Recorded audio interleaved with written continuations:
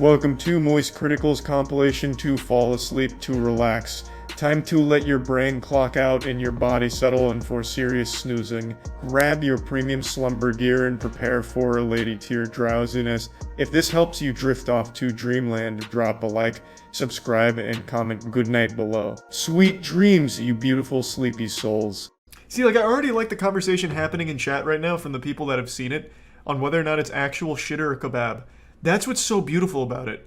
While we compared it to that blue dress that went viral on Twitter a while ago, everyone sees something different, whether it's poop or a kebab. I'm literally shitting right now. How does that help in the investigation, man? Here's my theory. It's like Schrodinger's cat. It is both shit and a kebab until you take a bite of it and taste it. Only then will you know its true form. Alright, I'm just gonna let it ride. Fuck it. I need to know. Trust me, I'm in too come back deep. unless I had something important to talk about. And I have boy, to see do it. I. This photo, this single disgusting photo of a kebab has haunted my friend group, my thoughts, my emotions for nearly 2 years. See, like, you don't know if And it's in this poop video, or a I'm gonna be kebab. taking you on a journey of people were offended. It reminded me of the blue dress photo that went Yeah, I around think the that's a internet great for while. comparison. The longer I stared at it, the more it would become something else. At first glance, it kind of looks like shit, but when you really start staring at it, I've seen kebab that looks like that. This photo became a bit of a joke amongst my friends, where we. It is shared quite the occasionally, a interesting small argument would conundrum. break out. So But this look is at where his I photo. stand on He it. was retweeting somebody I else think named- it's probably bad kebab because there's no way someone took a shit that presentable into a box. There's no way. That would be like the actual cleanest shit imaginable. And there's no way they were able to fish it out of a toilet because then everything underneath it would be all soggy and wet and it wouldn't be all together anymore. I don't, like, that is a picturesque shit. That looks like gag poop that you'd find at like Spencer's in 2005. So I really think it's probably a kebab that's just trash, like a really bad kebab. For us, Craig's DMs were open, so I DM'd him right away.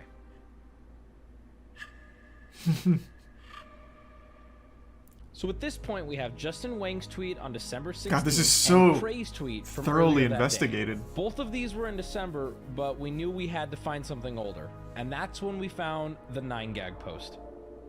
The post was found the first ever sighting of the turd kebab on the internet. Turkish Kebab House, a small, unassuming kebab shop located in Blackpool, United Kingdom.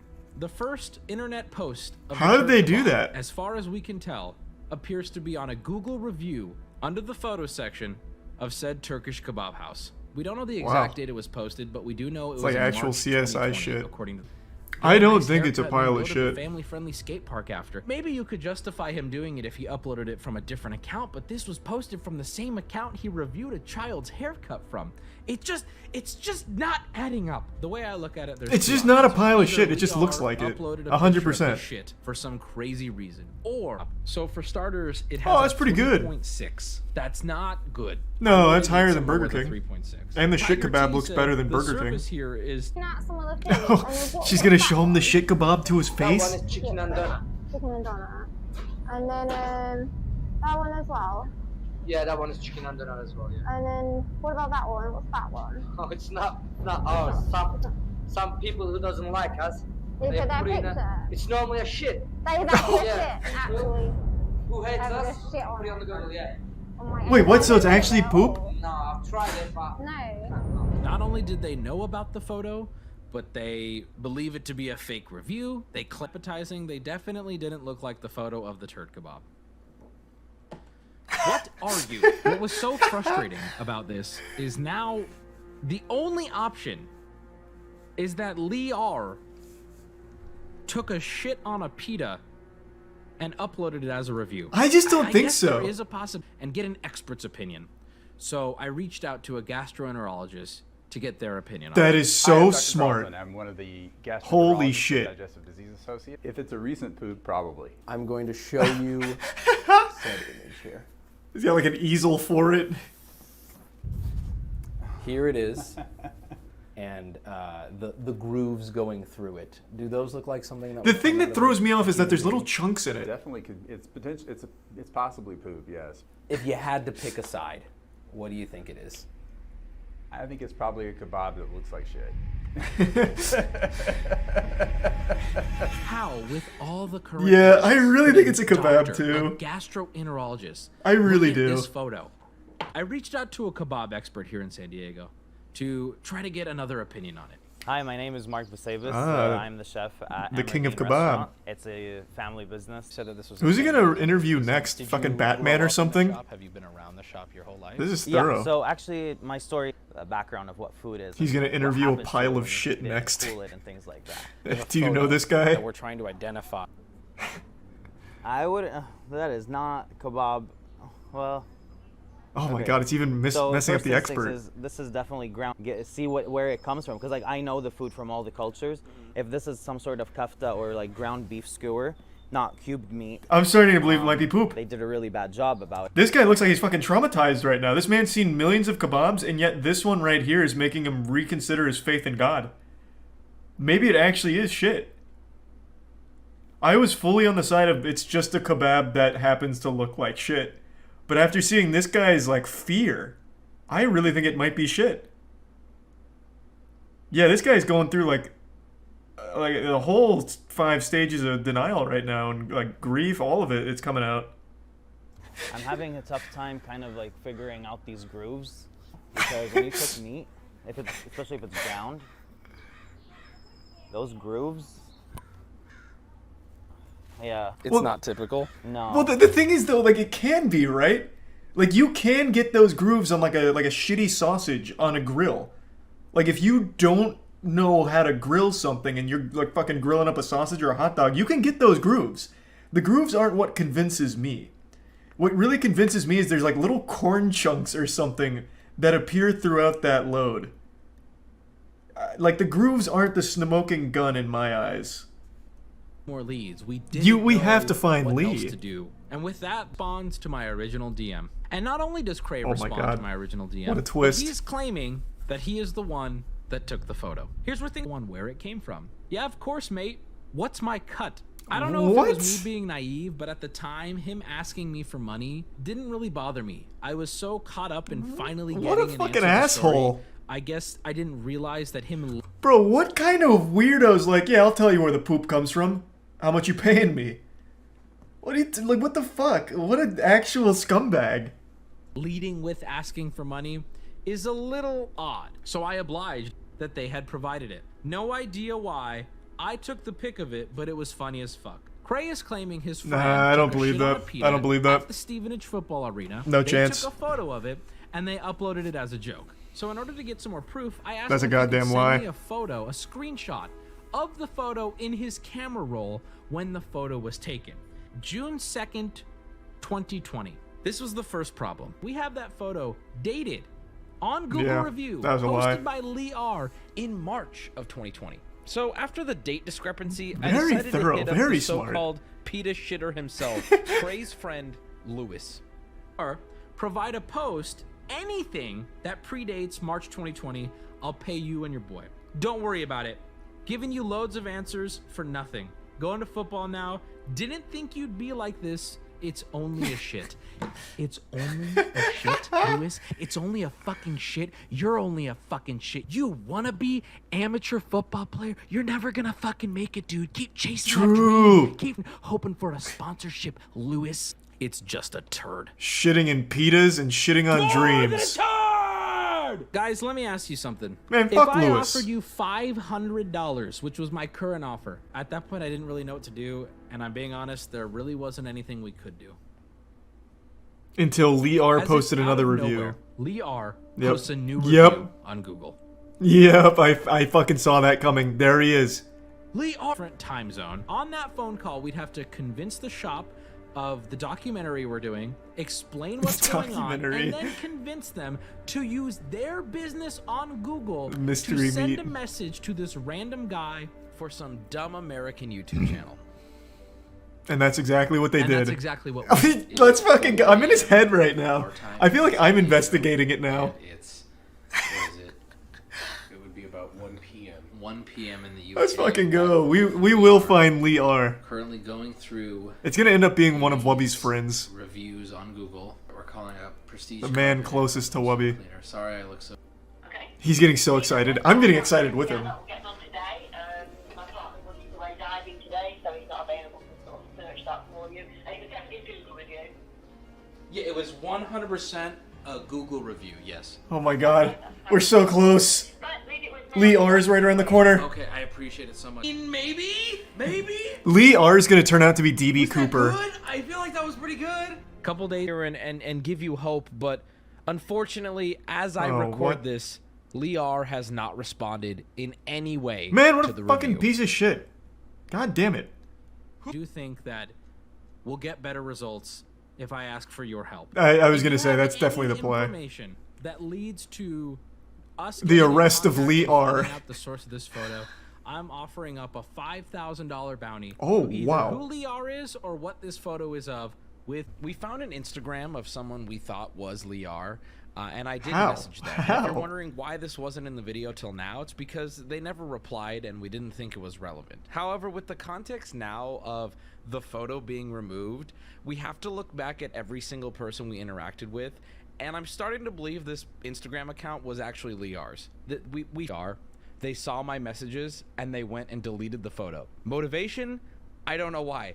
Maybe they're scared. Maybe they think they're in trouble. Does that mean it's proof? Does that mean it's meat? I don't know. The photo's gone. I cannot believe a couple days before posting this. Imagine being the guy behind that account. They're like, oh my god, fuck, someone finally saw that I shit in a pita.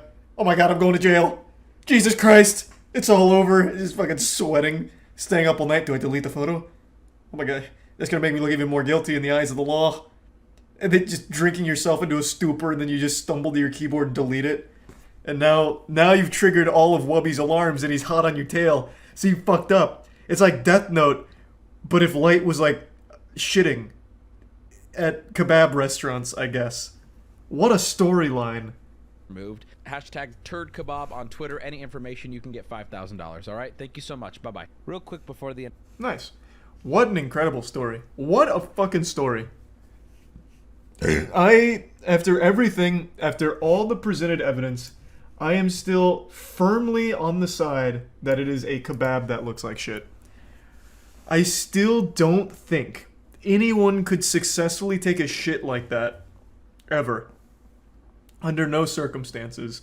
Or it is a gag poop that they put there as like a way of sabotaging the restaurant.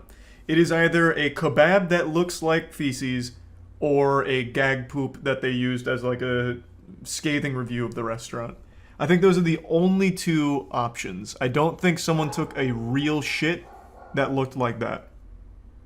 The gastroenterologist recently changed his stance on it The gastroenterologist recently changed his stance to it being poop via a Twitter post. Or they ate the kebab first and then shit it out. That's like a sci-fi plot line. That doesn't exist. That's impossible. It's like some 2 girls, 1 cup shit. Why would they delete it if it's not? Alright, I'm going full detective.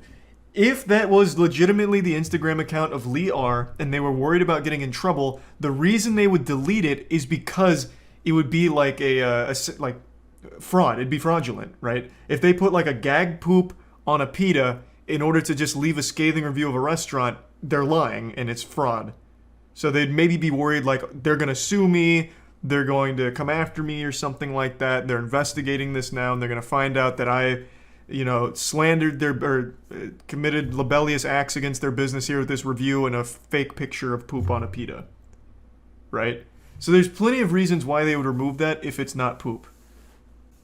Yeah, so it's still 60% on team shit side on the turd kebab. Which I guess makes sense. Most people seem to think it's shit. I initially did as well, but it just, I don't know. It seems really hard to have successfully shit on a pita that looks like that. Like, I don't know.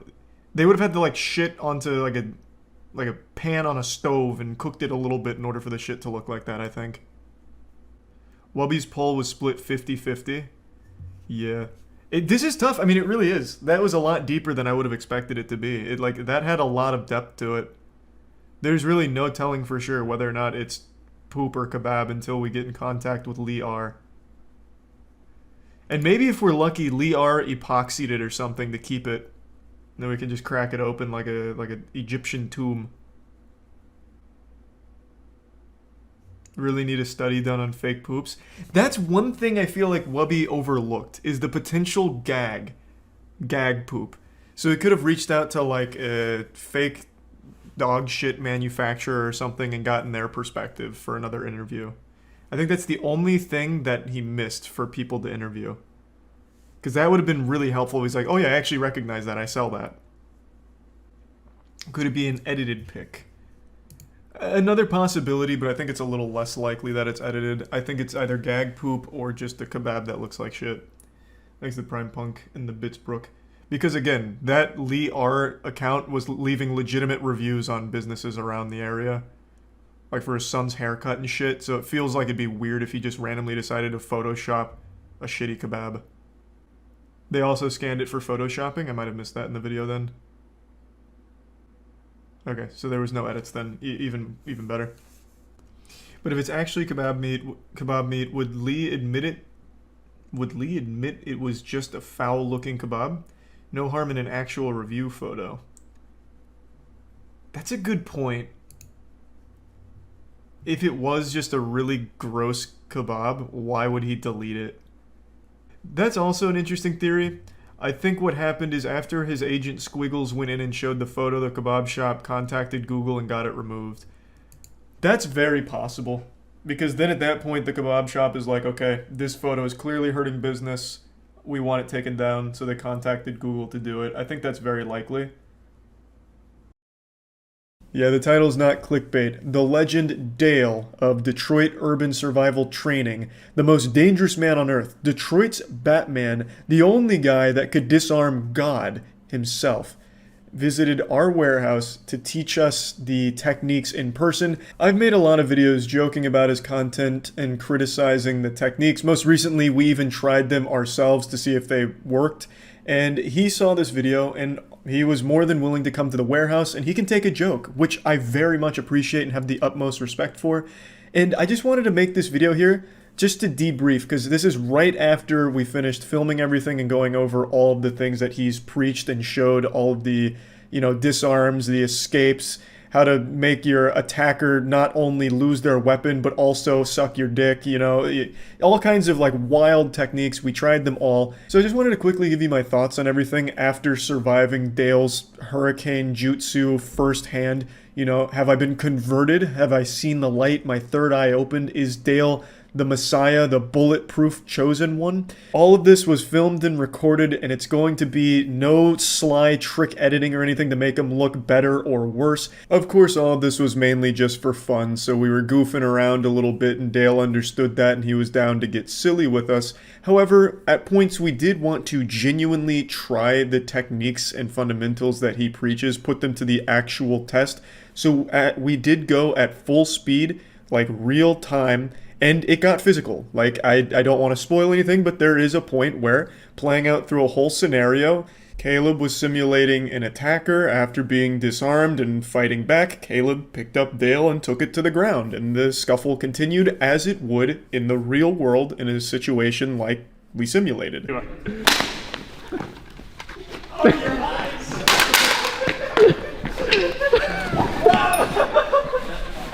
This is adorable. He's going full wrestling. Because, like I said, we wanted to see, does it actually work in any capacity? It was myself, Caleb, and Rex Gunderson. Caleb and I have no professional training whatsoever. Rex Gunderson, however, he's a real wild card. For his line of work, he is professionally trained in both defense, firearms, attacking, disarming, pretty much the whole shebang. I'm not trying to, give everything about him away or any of his personal details. I'm not going to fucking show you his report card or anything. But for his actual profession, he undergoes intense training and is a professionally trained and licensed individual in all of these fields. And I wanted him to be there to test it and see what he thought of everything. I wanted to make sure everything was covered to get it as thorough as possible. So that video is going to be posted 5 hours from now, 7 p.m. EST. But I wanted to make this before that goes up just to give you my thoughts on everything immediately after it. So first of all, Dale himself is an extremely positive and wholesome guy. He was like extremely fun to be around and a genuinely just nice person. Initially, I was under the impression that he was just selling bullshit, that he didn't actually believe in it, but I get the impression, as did all of us, that he truly believes in the things that he teaches and is extremely passionate about it as well. He lives and breathes the program and truly believes that through these techniques and his guide, that it is helping people in his community. And I think that was refreshing to see. It's not like an NFT crypto bro scam who knows that their JPEG of a monkey wearing a hat is worthless, but still tries to pretend that it's not in order to make money off of it. This is a guy who really believes through his background that the things he is teaching in his program, as well as the people that go out from his facility to monitor the streets, is doing a good service to the community. I think there's something to be said for that. I think there's genuine merit in these dust operatives, and just even saying that sounds like some shit out of an anime, but these dust operatives patrolling neighborhoods in order to help deter criminals. I think there is an actual argument to be made that that is an extremely helpful service. You know, of course they're not John Wick. They're not going to be able to hop out of the fucking Hummers and defuse every situation and kung fu someone to death in order to save the community. But just having them patrolling and just being on alert for those neighborhoods, I imagine, is a great breath of fresh air for the residents, as well as a probably pretty effective deterrent, because the more activity in an area, the less likely someone is to just fucking pull out a gun and rob someone in broad daylight, right? So I do think that there is a genuine argument to be made there for that being a very helpful service. And now to go more specific on the actual training fundamentals themselves. Every video I've made talking about Detroit urban survival training, I have always said that this self-defense advice will get you killed. And after experiencing it firsthand, I still do believe that for the average ordinary person, trying these techniques in the wrong situation is going to get you executed and sent straight to fucking Valhalla, banished to the Shadow Realm. However, Dale himself was extremely impressive. This man is like an actual dangerous weapon, and I really enjoyed spending the day with him. And in the scenarios we played out, granted they were very controlled in specific circumstances, the things that he demonstrated were a lot more effective than I thought they'd be. But that doesn't change my perspective on how efficient they would be for a normal person to try. 99% of people aren't some emotionless sociopath that's going to be able to keep their calm, keep their cool in a life or death situation. They're going to be panicking, they're going to freeze, they're going to fuck things up, and if they try and use these techniques, they'll probably get shot going for it because, again, no ordinary person is mentally trained to handle something that intense. So even if they have like the best self-defense advice in the world, in an actual situation, they'll never be able to use it without years of training. Now, of course, Dale does make a point to say that you should always try and comply with your attacker's demands because whatever they want isn't worth your life, which is the right advice. That is the right thing to do. Dale says that the things he teaches should never be like your first line of defense, you know? Someone just comes up to you and says, "Hey, Buster," and you just start fucking using Dale's forbidden jutsu on him. He always says that his techniques are meant to be the absolute last resort. You know, if you feel like this person is going to hurt you no matter what, then trying his techniques. Now, Dale did concede if the attacker is standing far back, you're just going to get shot if you try and like rush at them. You are still going to get shot. But no matter what, from that distance, there's not a lot you can do besides just comply or try and like run away laterally. He's not trying to like make it seem like you're Mr. Fantastic who could stretch over there and grab the barrel. He himself will say when your attacker with a firearm is far away or like out of arm's reach, there's not much more you can do besides, you know, maybe lunge at them and take one bullet before trying to wrestle the gun away, or testing your luck running away in like a lateral pattern to make it a harder shot for them. He also mentioned something I talked about where most people aren't going to have the gun straight out at you. So like the people that have the gun, like for example, the example he gave is like when someone's just robbing you and trying to make it a secret because not many people want to advertise like, "Hey, I'm robbing this guy, look at my gun, I've got him at gunpoint." Most people are going to have the gun very close to their chest, very close to them, maybe even like in like a pocket. So when they get like right up on you like this, again, there's not a whole ton you can do from that position, which he himself tells you. Like, there's not a whole lot you can really do when it's there. You can't really see the gun, no one around you can really see the gun, so a bystander can't really help you. And you can't make a quick sudden move because he's too close for you. You'd have to like somehow create some space somehow in order to like get control of the gun. So that whole situation you can't really do much. And then he also mentioned if someone just wants to shoot you dead, you're kind of fucked, like full-blown Bonnie and Clyde. They're not going to get close enough for you to try and like touch the gun, attack them or anything. They're just going to start shooting at you from like a decent distance away, and you just can't do anything there. Everything Dale teaches all assumes a perfect scenario where the distance is correct, where you can get some hands on them, like they're in your titties but not too close, and they're pretty much fully extending their arm, or at least extending far enough away from their body where you could perhaps make a move to overpower them.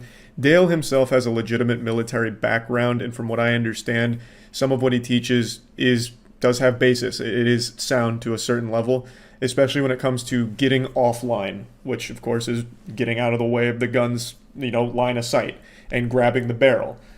One thing I learned during this whole thing, and I want to make this clear, I don't think any of what Dale has taught will ever be successfully employed by a normal person, but Dale in particular, it was surprisingly effective when he did it. So back to what I was saying, like once the barrel was caught by Dale or one of us, I didn't realize just how much control they had over your entire body at that point. They were able to like make me do the YMCA. I could do that to them even though they were stronger. Once that barrel was grabbed, you did have a lot of control over that person. And like I said, we were legitimately trying to like shoot him and fight back and stuff. And of course, we got shots in. It's not 100% effective. He doesn't claim it is either, but it was much more effective than I thought it would be. So getting offline and grabbing that barrel, yeah, it was really hard to get control back. And another thing that I never really stopped to think about when watching and making fun of Dale's content is, as a robber, as the attacker, you're never going up to your victim expecting them to fight back. No one's coming up to you with a gun to your face with this thought in the back of their head preparing for the worst case scenario like, wow, what if this guy was trained by Dale Senpai?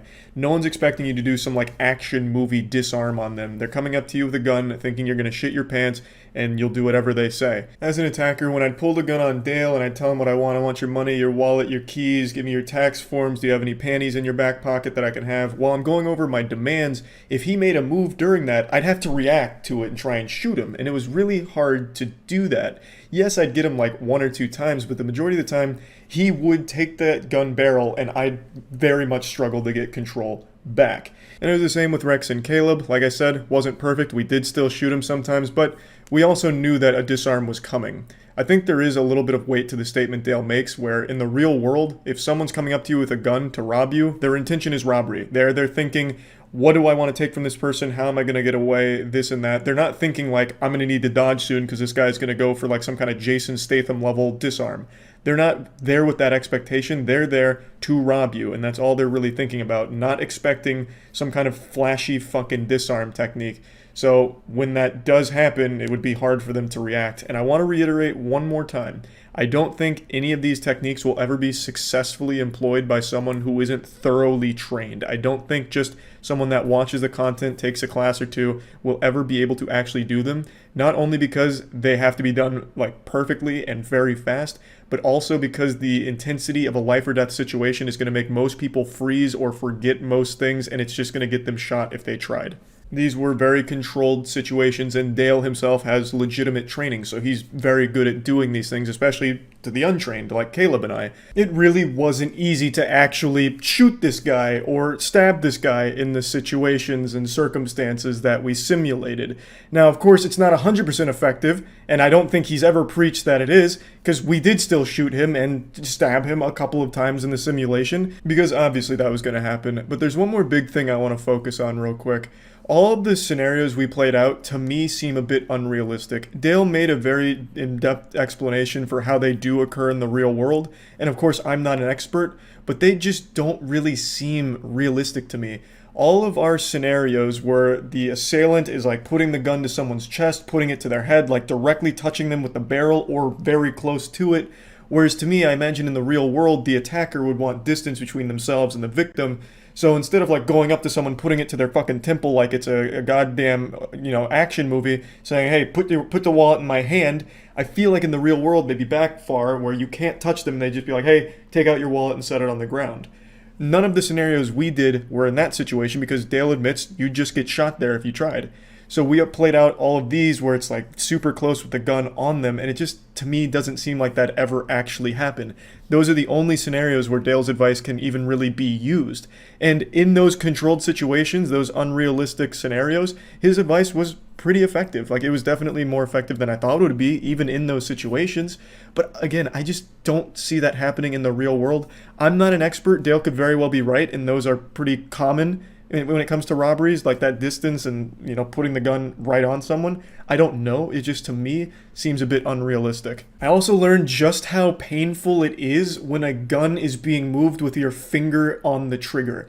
I'm not lying when I say there was 3 or 4 times where I was convinced my finger was about to break or my shoulder was going to pop out of its socket. The amount of control you have over a gun from its barrel blew me away. I had no clue it would actually be that impressive. Now, I did heavily shit on that whole getting offline train of thought where I was just saying, you know, if you just dodge, I'll move my gun a little bit. You don't really get that far away. But in real speed, it was very fucking hard to react to that because I'm not a human aimbot. I didn't know where Dale was going or when or anything like that, and I knew he was going to try, so I imagine in the real world it would be even longer to react to. But that whole getting offline while hitting the barrel or grabbing it, like, it was hard for me to react every time and shoot him. Again, I would get him a few times, but it was still a lot more difficult than I ever expected it to be. Then keep in mind, it wasn't just me. All 3 of us tried this, and we were trying to go like a real-world situation. The main thing I critiqued in all of Dale's content is the people he does this on stand still like they're mannequins. We tried to move and jump around and everything to make it very real-world, but once you lose that upper hand and that barrel got into Dale's fucking meaty paws, it was super tough to take it back because your finger is in where the trigger is and it is so goddamn painful. So when you're bouncing back and moving around, your finger is constantly just getting torn apart. And it really was a lot more difficult than I expected. But again, it'd have to be under the perfect conditions, and the person, the victim, would have to somehow be able to keep their heart rate down enough to actually execute these the right way without giving themselves a heart attack beforehand. However, after experiencing Dale's wrath firsthand, I can say with 100% certainty, he is the worst target for a robbery. You could come at this man with 5 machine guns and 15 katanas and somehow he'd wrestle them all away from you. The man is just a walking apocalypse. Now, as I mentioned, Rex is professionally trained and he actually did corroborate at least some of what Dale was talking about when it came to some of the disarms that he showed. But as Rex also agrees, no one will ever be able to successfully pull it off without years of training. So while some of the disarm techniques he teaches aren't fundamentally bullshit, they're also not applicable to a normal person. It would take years of mental and physical training to actually be able to pull them off in a real situation, and even the situation where you could even try is extremely rare. It's kind of unrealistic to expect the perfect distance and the perfect attacker who's like fully locking out their elbows and stretching out their gun. It doesn't feel like it would ever be something that a normal person would ever be able to do. Also, when it came to like the eyeball stuff, very, very, very, very painful, as you would expect. I think that's definitely more painful than a nut shot. In the videos I said, why even go for the eyes when you just hit him in the nuts? I am a 100% believer in the eyes for sure now is the most effective place to target when it comes to a real world situation where you need to get somebody off you. Going right for their eyes, wow. I couldn't believe how awful that experience was. So yeah, again, I haven't changed my belief that a normal person watching the videos or even taking 1 or 2 classes will ever be able to actually use these unless they also have the mental fortitude or even the mental training to remain calm under pressure and execute them. So yeah, that's about it. So yeah. I just want to start off this video by showing you exactly what's got me so giddy today. I feel like, you know, Santa Claus just visited me and I got the bicycle that I'd always wanted and 5 puppies to go along with that bicycle and an endless supply of chocolate. Like, so I saw this today and I just had a huge smile on my face. This is the Billboard Top 100 current album sales in the world for every genre. The Evolution of Tears, which is Troy and I's debut album with The Gentleman, has peaked at number 22 in the world right now, even beating out K-pop group Twice and The Weeknd. We beat K-pop. K-pop is dead now. Now those fan cams are going to be overrun with The Gentlemen footage, you know, where we're tossing around giant 3-foot dildos and shit. Of course, the Twice album, as well as like The Weeknd, they've been on the charts for like 22, 24 weeks now, so they've run their course, but it doesn't matter. We're on top. It's our time to shine, baby. You know, the Gentleman is known for their innovative styles, such as on 2019 Guy, Cuckcore, a pioneer, the first of its kind in the genre, as well as Skynut with its Semen Power Robot synthwave. It's about time an album with real heart and soul, like The Evolution of Tears, is recognized globally. Being completely genuine, I just want to say thank you all so much. This is a project Troy and I put so much time and passion into. Of course, all of the songs are jokes, you know, they're not meant to be taken super seriously or anything, but a ton of work did go into making them and producing them, and it's just been such a fun project, and to see it at number 22 in the world is an unreal feeling. And I just wanted to give like a super sincere thank you to everyone who purchased The Evolution of Tears, or even just enjoyed the music, you know, listened to it on Spotify or watched on YouTube or whatever. It just means a ton. There's actually a couple things I want to talk about in this video, and they're not all related to the album. It's just I've been getting a lot of the same questions recently, so I figured I should address them in a video. The first one's about the Moist White t-shirt we put up for sale last month. People have been asking if it's ever going to be restocked, and the answer is yes. The Moist White tee is back in stock at charlieswhiteshirt.com, so you can go there if you want to get one. And now we also have the shirt in black. It's made with the same extremely comfortable material as the white shirt, and I swear to God, wearing the Moist shirt just feels more comfortable than your own skin.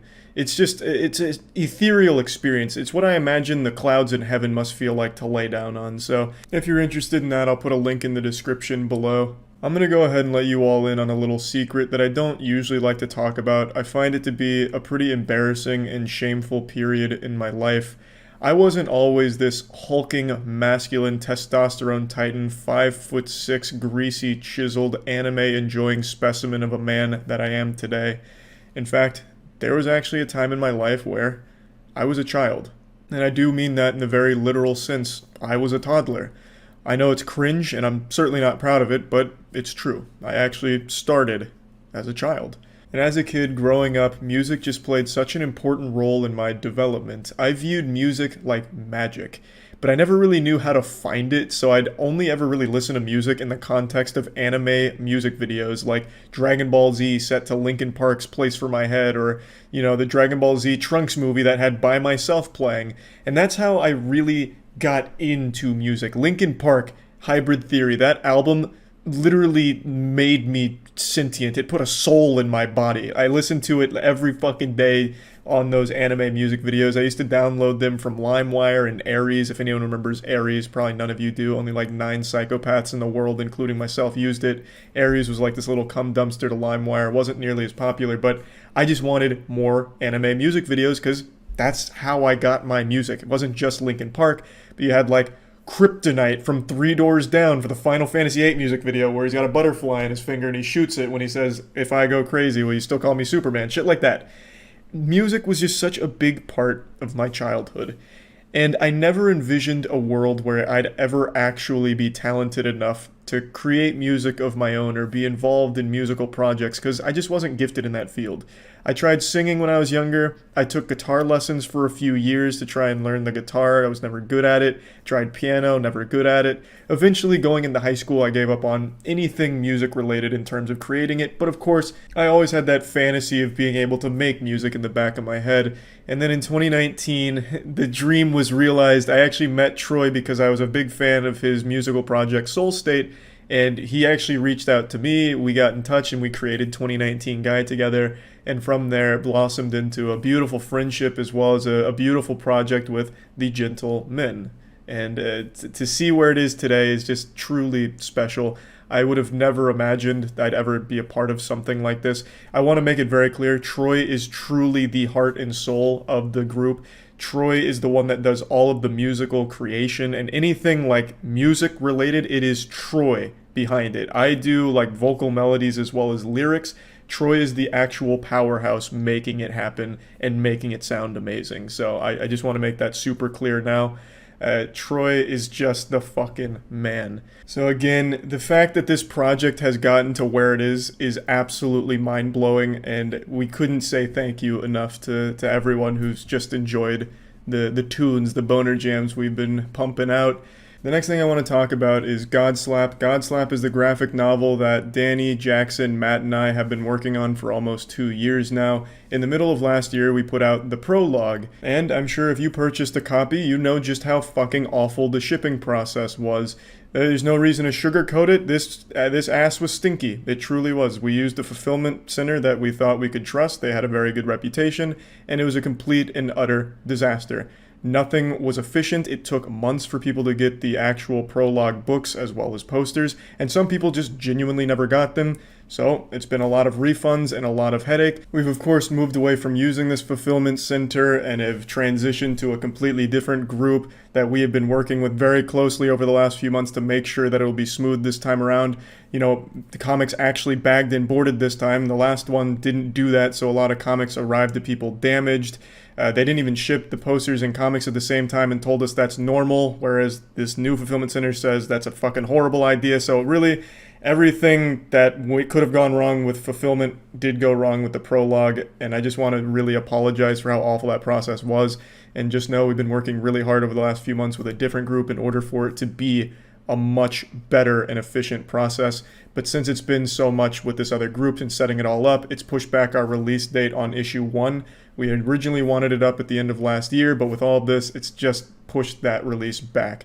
So we're hoping issue 1 will be fully ready to go out within the next month or so, and we're extremely excited about it. I also want to apologize for the radio silence on all the official Godslap channels for not keeping people updated. It's just been such a headache with all of this. And now really the last thing that I wanted to briefly cover is the Microsoft buying Activision for $68 billion. So Activision Blizzard's now owned by Microsoft, and people just keep asking what I think. And my thoughts on it are super brief. I think it's the best thing that could have happened to Activision Blizzard. Their games were getting so fucking stale. They were spiraling downward constantly. So I think Microsoft buying them is the best thing that could have happened to those games. And Bobby Kotick stepping down is a blessing. Bobby Kotick's a fucking menace. The guy's an actual fiend. So him being replaced by Phil Spencer is great. And I think there's a real chance the games get better, or at the very least change in an attempt to be better, which is already more than is currently happening with Activision Blizzard properties. So I just think it's an overall good thing for gamers who like those games. So that's really like my main thoughts on it. Huge fucking deal. Like $68 billion is fucking nutty. And that's a little alarming. They have that kind of money to toss around for something like that, a big acquisition like that. But I think Phil Spencer has proven himself to at least care about games more than Activision Blizzard has in the last 10 years. So I'm optimistic that it'll be a good thing for all of those properties. And yeah, that's really about it. So yeah. I remember when I was a kid in middle school, there was a guy that tried to sell me cigarettes once. It wasn't like an adult or anything. It wasn't a creepy uncle situation. It was just a fellow classmate. And he like pulled me aside. He's like, "Charlie, you want to see something fucking epic? You ever heard of cigarettes?" And I was like, "Yeah, I've heard of those goofy little things before. Why?" So he like opened up his backpack and showed me. He made it seem like he was showing me like a real life fucking Pokemon or something, like a dinosaur egg. And I just never really forgot that. That story doesn't really have anything in common with what we're talking about today, other than I now feel like that kid's selling cigarettes, but instead of selling cigarettes, now I'm just showing you something fucking epic with a grown-ass man melting down and throwing a temper tantrum after being told he has to move one seat to his left in a movie theater. Seats in this theater. So that's why not do you yours. have to have mine? It's not your Go seat. away. That's not I gonna pay my money. I have a right to it. sit in your seat. Correct? Yes, that's my not, seat. That's not your seat. How can you tell it's not my seat? Because your ticket has your seat number on it. Absolutely bent him over and blasted his ass with facts and logic. Put his ass into a checkmate, the scholar's mate, by dropping the mic after revealing that his ticket has his assigned seat on it, as pretty much every movie theater does these days. And so, to bring you up to speed, this gentleman was asked to just move to his seat that is on his ticket, and that's when all hell broke loose. That's when the demon came out. Whatever. Let's find it. Whatever. This can easily Do be your resolved own policy. in No, your no, I'm going to be an argument. asshole because you're being an asshole. I am not. I'm a patron here. Okay, and I'm trying to find And this your will be seat. the last time that I come to this imagined theater. My man just dropped a theater on him. That's some straight out of SpongeBob fire. Again, this could all be solved super easily if he just moved to the seat right next to him. but he just will not budge. This is what happens when an unstoppable object meets an immovable sack of rejection and failure. All right, great. I paid That my sounds money. great. Does anybody Please here don't come think back. that Please this don't is come back. actually a thing where it's like, it doesn't matter where you sit. It's not assigned seating. It is. Go sit in your own seat. Thank you. So now we get a look at our protagonist here. It's Hulk Hogan. Hulkmania is running wild here, brother. I'll tell you what. And the camera angle is very cinematic here. I feel like a child hiding inside of my parents' closet. Now they've just busted in and started making out with each other, and I'm really uncomfortable. You also gotta love that the crowd work didn't exactly pan out. Wait, guys, what's the deal with assigned seating? Does anyone else believe in this shit? This shit's more made up than round earth theory, am I right? Like, come on, what's going on with that shit? And some guy's like, bro, just go to your seat. He's like, oh, bah humbug, whatever. It's just this phenomenon that I always find amazing. When someone is so confidently wrong and lost in their own delusion, just huffing too many of their own farts that they just really think that they're right, and put themselves out there to get validation and never find it. It's like those people that are melting down in a public store or at a retail worker, and they film themselves melting down and insulting the retail worker, thinking that they're in the right and it looks good on them. But every single time, it just gets them attacked by everyone, or they get like fired from their job for it because they themselves posted their worst moment thinking that they were in the right. Oh, thank you. Please, sir, let's find your seat and we can start. the No, meeting. I'm not going to. Then I'm going to ask you to leave. You did, like 4 or 5 times. And that's why now we have a disturbance.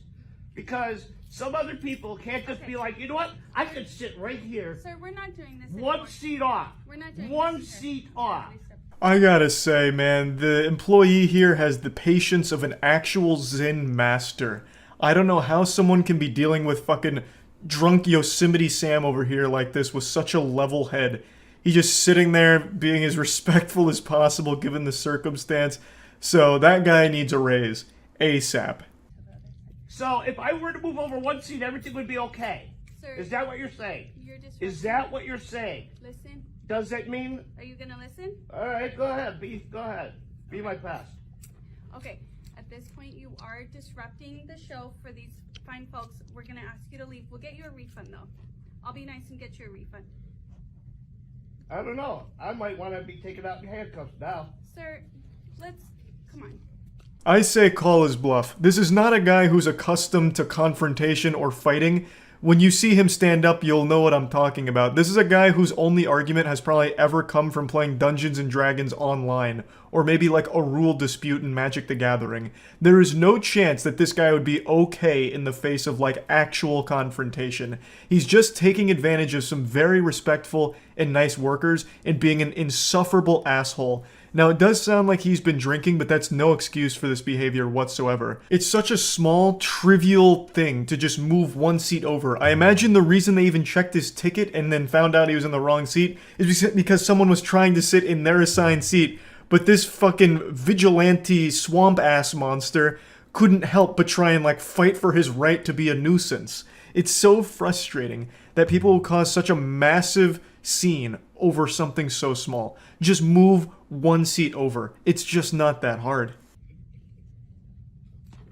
I paid my money. I don't understand why it is. If I sit over here, one seat, it's okay, and everything is right with the world. But if not, the world stops and everybody gets upset. Sir, let's go. I'll be nice and I'll get you a refund. I want more than just a refund. Okay. Can I get a drink? We'll take care of you in the lobby. One more drink's gonna have this man in the fetal position crying and asking for his mom to pop a tit for him to suckle. It's not a good idea. He's definitely hit the sauce a little too hard today, though he does strike me as just an already angry person to begin with if he's willing to go this hard on something this insignificant. So hopefully he didn't get a drink, and hopefully he didn't get a refund. He was not entitled to a refund. He literally just donated to this theater to not even see a movie. He went in here confrontational and basically kicked himself out. He does not need a refund. That is being way too nice to this guy. These two workers deserve a raise for having to deal with someone like this. Just an actual public nuisance. Fine. And then I won't come back. Okay. Ever. Okay. And I'm going to make sure everybody knows about this shit. Okay. I appreciate that. I'm capitulating because I don't want to watch the movie now. You ruined it for me because of your silly ass rules. Okay, I apologize about that. Take a look at that drip. God damn. Looking suave. Man out here with the red on red, dressed like an actual zit. Or maybe the saturation's a little up and maybe it's orange on orange and he's cosplaying as a traffic cone with a wig. I'm really not sure, but he's looking real good here. Man's looking like Doc Brown going through a phase after Back to the Future 3. I still think I'm being the bigger person here. You dropped your phone. Yeah. Should we plan? At least I didn't pay $900 for it.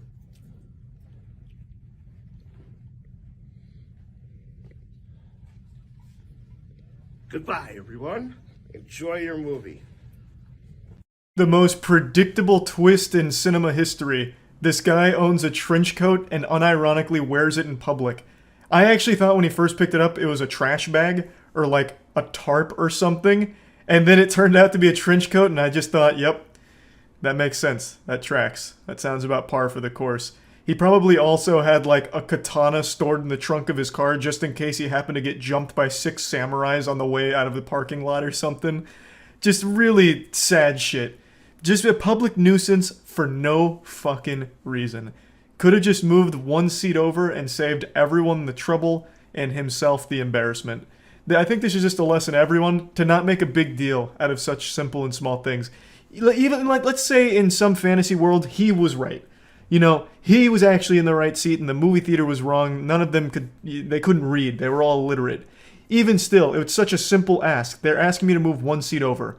I might be right, but why am I going to fight them? It's their facility. I'll just move over so that way I'm not intruding on everyone else's time. It's just not hard to just do something simple for the sake of everyone else's enjoyment and ease of existence. Like, it's just, I don't know, that shit just drives me up a fucking wall. Anyway, I just saw this today and wanted to talk about it. That's about it. See ya. Call me AOL because I'm delivering news that I'm sure you already know. Netflix is struggling. I'm sure you've seen the numbers. Year to date, their stock is down over 60%. But more specifically, over the last week, they've really fallen off a cliff. Just got fucking kicked right down that giant well in 300. They went down 37% in a week. So a lot of people are asking the question, is Netflix dying? And that stock graph is looking like a heartbeat monitor about to flatline. It's not looking good. That shit's looking like Blockbuster back in the day. And a lot of people are wondering, well, what could be the cause for this incredible decline so rapidly? And naturally, everyone's turning to me to answer these questions, since I am the preeminent expert on all things shitty movie and TV show related. I have a genuine passion for horrible media, whether that be horrible games, movies, music, shows, whatever. I just love watching and consuming the worst of the worst. Things that turn other people's stomachs, make them puke, cry, and question the existence of God. I get a big smile on my face and a wet spot in my trousers. I just really enjoy it. So when people saw this happening to Netflix, they were wondering my opinion on it. Is it because all of the terrible shows and movies Netflix keeps funding? And in my expert opinion, and it pains me to do this, I'm going to have to diagnose Netflix with shitty content disease, but it doesn't mean it's terminal yet.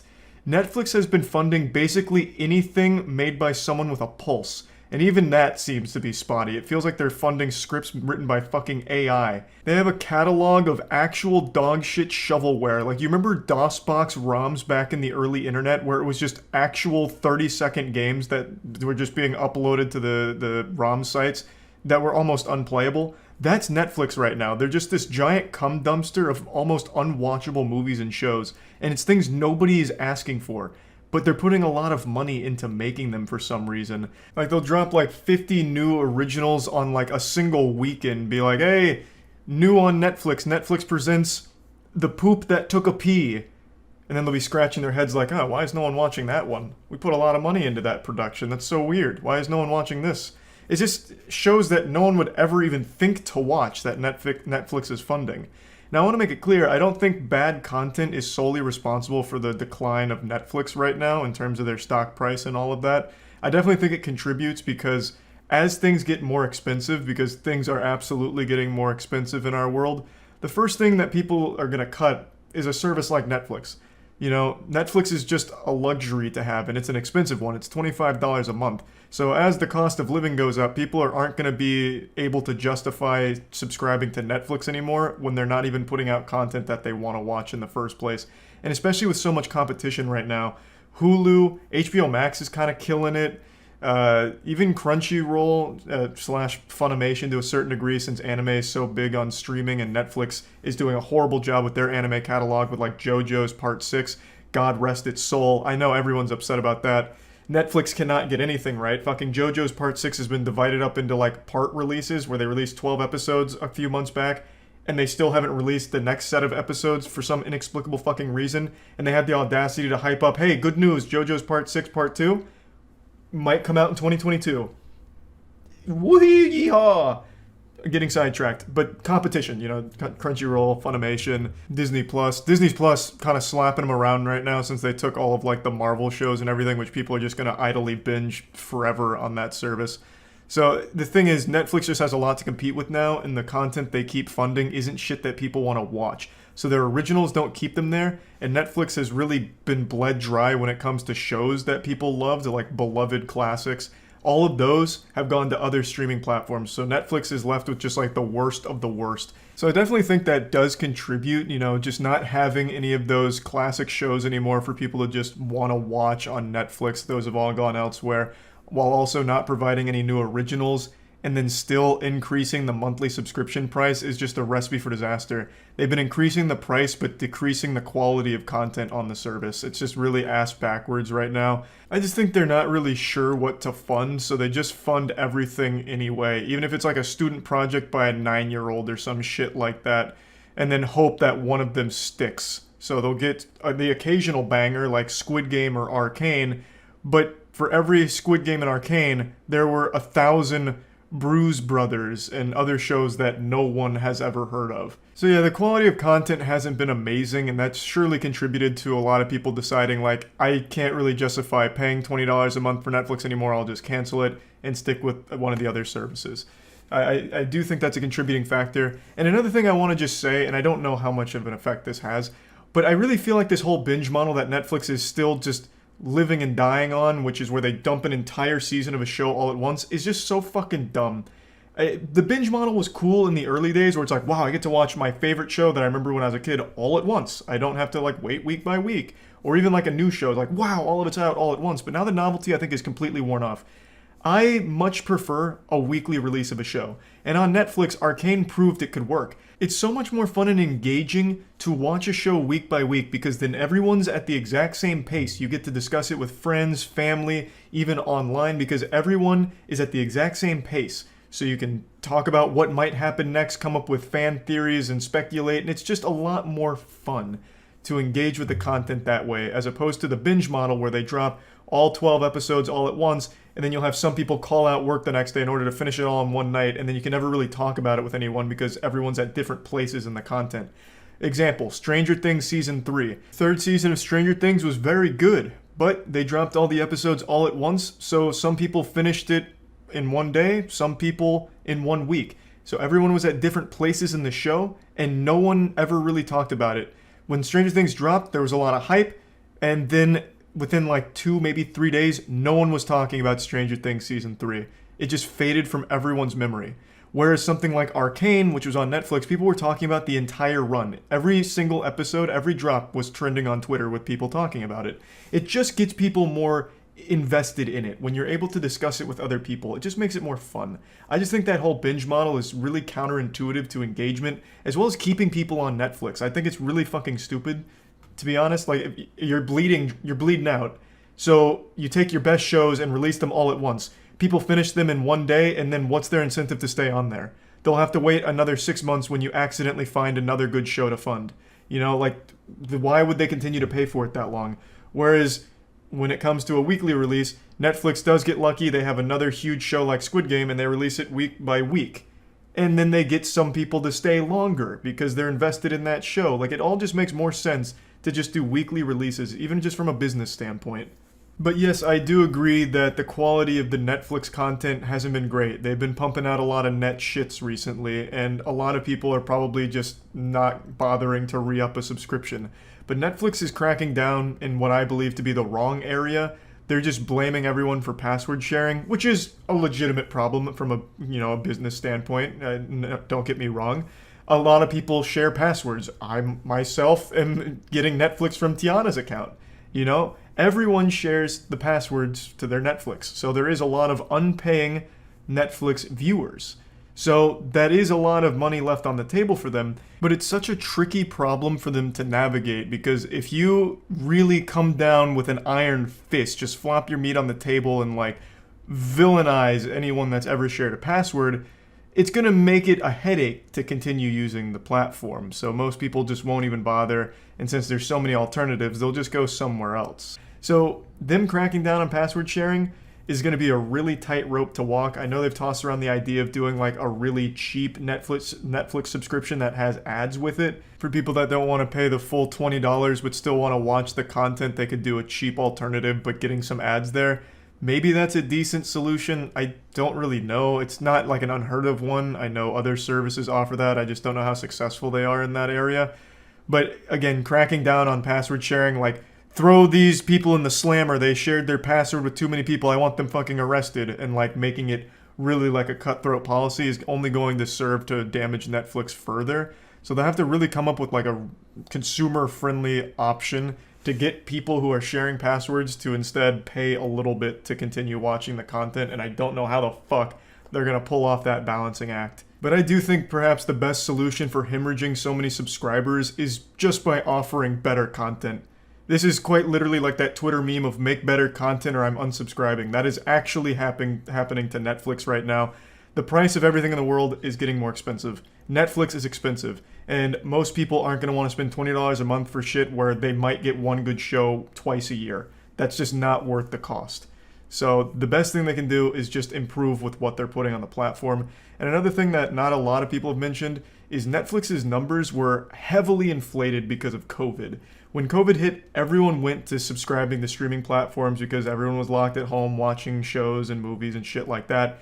Now that everyone's getting back into a normal routine in the real world, all those people are starting to cancel these subscriptions. So the numbers just got really inflated. So maybe this is just equalizing and it's totally normal. Can't really say for sure, but what I can say for sure is Netflix has so much garbage on it that no one really wants to watch while only ever providing a couple of good shows a quarter.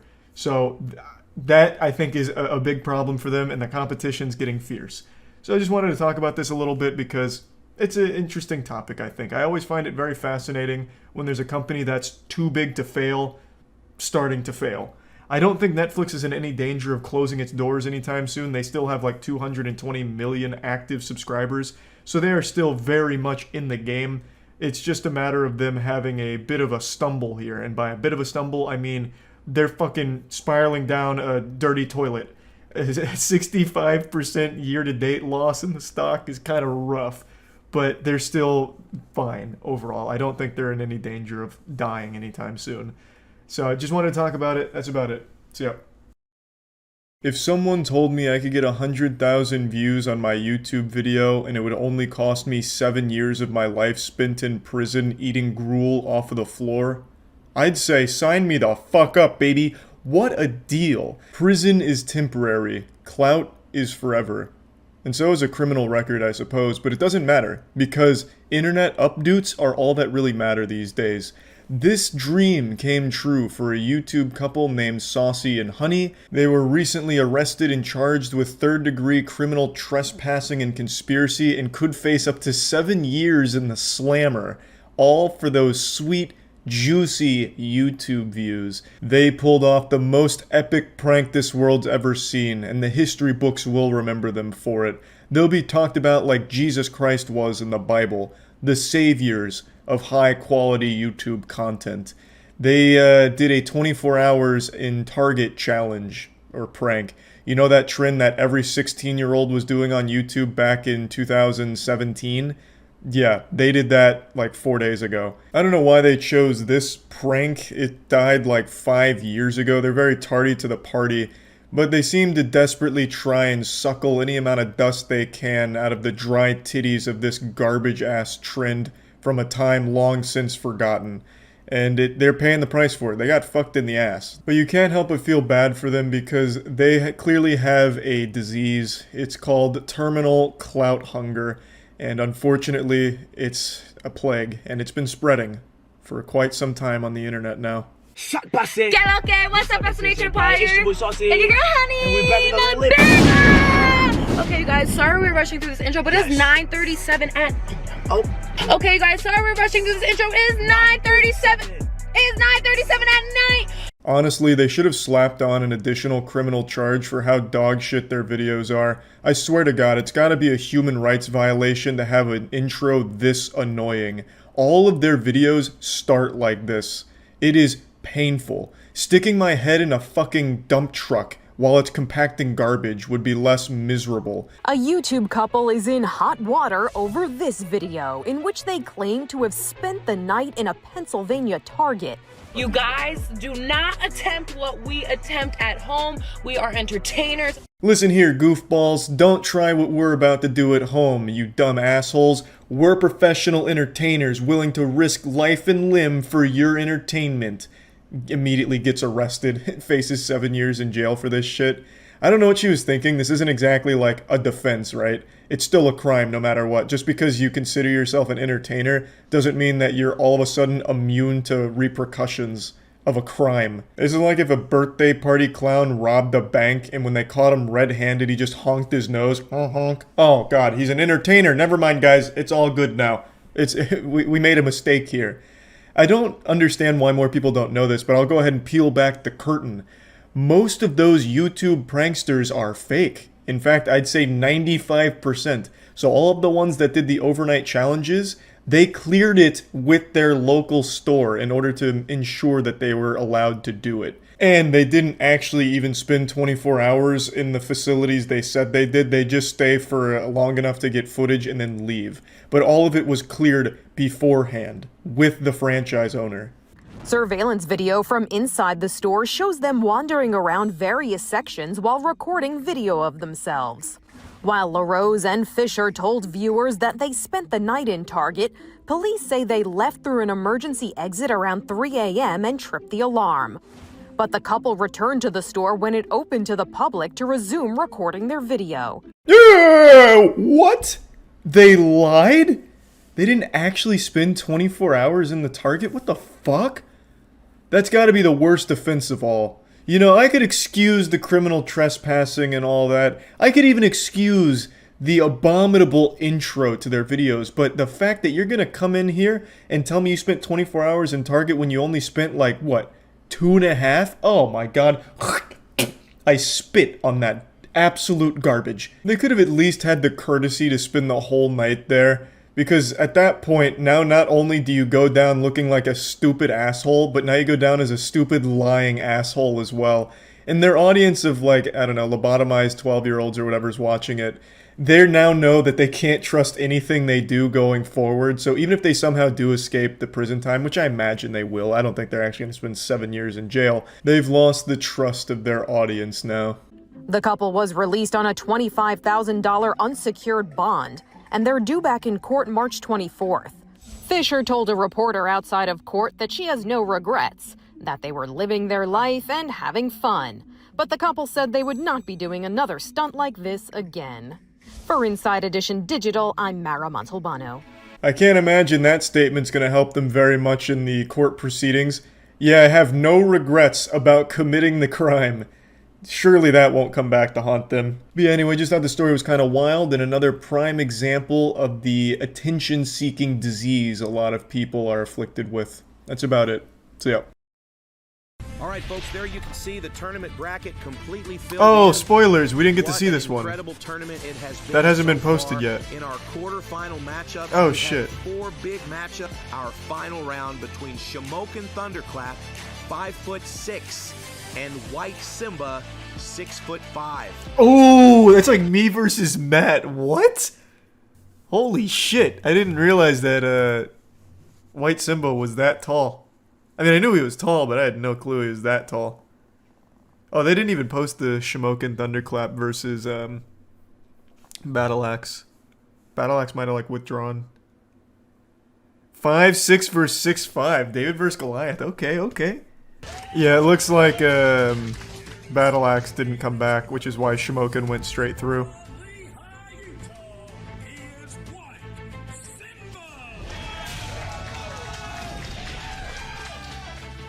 Resub Ryan and Fetal.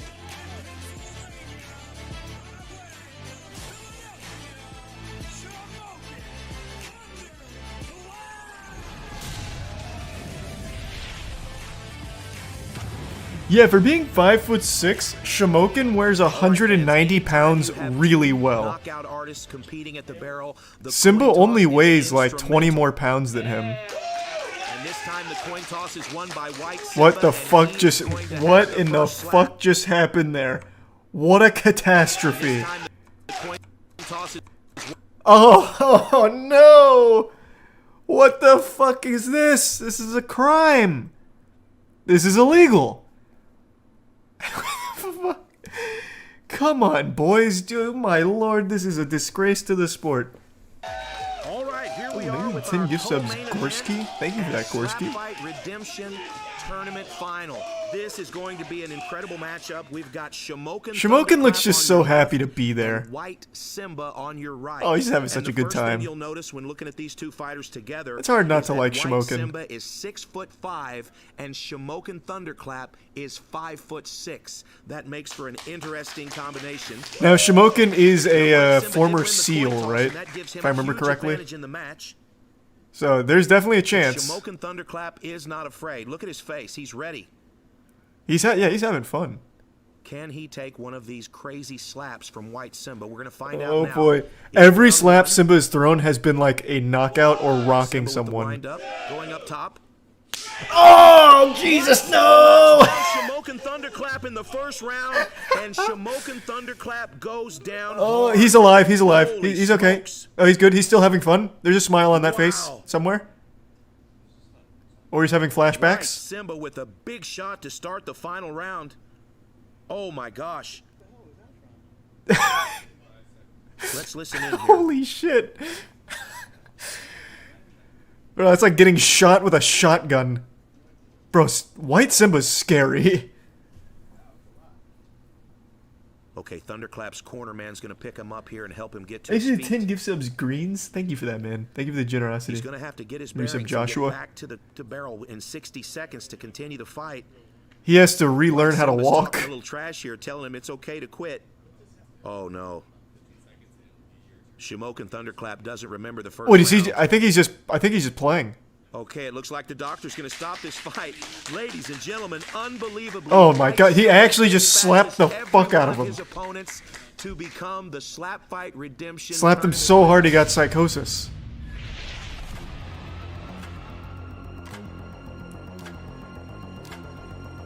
That's the first I've ever seen that. Actually just slapped the memory out of him. Bro, White Simba's so good. Holy shit. You are the winner of the Slap Fight Redemption Light Heavyweight Tournament. Yeah, I mean, that was one of the easiest things I've ever done in my life. You know, work hard, play hard. He said that after every match. My mom, for being so supportive, and yeah. Get ready for some big shit coming. I got some big shit coming. Oh, wait, look at the... I just noticed this swelling on his face. This man's got 2 chins cooked up here. That's Johnny Juice sending his regard from beyond the grave. Damn. Yeah, look at that. It's like he's got a jawbreaker in there from Ed, Edd n Eddy. So he definitely won the war, but he took a few shots in the battles at least. He tries to be the villain, but he seems like a nice guy. I think he's just playing a character, and he's doing it really well. God damn. Spelling third-person shooter action. What an interesting genre. So I play as the Pope in a spelling bee or something? When does spelling come into play? Oh, good shot. He's not even spelling. When does that come in? Oh my god, maybe it means like shooting spells. Like magical spells. I see. Okay. I thought it was like typing of the dead. Interesting. He is spelling. There's 9. How is there 9 user reviews for this? How did 9 people see this and they're like, yep. I understand it's free, but still why? Like, who would even be even like remotely interested in dedicating even a single megabyte to the game? Great game, fireball animations, very cool. I like the elementals, but they were a bit scary.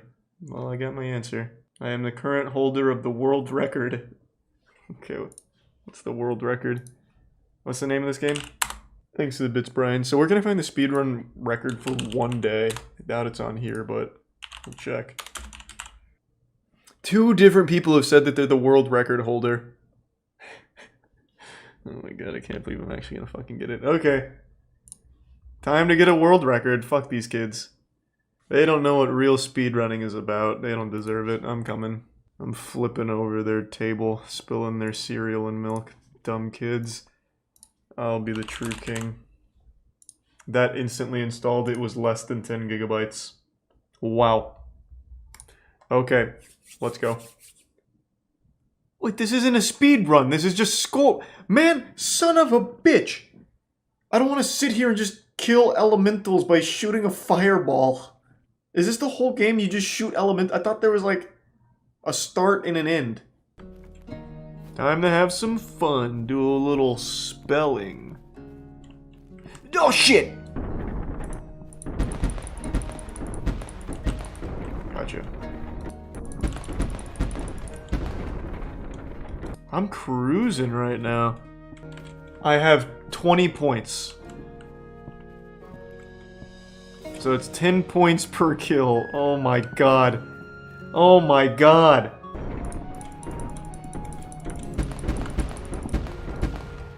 That fucking maniac killed 230 elementals here? Just for the world record?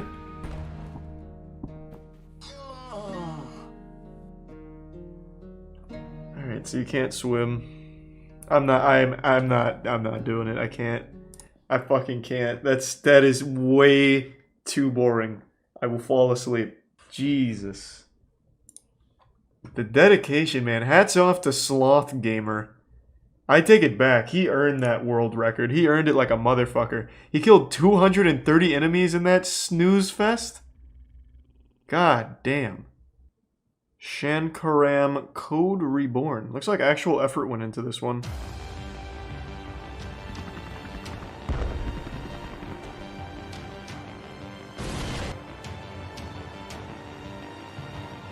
This is looking pretty good. There's a chance this game's not even like actually shitty. Looks like there's some serious heart put into it. But it definitely looks like one of those games that's not going to be good, but will be, you know, cute. Like you can definitely see effort. Shankaram out here with the green laser beams. This is giving me like PlayStation 2 era gaming vibes. Wait, where are the reviews? There are no user reviews. The reason there's no user reviews is because no one's been able to complete the game yet. They're all still playing it for the last 11 days. They're addicted. Trapped in the virtual world of Shankaram. The code has truly been reborn. There he is. What I'm doing. I'm still confused. Don't be confused. It'll all make sense. So does he become like the Green Lantern? Whoa! Get out of there, Sean! But the war has already begun. Whether it's now or never. God, there's a whole fucking AMV here. Anime music video going on.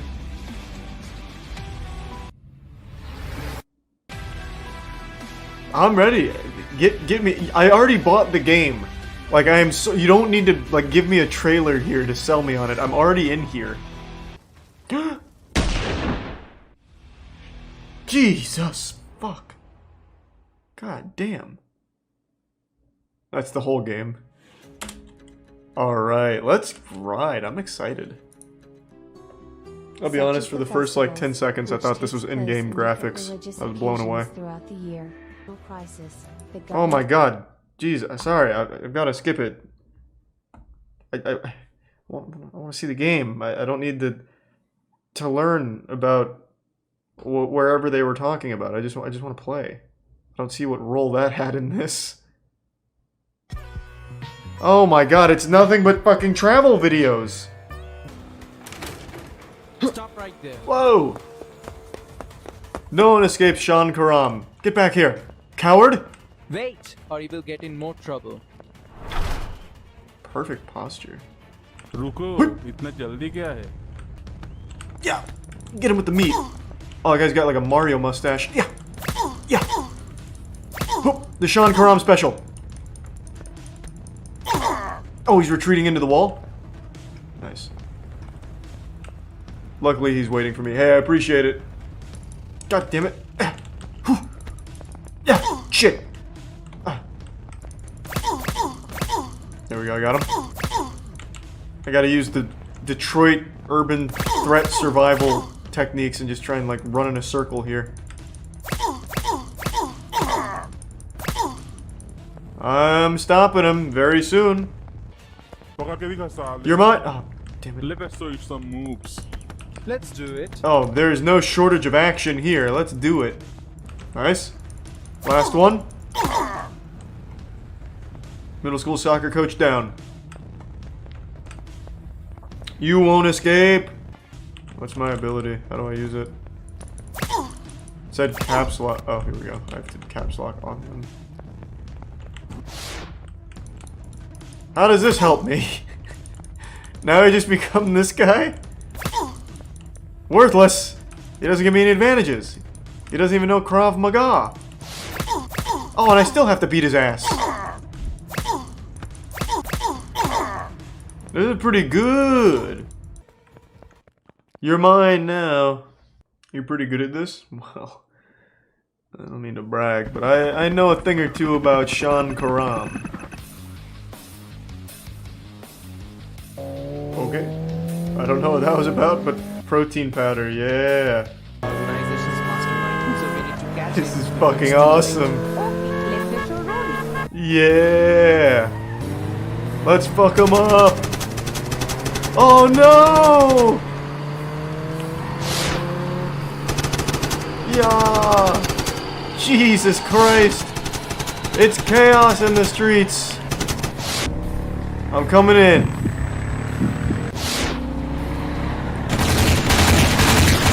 Oh, it's loud. Holy shit. Alright. So they have... Oh, you can actually die in this game. Oh, God. Damn, this is intense. I got... Take that. Is there another one? Get out of my city. Oh, Jesus Christ, there's another one. They just don't know when to quit. Ah.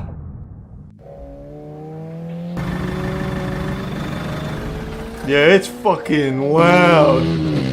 But that's what Sean Karam's about. It's about guns.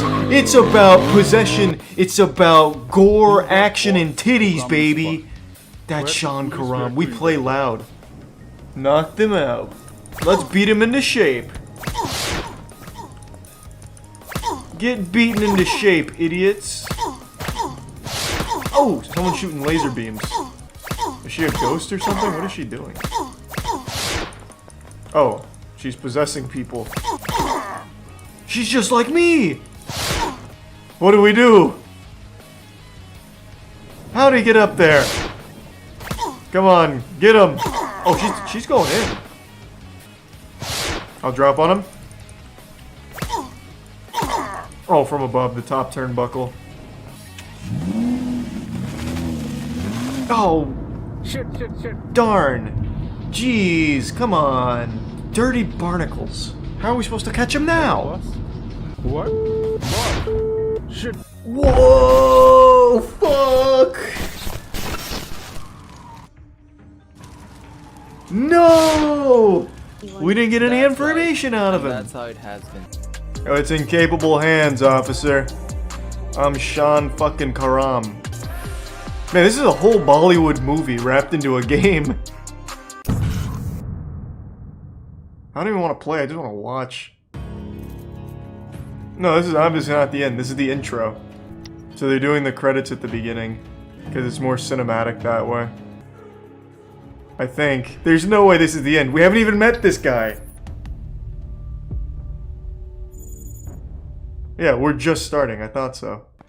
Alright, where's the correct office? I figured it'd be at the end of that hallway, but I guess not. Oh, here it is. You're out of control, Sean Karam. I need your badge and your gun. You're off the case. Oh, I bet I could come up with some nasty speedrun tech. Ramp off her, ramp off this fan, maybe clip out through the glass here. Hit the end trigger. Congratulations on your promotion, Shankaram. Thank you, sir. Hey, thanks. Glad you're hiding in the goddamn janitor's closet over here. Yes, sir. I got some information from my informer that some few drug dealers are dealing in some spot at the city. So, I want you to patrol over there. Can't use my superpowers here though, unfortunately.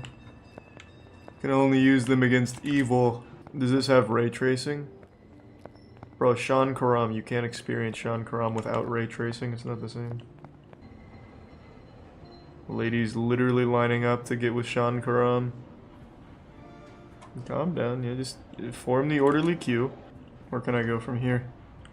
Hip! Oh! I'm doing it. Maybe I actually will come up with a good speedrun route for this. This is gonna be the trickiest maneuver yet. Hip! Hip! Oh! I am the ultimate Sean Karam gamer. What a move! Oh, I'm even higher now. Let's go. Nothing can stop me. I can explore everywhere. No! I am shocked all of these buildings have collisions so far. I thought for sure I'd be able to clip in somewhere by now. Oh, here we go. Go, get it. What are you doing? Not in my city. No 3 men are allowed to loiter in my town. Yeah. Come here. Are you okay, ma'am? Thanks for saving me. It's my duty, ma'am. Mm-hmm. Can you please follow me? Yes. Can we move a little faster? So, what are you doing here, Mr. Detective? How did she know I was a detective? She's in on it! She's evil, calling it. We'll have sex and then it'll be revealed that she's actually the main villain. Oh. So, is it clomine compound from that urban legend, which gives unknown abilities to anyone? Oh, this is when I got my abilities from Clummin. Right, and here is one of them. Well, she's giving this away awfully willy-nilly. Then give it a try. Thanks, Ruby, for the experimental government chemicals that give superpowers. अरे अभी तो हम मिले थे. Oh my god. पर मैं तुम्हें क्यों नहीं देख पा रही? She can communicate with me in the spirit realm. Because we are in a spiritual state and not in a physical form. Yes, he is my dad. Oh! The inventor of this clomine compound. So you mean I can't control it right now? Well, you haven't tried. Let's try. You will know by the time. I want to control it now, though, Ruby. Can we just find your dad and get some more clomine? Oh god, not back at the office. Jesus, this is worse than purgatory. Well, now I know the department pretty well. Or reality? It's still hard to believe. Did you Hajai. find any clue? Yep. No, sir, not yet. I've also got Okay, superpowers. Then can you please So I quit. bring me the... Ugh. Fuck, I wish there wasn't gameplay. I just want to watch this as a movie. The gameplay's putting me to sleep. So there's 6 drug deals going down. And I'll have to fist fight each one of them. You dealing drugs? Nope. Alright, so I'm gonna rule out any outside drug deals. Let's look for empty buildings. Okay. You already found 2. Oh, did I? Oh, but there was nobody... Oh. I thought there were gonna be fights. Oh, Jesus Christ. I didn't even notice. I'm getting tired. This is actually just putting me to sleep. Holy shit.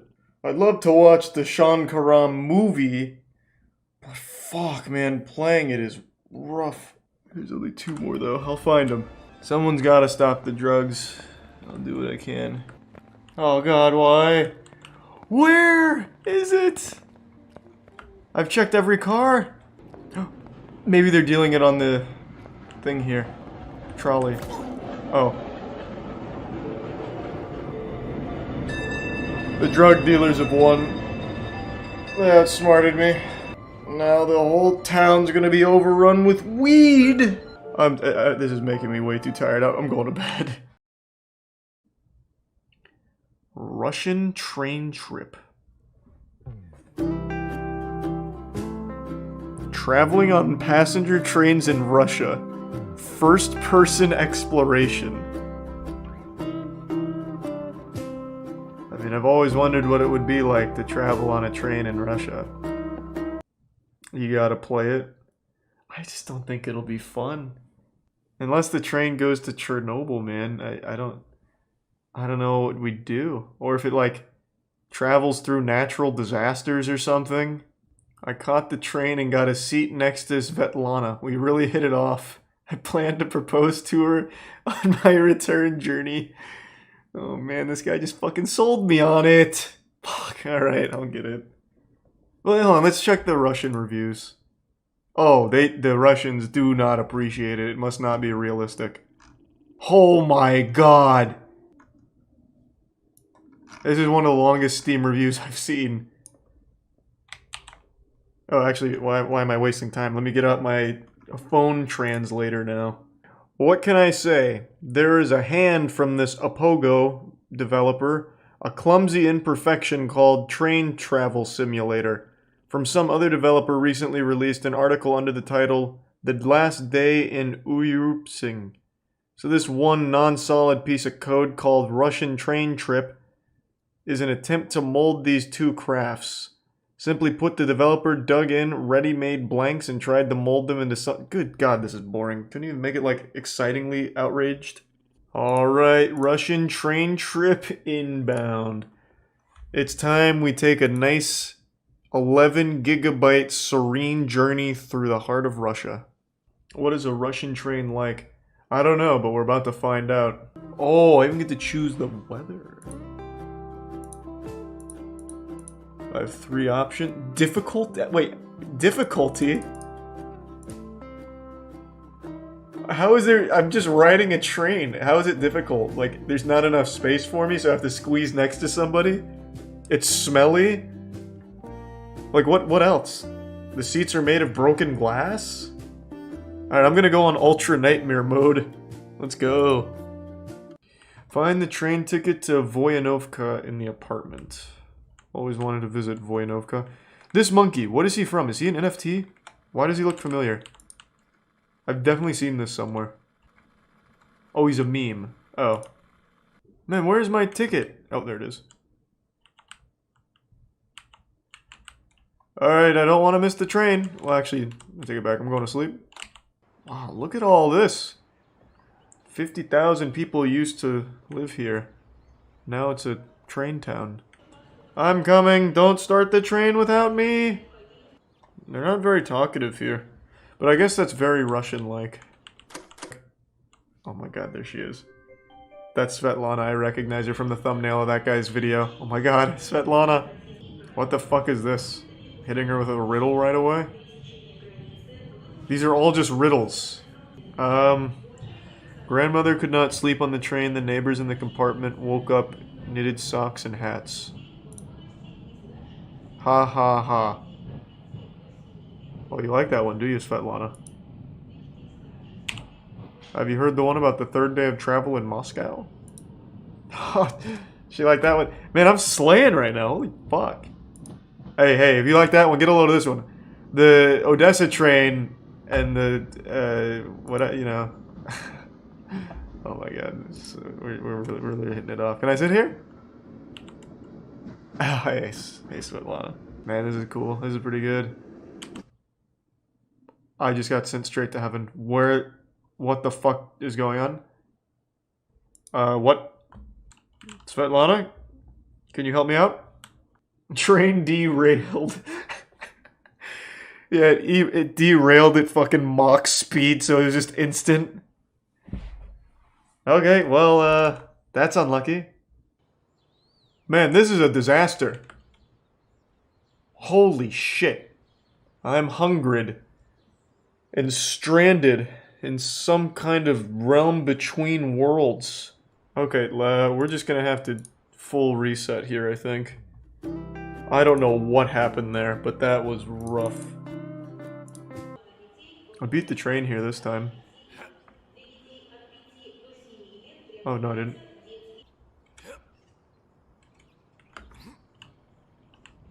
I'm stuck. Oh my god, what a fuck.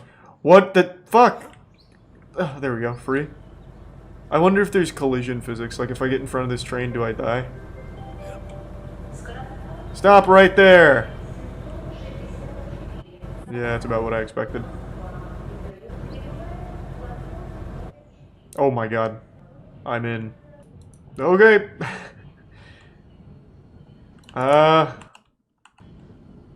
Let's try another save load. Let's resub breakfast. Oh my god, I missed the train. Oh my god, no fucking way. Come back, please. No! No! Can I catch it? Can I catch it? I might be able to outrun it. Oh my god, I can't believe I missed the train. The one goddamn thing to do in this game and I missed it. Maybe the other one counts. Every door leads to Svetlana. She's on every single train. Hey, Svetlana. Hello, fellow traveler. What can you tell? On one train, no one had any chicken or eggs, and he could not move. What a story, Mark. Ha ha ha. Man, I'm gonna have my own little harem here. They love my jokes. Ah, I can explore all the train cars. Oh my god, it's like PT. It's just gonna keep looping the same train car. Hey, Svetlana. Oh man, how nice, huh? Yeah, all the fun of riding a Russian train. And I get to do it with great company. Alright, excuse me, I'm gonna get up real quick, Svetlana. Why? Why? The fucking conductor just threw me off the train? So when you sit down, you are fucking locked and loaded into that for the rest of your goddamn life. You'll be buried in that chair. Luckily, there's another train on its way. I already know it's the exact same train that I just got kicked out of. It's just on an infinite loop across this track. Alright, see if I can make it on. Hip!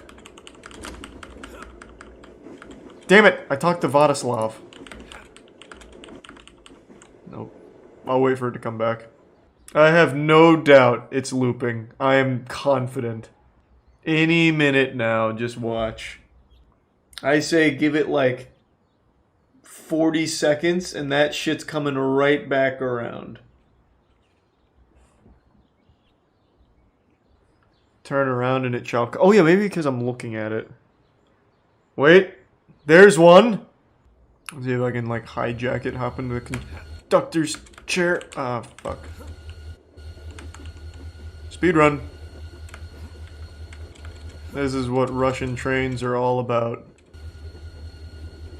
Oh, what? Oh!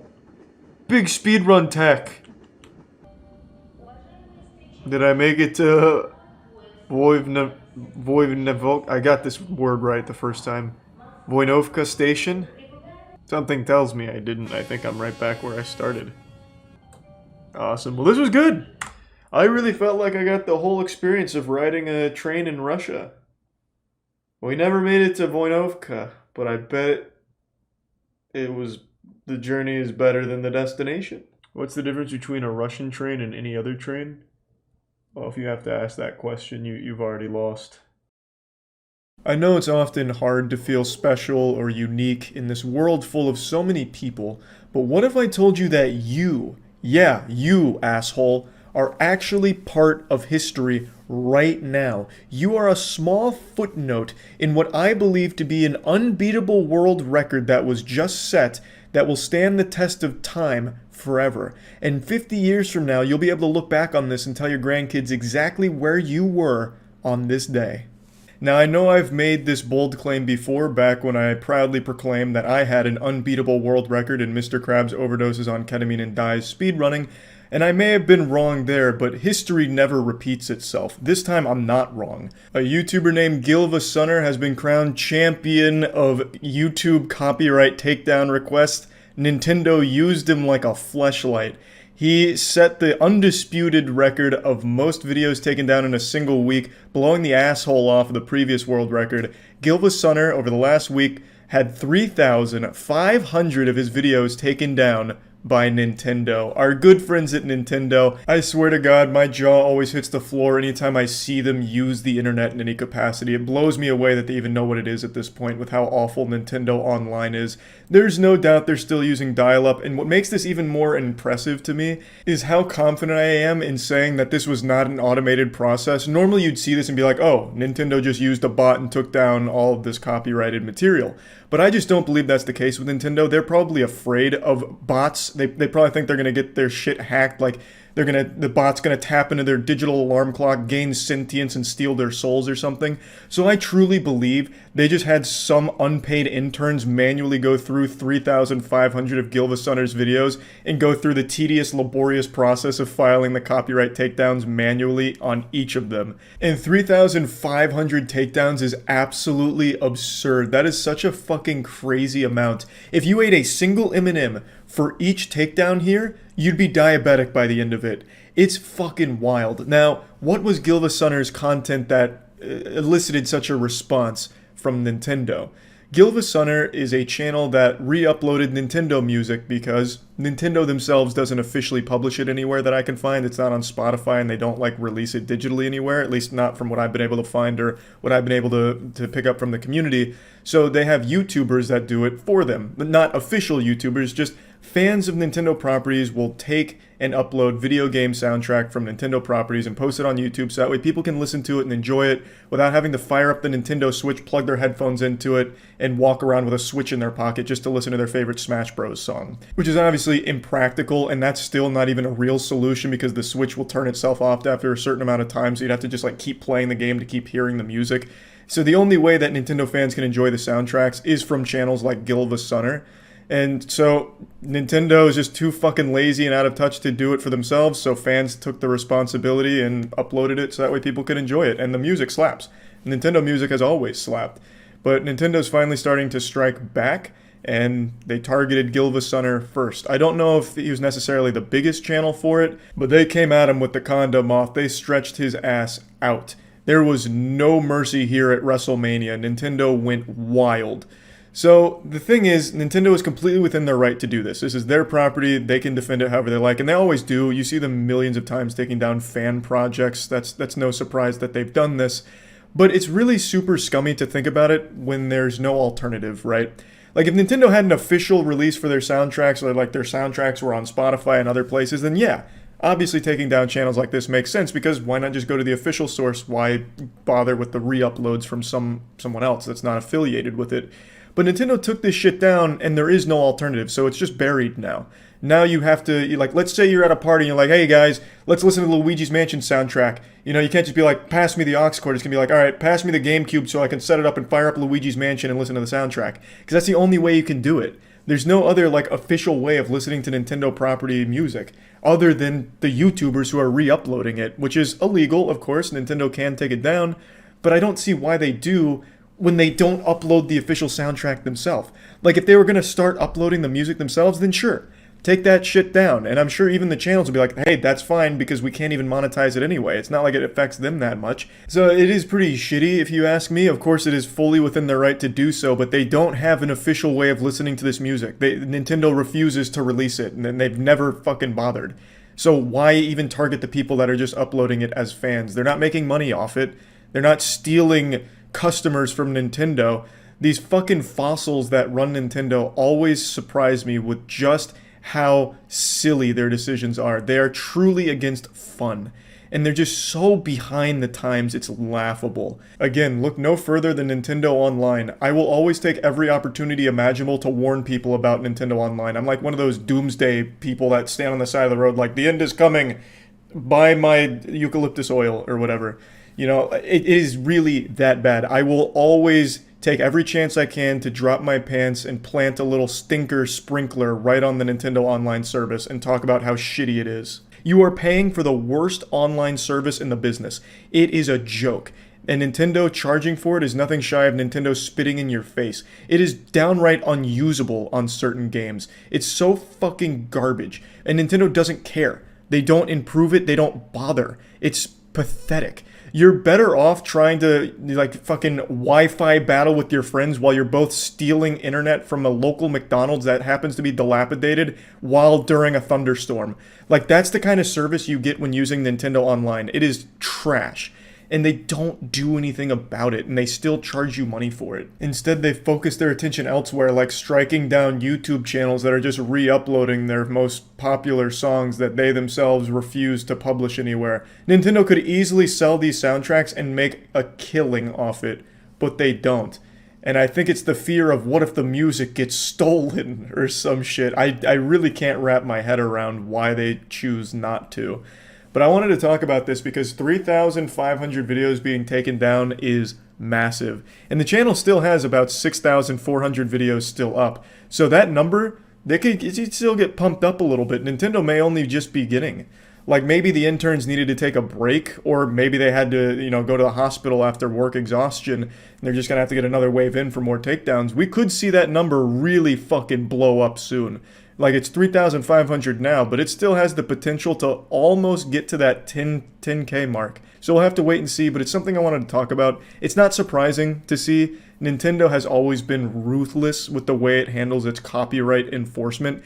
They are more fucking vicious than Viacom. And they're so out of touch that sometimes they forget that time zones exist.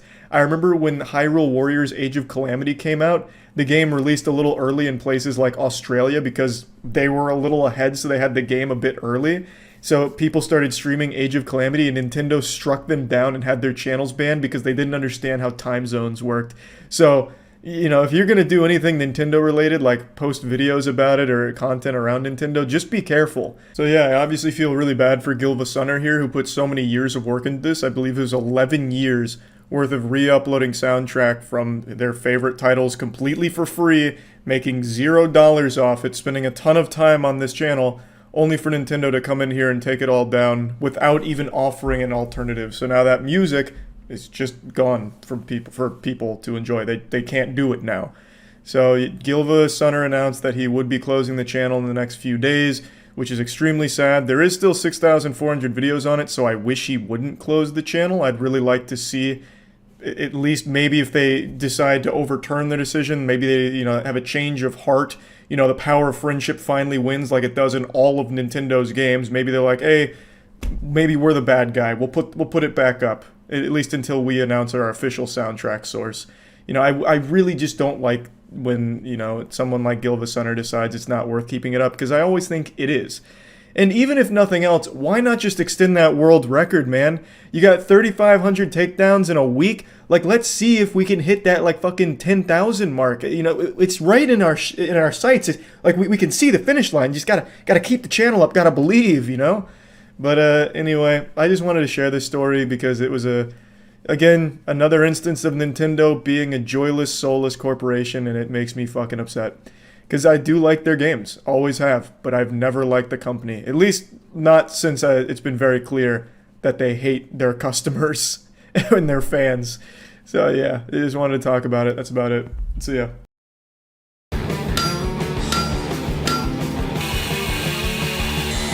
Are you worried, Charlie, that he's going to be a better swordsman than you? I got hit with...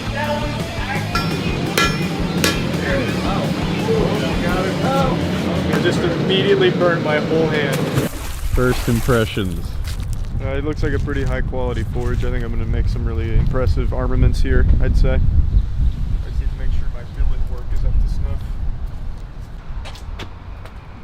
Let's see Charlie it. and Chelsea's group before. Oh, wait. Your productions, like, that's amazing. That's so cute. Sweet. I guess we can wait. Pre-briefing. Yeah. Are you excited? I am excited. I've watched a lot of Forged in Fire, so I'll probably do pretty well, I'd say. You're gonna make a, I'll probably make a, what's the... Damascus. That's what I was Damascus steel, yeah, but I'll probably do Damascus for like that giant like circle blade thing. Mm-hmm. I forgot what it's called. We're saying words that we both understand. Yeah, yeah, the chakra. That'd be sick. That would be fucking cool, right? Is this what your home is like? Mm-hmm. I know all of these. This is the cremator. Mm-hmm. This is what they drop on cartoon characters' heads in Looney Tunes. Nice. A Forged in Fire fan, Doug Markita. Do you think he went on Forged in Fire? There's actually a chance he probably did. Probably did. Look at that. There you go. Oh. That's wow. the. Wait, the Buster's. Yeah, it's the Buster. Yeah, wait. There's a lot of cool stories here. I texted him that. Oh Lord. I think you just let go. Oh god. Wow, that was loud. That was really loud.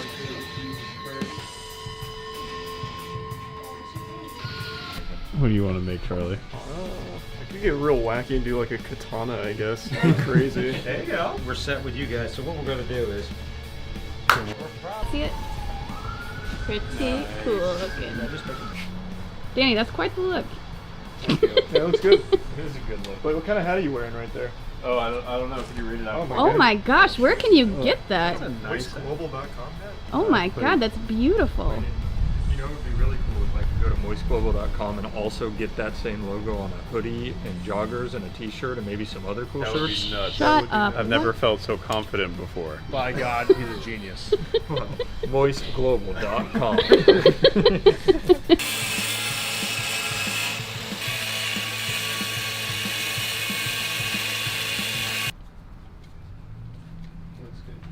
He does.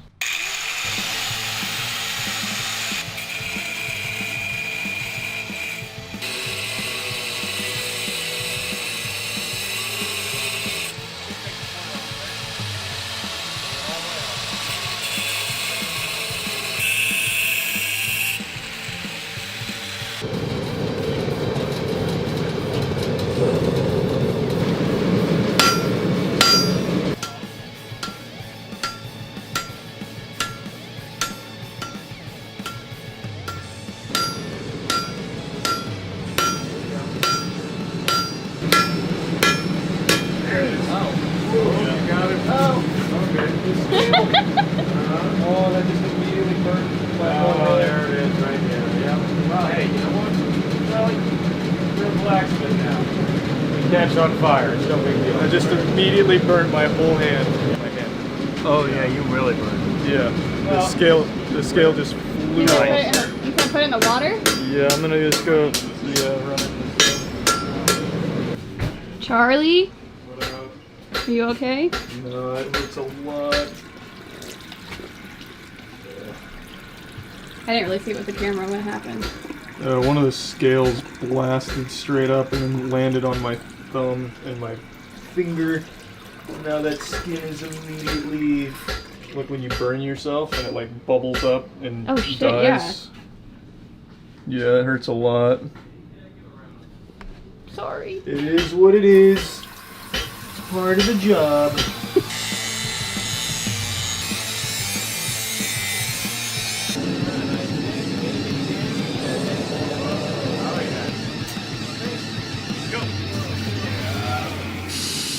Caleb, your weapon didn't quite meet the specifications.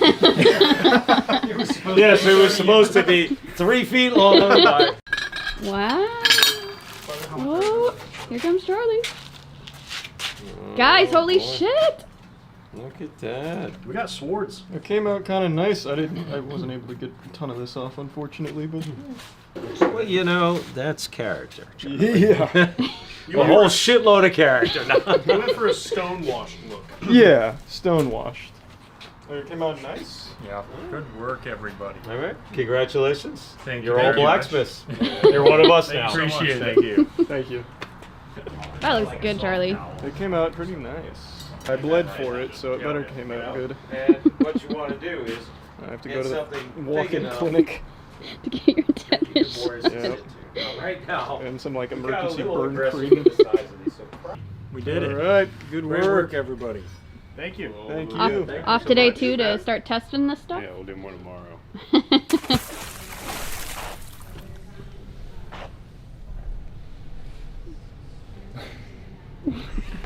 What are we doing, Charlie?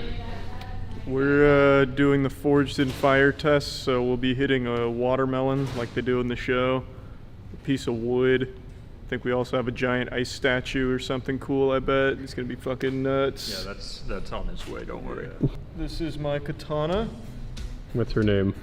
Well, it is a named blade, of course. It's Grogus the Stink Thief. And it's gonna perform real well today, I think.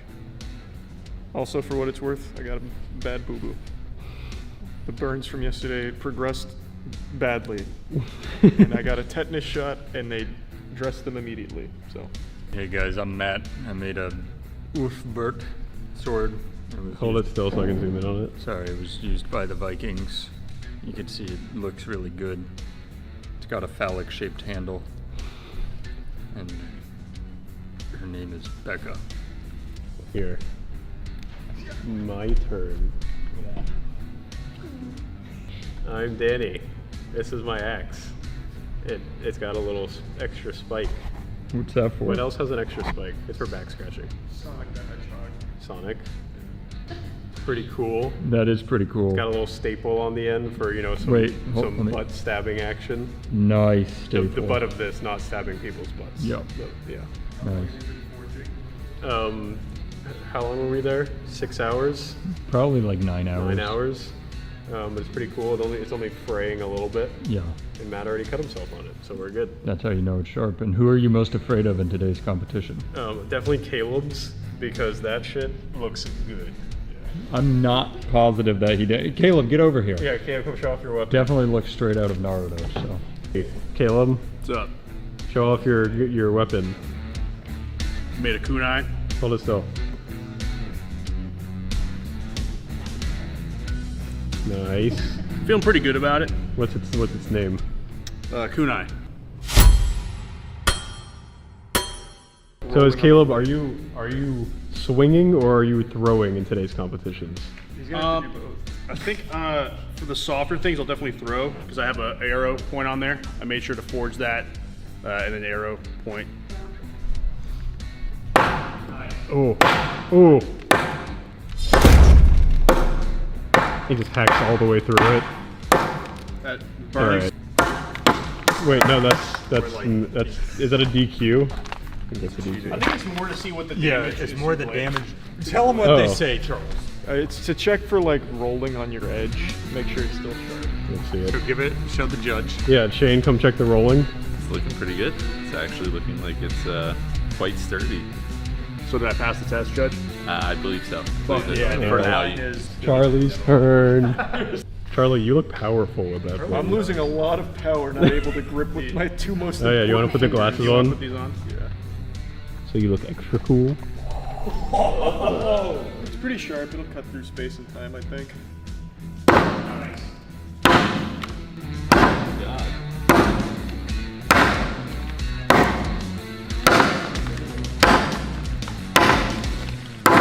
Nice. Wow, look at that. Let's see the blade. Oh, it's actually smoking a little bit. Take a look, Judge. Any rolling? I don't see any rolling there. Your Uchi Katana looks as good as new. Goddamn right. And that wood looks like it has been massacred. So. All right, you good? I'm good. Oh.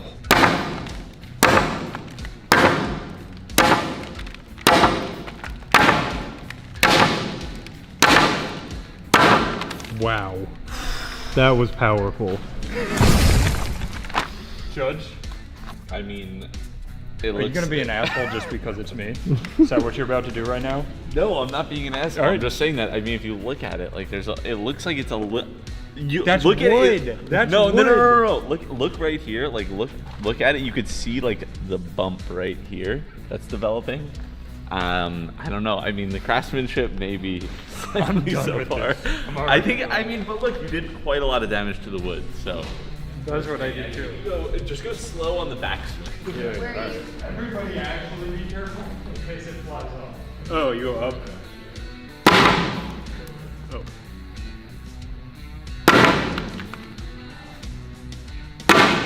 It came off. Matt, it came off. Sir, I think it worked. That's a 10 out of technical. Okay. Inspection time.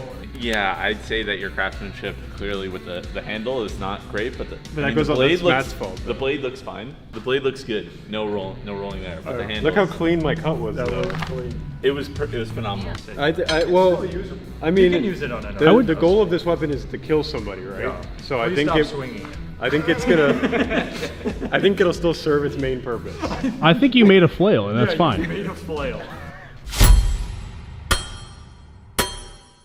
All right, it's Caleb's turn for the second one. Bro, I'm my standing over here. So sad.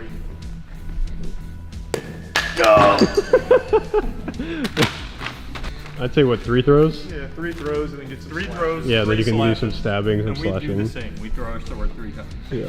All right, Matt, ready? Wait, no, please. Oh, that was definitely from impact. Yo, that cut it clean in half. Whoa! No, actually, I think you might have. Look at all that moisture. Look at that moisture. Whoa. It didn't even get on the handle. Oh, it's dead. Great condition. Still, clearly high quality forging. But I mean, and the watermelon, I mean, has been brutally murdered. So, Yeah, well this done. one is about Job well done. Everything I do is for you, Judge. It's Charlie's turn. I mean, I think this is gonna be fine. Quick. Are you doing a sideways slash? Oh yeah, I'm gonna go like Ichimonji. So 2 of these bad boys. That's from Sekiro. No, that's fine. What's the worst I can Oh! Here, Shit. You ready? We've got 2 halves. Do an upward slash this time. We have the slow-mo. Oh! That was cool. We are literally just 8-year-olds who happen to be able to make videos. Look how The wound of your enemies. Look how straight the blade is too, Shane. Did you notice that? I didn't, but now that you say it, I mean, when I looked at Matt's before, it wasn't. Didn't quite have that. I'm literally the only reason he's here today, and I regret it wholeheartedly. All right, everybody ready? We're ready. Nailed it. I actually went through the wood and then put it back together. I gotta say, it's a clean cut on that watermelon. Pretty low for me, so it's like I. Whoa. Oh, that was cool. Yeah, take a bite. You want a bite? What did the watermelon do to my blade, Shane? No. Your blade actually looks. I mean, it looks like it got straighter. You know what the other people somehow. don't have? But I mean, if you look down the line, if we get this on camera, Yep. can you look straight down the line on the camera?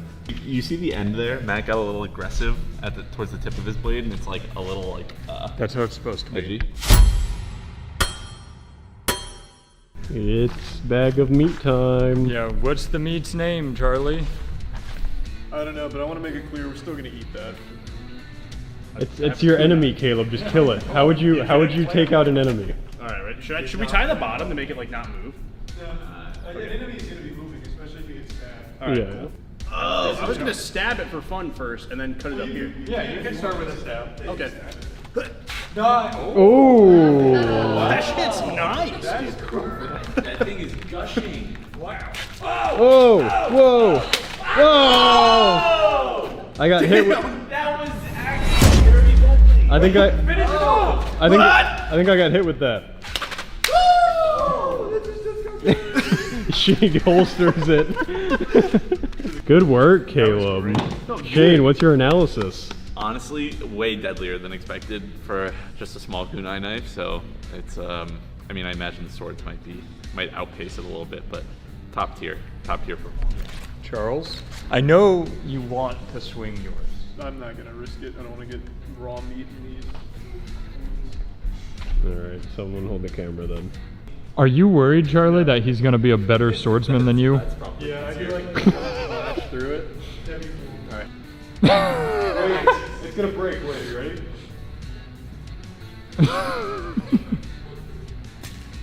Oh! I think he's dead. Yeah, that's some damage. Oh, Jesus! He's still going. Wait, slash this.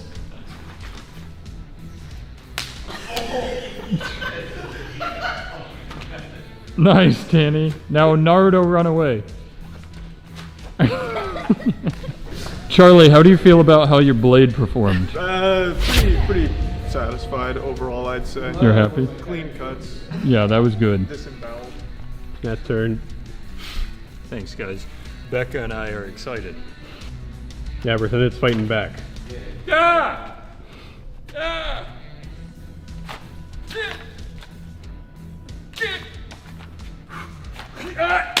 Oh! God! He's gone mad. Incredible amount of damage. Incredible damage output there. But that's up to the judges. Who's the winner? I'd probably say Caleb. I think Caleb did the best job. His looks like professionally forged. Thank you. We shouldn't. This and you had that, and you still did the same amount of damage. So. We should let comment who won. Oh yeah, let the comments decide who won. Who's the best craftsman? Is it Caleb? Is it One Hand Charlie? Who had two hands? Is it Butt Guy? Or is it me? Leave your comments below. Only you can decide. I like that. You want to take us out? Yeah, thanks Forged in Fire. Thanks, Doug Marcaida. Thanks, Doug. Have you ever been angry? Have you ever seen a grown man's penis? We're about to talk about 1 out of 2 of those things. Anger. It's such a weird thing. Sometimes the simplest shit can just set it off. Human emotions are cringe. Let's just face the facts. I just read something that immediately it grinded my gears, I'll say. It made me very upset. And it really shouldn't have. It was something super small and I know better, but I just couldn't help it. Still have that little Neanderthal brain where sometimes something just sets me off and I can't help but just go, hey, I'm not happy, not feel good, and I start bonking a stick on my table. And it was just over a single word in a news article I was reading. So let me paint you a picture here. I'm not going to pull up the video, but I watched a video of a random assault that took place in New York, which is basically the home of random assaults. And what happened was a guy was on an escalator and then just decided to turn around and kick a woman in the chest, sending her tumbling down the escalator. Full-blown This Is Sparta style, just blasted her down the escalator for no reason. And in typical New Yorker fashion, there was another person on the escalator who completely ignored her. In fact, the lady got kicked into her. It was like she was in Crouching Tiger, Hidden Dragon, where she got yanked back on a rope because the kick was so powerful. It sent her down like 4 steps into another lady who had to dodge her, like physically dodge her, as if she was in fucking gym class playing dodgeball with her peers. Dodge her, and then she keeps tumbling down the escalator behind her. She turns around and then just goes about her business, casually rides up the escalator as if nothing's wrong and this is just a normal occurrence. It was the most New York shit I've ever seen in my entire life. I was surprised the lady didn't reach into her purse and pull out a pizza and take a bite, and then also put on a Yankees hat, and then, you know, kick a rat on her way up the escalator. I'm getting sidetracked. But anyway, it was an assault on an escalator with no fucking context, and the article written about it called it an alleged assault. And that shit sent me into a frenzy. I was ready to fucking kick my desk down an escalator. Like, what do you mean alleged? I just watched this guy do it. And I understand the definition of alleged. I get it. I'm not a fucking idiot. I'm pretty stupid, but I can also use Google. Like, I understand the definition. I understand why it's used in these things. But my God, it doesn't make it any less frustrating when you actually see all of the pieces of the puzzle. You see the assault. You can physically see the guy crank his foot forward and blast her and then go about his business. It's all captured on video. I can't say it's in 4K because all of New York security camera looks like it's negative 160p It's like I'm watching an old fucking sex tape from the 1960s, but you can still make out the majority of what's happening. So when you see alleged tossed in there, it like makes it almost sound like there's room for argument, like, well, actually, she may have deserved it, or it's not conclusive whether or not this was truly an assault or not. Like, there's wiggle room here. Even though you know the assault takes place, you watch the assault.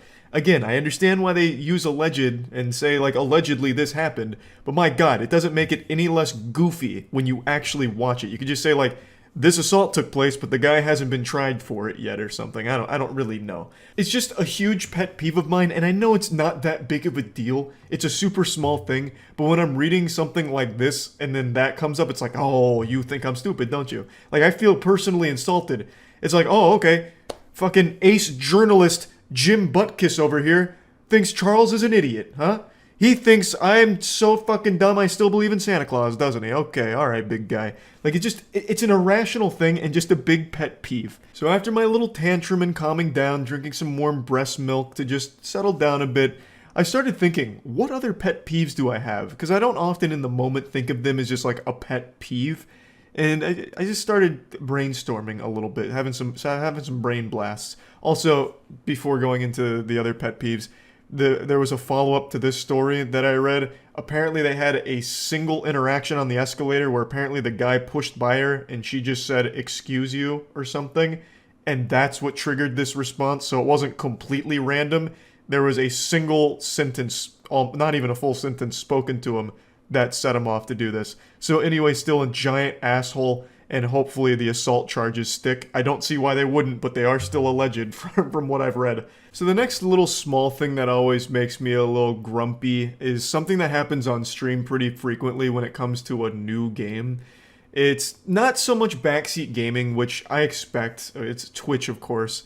But it's backseat gamers that haven't played the game or give the worst advice with such confidence.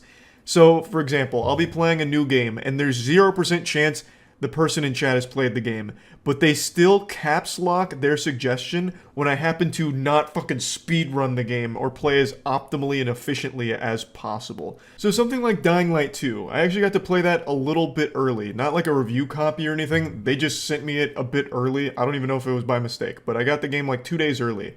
And there were still some people in the chat that were telling me how to play the game or where I was supposed to go and fucking spamming it with caps lock. Like, you don't even have the game and you are still, like, ordering me around as if you're, like, the authority on Dying Light 2 expertise. What, do you work for, like, Prima Games and you wrote the strategy guide? You one of the QA testers or something? Like, there's 0% chance you know what you're talking about. And then in, like, Elden Ring. I played Elden Ring the millisecond that shit dropped. And there were still people telling me exactly how it's supposed to be played with advice that doesn't even exist in the game. It's like, Charlie, you actually have to mash these 3 buttons in order to activate the triple jump. Kind of like in Super Mario 64 with the, the wahoo. It actually translates to Elden Ring. And they'll spam it like 10 times. And then eventually I'll cave and be like, okay, you know what? I'm going to try your advice. And it never works. And when it doesn't work, they don't say shit. They don't say like, I'm sorry, or yep, I was wrong. They just don't say anything. And then they'll say something again like 10 minutes later with more advice that's also wrong. It's just shameless. It's fucking shameless.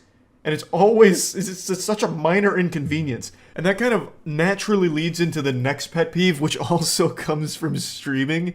And it's the people that will come to the stream just to say they don't like the game I'm playing or whatever activity I'm doing. It's like, you stupid son of a bitch. You can see in the title or like right under the title what I'm playing or what I'm doing, and you'll still come and whine about it and then demand that I switch games or do something else. Why? Just go somewhere else. I'm not your fucking dad coming in there with a belt forcing you to watch the stream if it's not something you want to see. Go watch what you want to watch, man. I'm not fucking holding you hostage. Why? It blows my fucking mind because they will sit there for hours, and I'm not exaggerating, hours, complaining about the game or whatever I'm streaming if it's something they didn't want to see. Why? Why are you wasting hours doing that? Like, I know you're not a bot. There's a pulse on the other end of that keyboard, a sentient human being that is manually typing this shit for hours, saying that I have to switch games because of you, because you personally don't like it. Fuck. It's so silly. And both of these kind of feed into another pet peeve of mine that's a little broader. I hate people that just can't admit they were wrong about something. I hate it. I hate mental gymnastics in order to justify some shit. I always admit when I fuck things up. I think it's a really valuable skill to have. To just have self-awareness and be like, yeah, whoop, that was a big ol' oopsie. That was a big ol' stinkeroonie there. Missed the mark. I was wrong. There are so many people, especially on the internet, that are so consumed by ego that they just cannot let themselves say they were wrong about something. They just can't handle it. They'd fucking melt down and explode if they'd try. Their mouth would just catch fire as if it's poison leaving it. It just blows my mind how desperately people will fight to avoid just saying they were wrong about something. It's not just internet specific, though it happens a lot on the internet because, and I think everyone knows why, internet creators all have followings that just tell them, yeah, you know, you're the fucking best, you know, doesn't miss nothing but W's over here, dubscaroonies. So they've convinced themselves that they're always right, so when they're wrong, they just can't really admit that to themselves or to their audience. Maybe they don't want to seem weak. I'm not a fucking therapist or whatever. But of course it happens a lot on the internet, but even just in general, there are so many people and friends of mine that I know that cannot just say they were wrong about something, even something simple. Like, oh, you know, IHOP closes at this time, when in reality, you idiot, IHOP doesn't close. Damn, I said that with confidence and I could be wrong. Hold on, let me double check. I'm pretty sure IHOP's 24 hours. I may have just made an oopsie and may need to apologize. Hold on. Okay, IHOP's not 24 hours. You know what? Time to demonstrate the skill. I was wrong. Bad example. IHOP does close. But you know what I'm saying? Actually, I'm not wrong. There are some 24-hour IHOPs. Point is, someone will be wrong about something, even something trivial, and if you decide to go out of your way to prove it, they will still do everything they can to justify that they weren't actually wrong. It was a misunderstanding. Like, oh, so this is actually where my head was at. I was thinking back, you know, like a couple of years ago, which is when I was right, and you're also right. So we're both kind of right. No one's wrong here. It's like, no, you were wrong. Just say you were wrong. And that brings me to the last pet peeve that I could think of and identify, and it's people that dodge questions, even just point-blank questions. You'll ask someone something, and they'll just tiptoe around it forever. Literally forever. I saw a video of, I think it was like a Canadian council meeting, where there was a guy that just kept saying, how much does a house cost in Ottawa? And the guy that he was asking it to would stand up and say, we've created a lot of jobs. And this went back and forth for 3 minutes. Him just saying, how much does a house cost? And the guy just saying, we created a lot of jobs. The economy is recovering. We're doing great. I hate question dodgers. I hate it. Just address it. You know, you can beat around the bush, fucking fine, do a whole song and dance, but at least answer the question at some point in your long-winded statement. That shit makes me tight. I hate people that just can't answer a question. You know, it doesn't compute with me. I understand being indecisive, like, what do you want to eat? I'm super indecisive, so I'll be like, oh, I'm actually not really sure. But that is still me answering that question. I just don't have a good answer for it. I'm acknowledging what you said, and I'm trying to, like, get a good answer for it, but my tummy's confusing me. I don't know what it wants from me. So I don't have, like, I can't just say what I want to eat. But I do try and address the question, and I think about it and try and give an answer eventually. But it's the people that'll just dodge it and like completely veer off course or change the topic entirely that just make me upset. And I guess to a certain lesser extent, the people that'll take everything and then make it about themselves. So if you're having a conversation with someone or a group of people, and there's that one douchebag who's like, oh yeah, whatever. My experience was actually a lot better. Oh, you had 3-day-old shrimp from the gas station across the street? I actually had week-old shrimp from that same gas station, and I'm still cooking, so what's up? I'm better. Of course, the one-up shit, no one likes that. I think that's just a pretty common pet peeve, if you can even call it that. It's just human nature to hate that kind of person, because that shit is trash. But, again, these were really all the pet peeves I could think of, and it all stemmed from just reading one article about that assault in New York. Anyway, just wanted to talk about it a bit, and yeah, see ya. I'm sure all of you have seen at least one of those extreme over-the-top PSA commercials where it delivers its message in the most frightening way imaginable, like it's fucking Michael Bay directing it. So, like, the most popular one I think is the "Be careful with speeding," and it's a car that, like, breaks it out in front of another car and then starts tumbling because it was going so fast, and then it crashes through some bushes into a child's birthday party and just fucking splatters like 8 kids, gets like a goddamn Kilimanjaro Halo 3 style with, like, just this car blasting through them. It's like, you could have not killed all these kids if you just were going the speed limit. Or another really popular one is workplace safety, and it's this lady who has this giant pot of boiling water, and she's like, I'm about to have a workplace related accident, and then she slips like it's fucking Looney Tunes on a banana peel, slips, throws the boiling water on her face and lets out a blood curdling screech, and her face is melting like Harvey Dent. It's just fucking putting the fear of God in people with its message. Well, I'm sure we've all seen that, but what if we had that level of extreme nature, but for sadness, and unintentionally? Let me show you the most recent Metaverse commercial that's airing during the Super Bowl, apparently. The Metaverse is just getting sadder and sadder with every advertisement. I've got to mute the music here because of DMCA, but it's Don't You Forget About Me. But let's just imagine they were playing like 2019 Guy or a Boner Jam like that here. Yeah, but full-blown Five Nights at Freddy's security breach style shit here.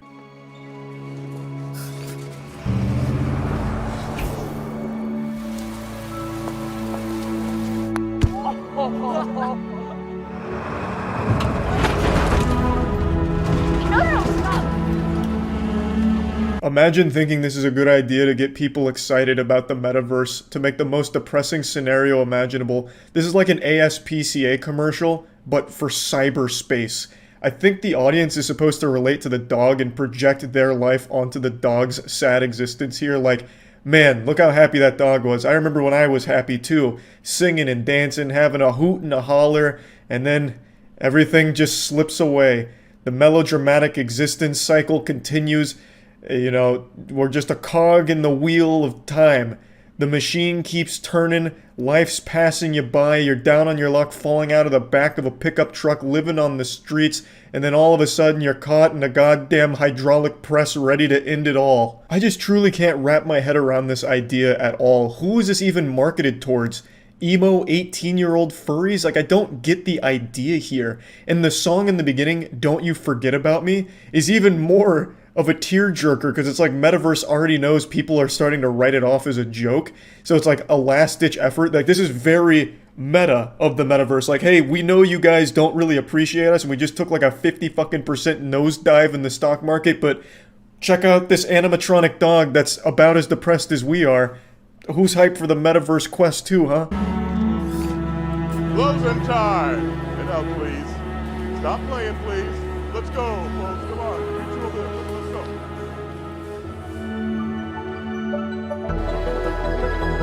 Hoorah! The day is saved thanks to the Metaverse. Some kind stranger just strapped a fucking VR headset to a mascot dog at what I think is a car dealership. I don't even know.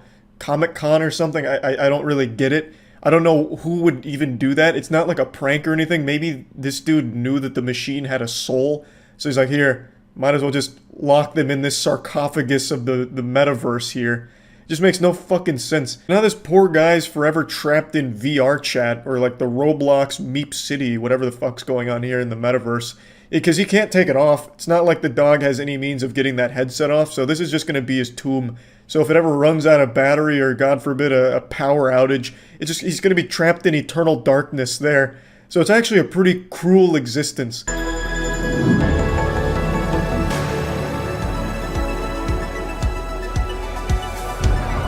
I have to mute the audio again because Don't Forget About Me comes on full blast for its encore. Don't forget about me, more like, please forget that this commercial ever existed. So the takeaway from this advertisement, as I understand it, is the only way to escape the meaningless tedium of existence is to retreat into the Metaverse. Hooey! Let's go! Metaverse is here to stay! How exciting! Wow, I mean, if that doesn't make you feel good, I don't know what will.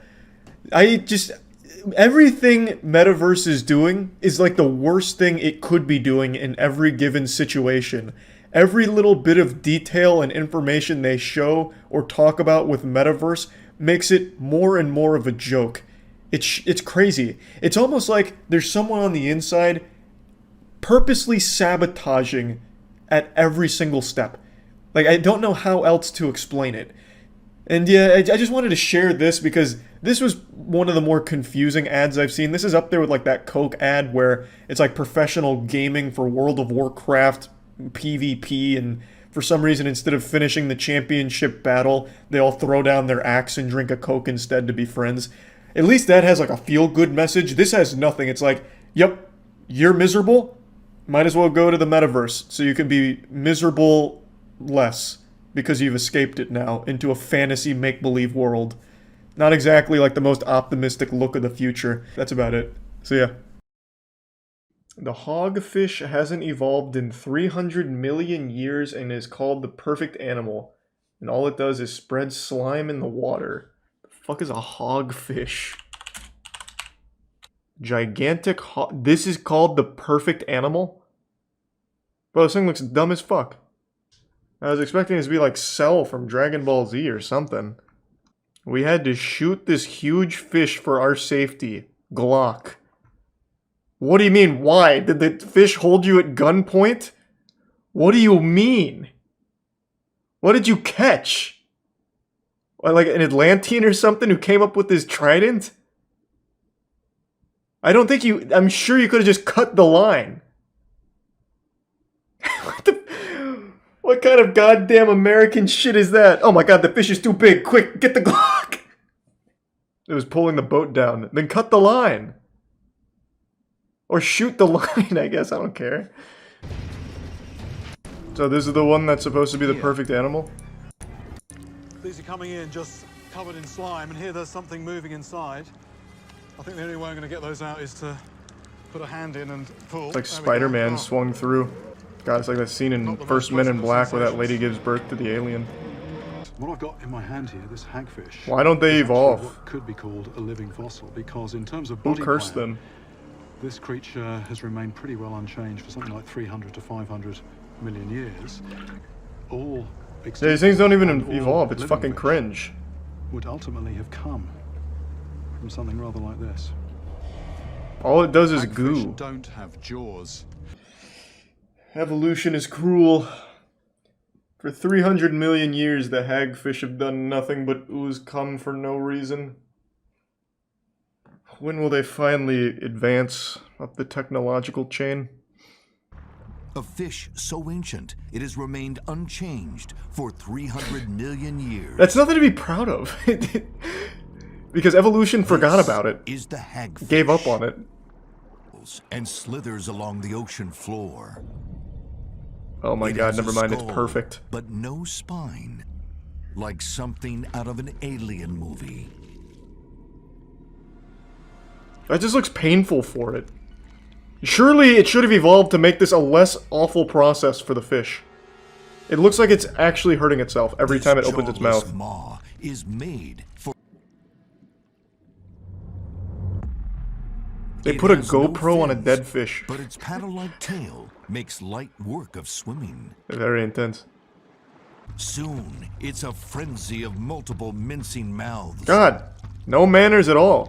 And to keep other hungry onlookers They didn't even at have bay, like little hands or the anything. hagfish excrete copious amounts of slime into the water. Wow, I see why they've remained unchanged. It may be months before they find another meal like this. Well then, how is it not evolving? If it goes months without a good meal, wouldn't it evolve to maybe get like, I don't know, like a fucking mounted turret on its skull or something? Like anything to help it hunt? Find more food? If it has to wait months in between meals, well, meaningful meals, and it can't even hunt anything that's alive, it has to wait for someone's sloppy seconds, why wouldn't it evolve to be a better hunter? This thing was literally created by evolution to be a loser.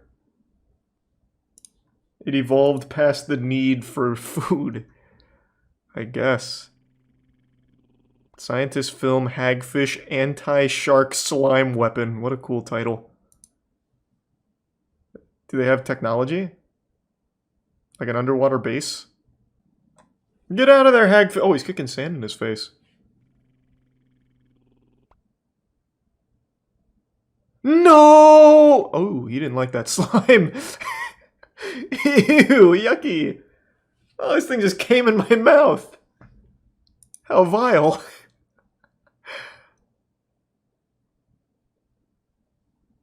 Yeah, maybe it is perfect. I mean, as far as defense goes, I imagine it's pretty solid. Like, if I was getting into a fight with a dude, and I got my hands on him, he just fucking ejaculated on me, I'd be like, oh my god, I think I'm done. Well, I never. It's enough of this. Man, these sharks really want the hagfish. When will they learn? They're dealing with perfection.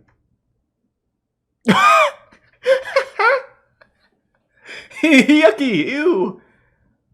Oh my god, you heathen! Oh! Have some decency! Thanks, you, Connor. I take everything I said back. I'm a hagfish fan. What if you fell into a pool of hagfish? You'd never get out. You'd fucking, the weight of all their slime would drown you, I bet.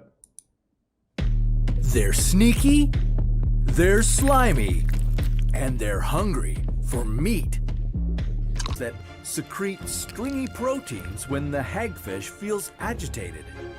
This slime can expand 10,000 times larger in under a second, making it a lethal choking hazard to predators. Man, it's such an off-meta build, too. It doesn't do anything except slime. Literally all it does is slime. Many hobbyists are actually turning their and it somehow into works. That's like a rogue build. Ecosystems for fish and plants, ears, and the crevices of your body.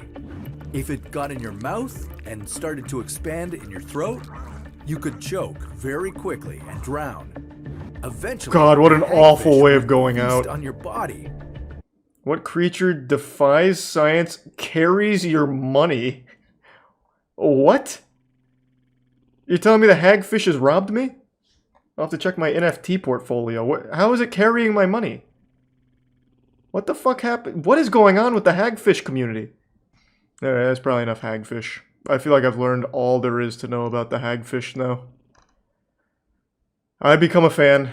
I went from finding them silly to really appreciating their fine work. I'm still learning the speedrun, so it's not going to be super fast, but the record's like 30 minutes, 18 seconds, I think, from distortion.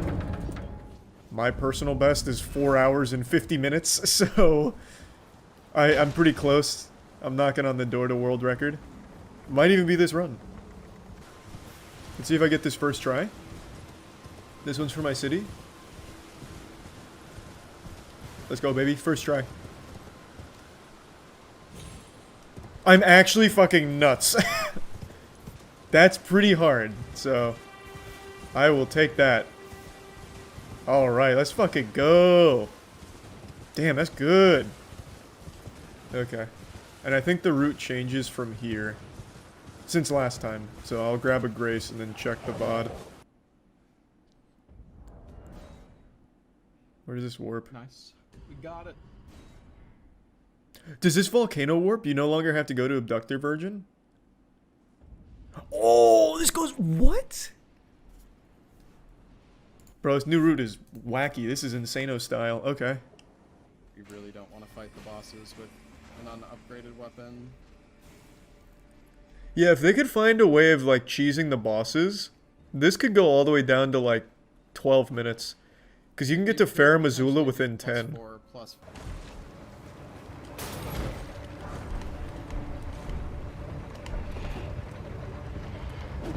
Yeah, you asshole!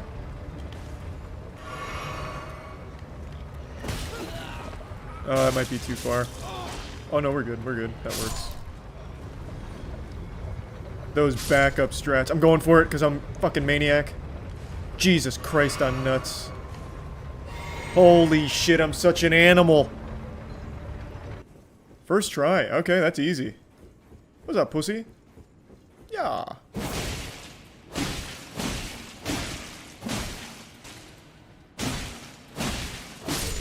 Okay. 4 hits, then block to start new combo. Okay. Okay, that makes sense. What's next? Scary. Exit Prime, God of Sandwich. Looking good. And then grab Somber, de-aggro for the resolve. First try.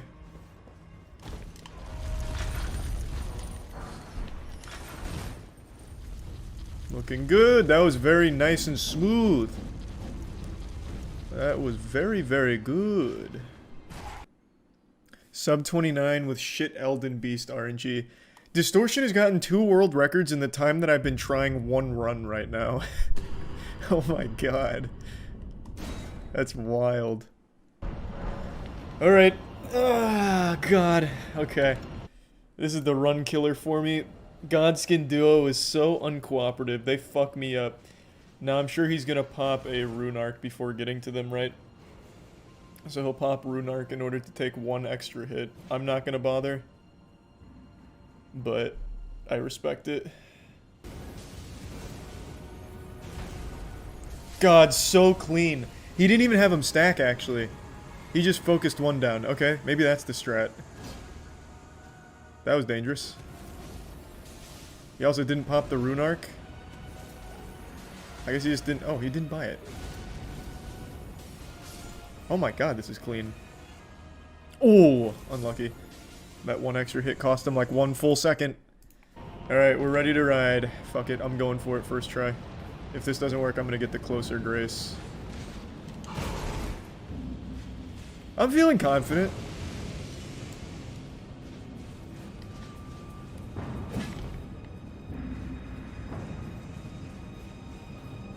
If I get this first try, I'm gonna go nuts, I'll tell you right now. Shit!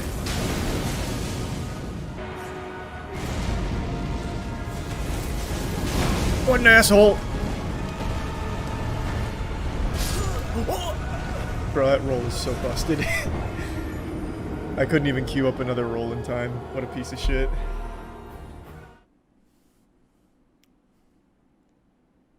Yeah, that RNG was a lot worse. Yeah, he kind of got fucked up.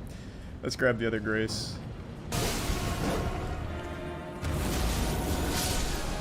That was pretty clean. Oh, I just ate that like an idiot. Here comes the roll.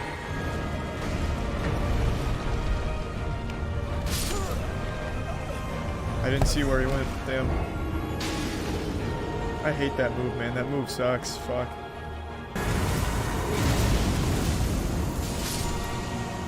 Not bad, not bad. Now we wait.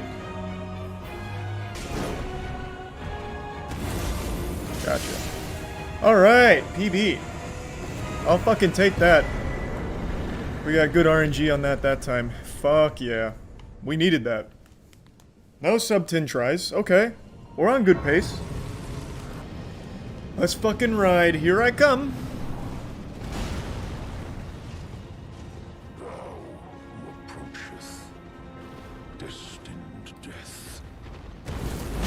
Okay.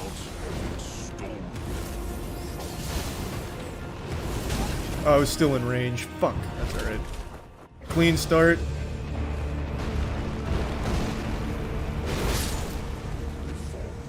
Excuse me? What? Wait, why did he do that? Wasn't he supposed to immediately go into the giant jump?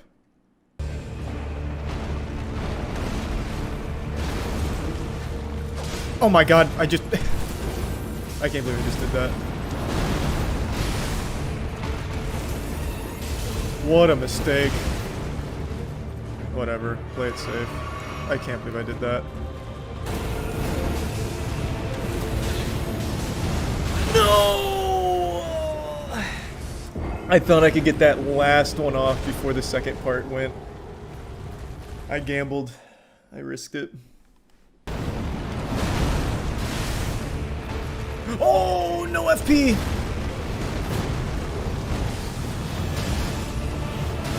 Oh, clutch. Fuck.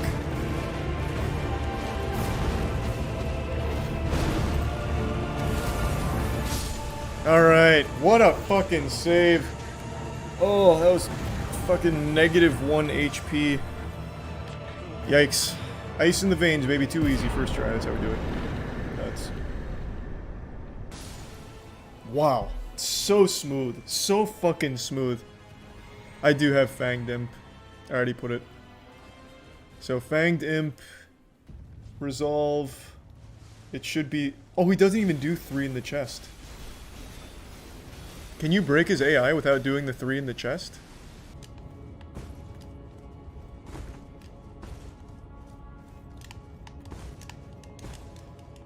Oh! Let's go. That's actually kind of wild. That skips the Gideon fight. And what I'm about to do now skips the Godfrey fight. Check out this first try. Okay, I'll go fuck myself. Yep, there's the classic. I hate this skip. This is probably my least favorite skip in all of speedrunning. I hate it. I absolutely hate this one. If you quit when you're right there, you get teleported back to the rail when you log in. Oh, instead of like trying to go left through the door, it'll put you on the rail, so I just quit out again? Oh, okay, well that's huge then. Oh, fuck yeah. If that's true. Well, only one guy is saying that, it's probably wrong.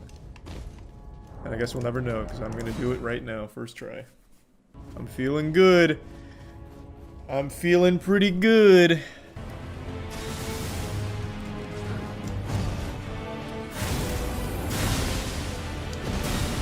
Oh shit. God damn it. Just a little rusty here. Going for it. I panicked. How am I still alive? Well, there that goes. Fucking teleport. Nah, sub hour's dead, but I can still do sub 2 hours. If you cut out, like, all of the time I spent watching the VOD. So, like, actually playing, it'd be sub 2 hours if I don't keep fucking this up. Did we get it? Yes, sir! What?! Okay. Why did that happen? Okay. I haven't seen that happen. Oh, you have to be hitting the whole time? I couldn't take a break? Oh. Well, let's see if I can do it the old-fashioned way, I guess. Probably not. I didn't know that. Let's fucking go.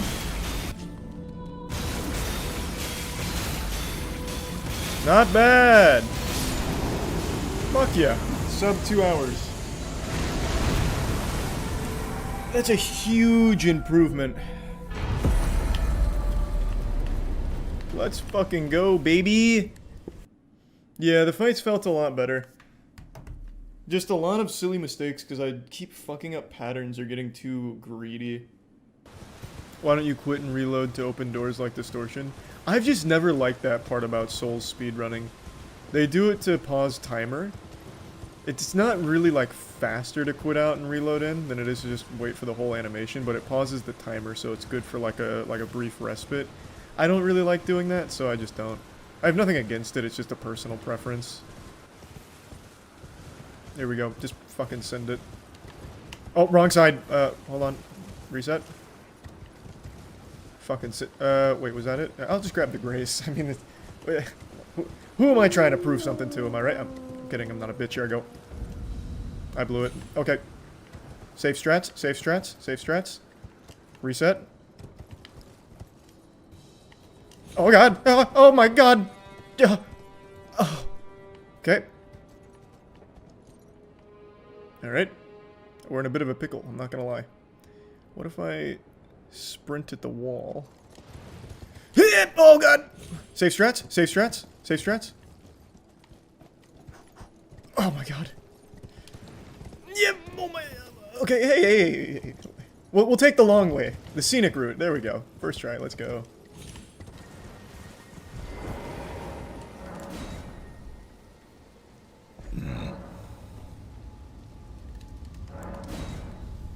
Okay. Wrong warp first try, imagine.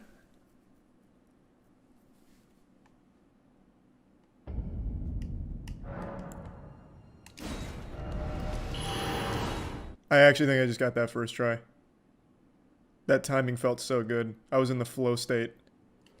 First try. Kind of fucking gross. Yeah, I went full-blown flow state there. Did my eyes roll into the back of my head for a minute? Could you see it on stream? Charlie was gone for a brief moment. I was in the mainframe. Oh, wow! He hasn't done that before. Holy shit. He has never been able to reach me. Maybe just play it safe. That was scary. Yeah, I guess I should have just rolled. I thought I could just run straight through. He's never actually got close to hitting me. Granted, I've only done 2 runs, but I thought that was plenty of data. Actually, I changed my mind. I'm grabbing the second one, too. I'm a little baby boy. And I need that sweet embrace of the grace.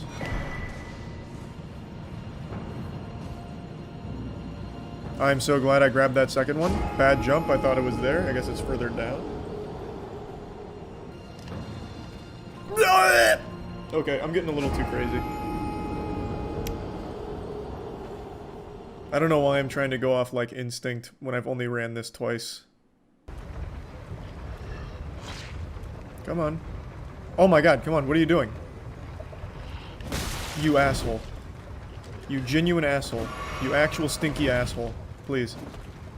Why are you doing this? Why are you doing this? Oh my god, he's just killing himself. Please, it's not worth it. Stop. Oh my god, stop. Oh my god, they're all just committing mass suicide. Good lord, it's like Heaven's Gate. Okay, he's still dead, but you guys can pick up where he left off. Why are you gonna do this? Just do the grab. Just do the grab! Oh, now I'm gonna die from it because he hit me. This is so stupid. This is so stupid. Maybe I get lucky. Oh my god, I did get lucky.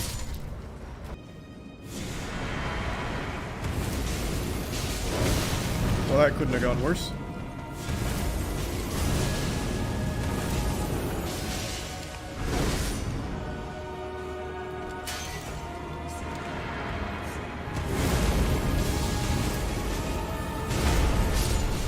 Holy shit, that is so good. That RNG is nuts.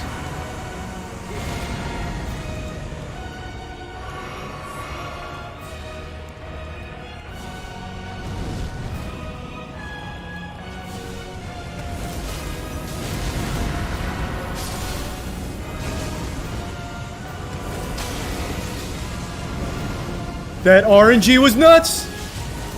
Let's fucking go! Yo, that RNG was fucking crazy! Holy shit!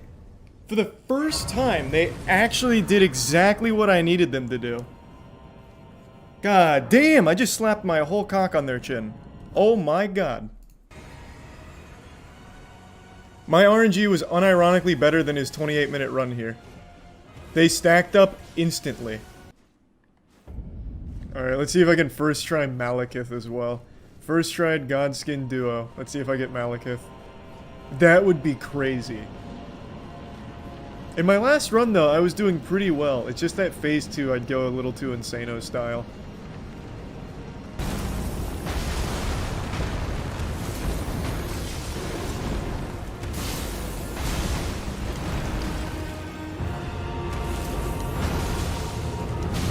I definitely thought that was taking us to phase 2. Okay. Well, that got sloppy for no reason.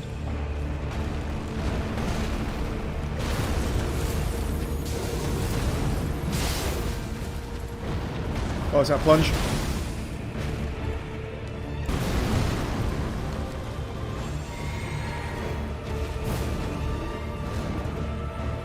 Slow walk.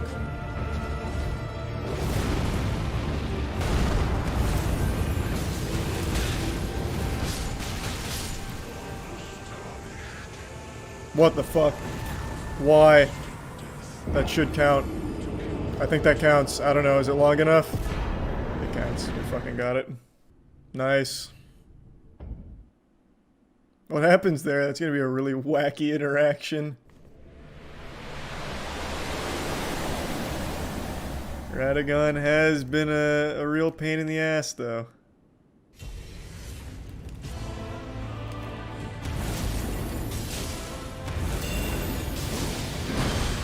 I've done that every single time. I keep forgetting that he does the second part now.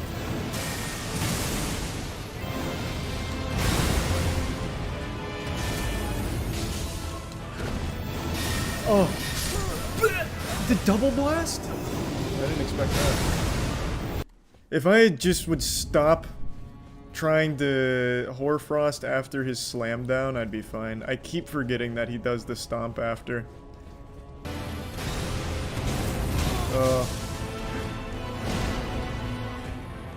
Everything was full combo. Wow, I've never seen back-to-back stomps. Holy shit. What a run. What a run.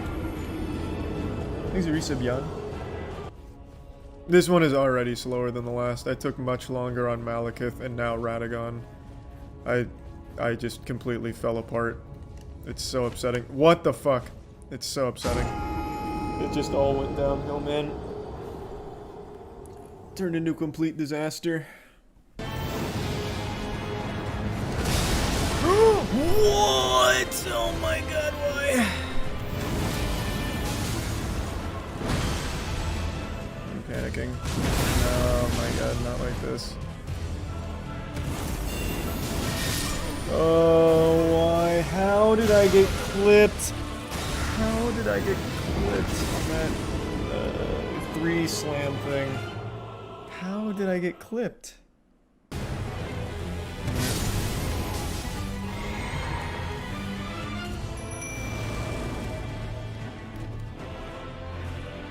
Okay, not terrible.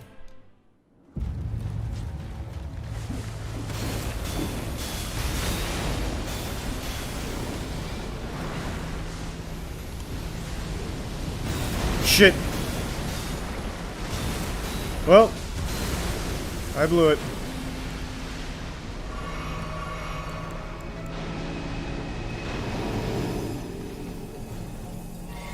What a shame.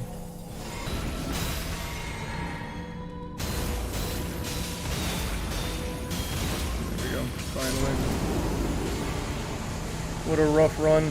It started off so incredibly good. That Godskin duo RNG was some of the best in all of speedrunning history.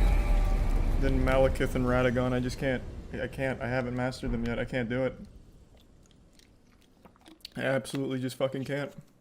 Their attack patterns blow my ass out. Yeah, hopefully the next one. At least I memorized most of the route.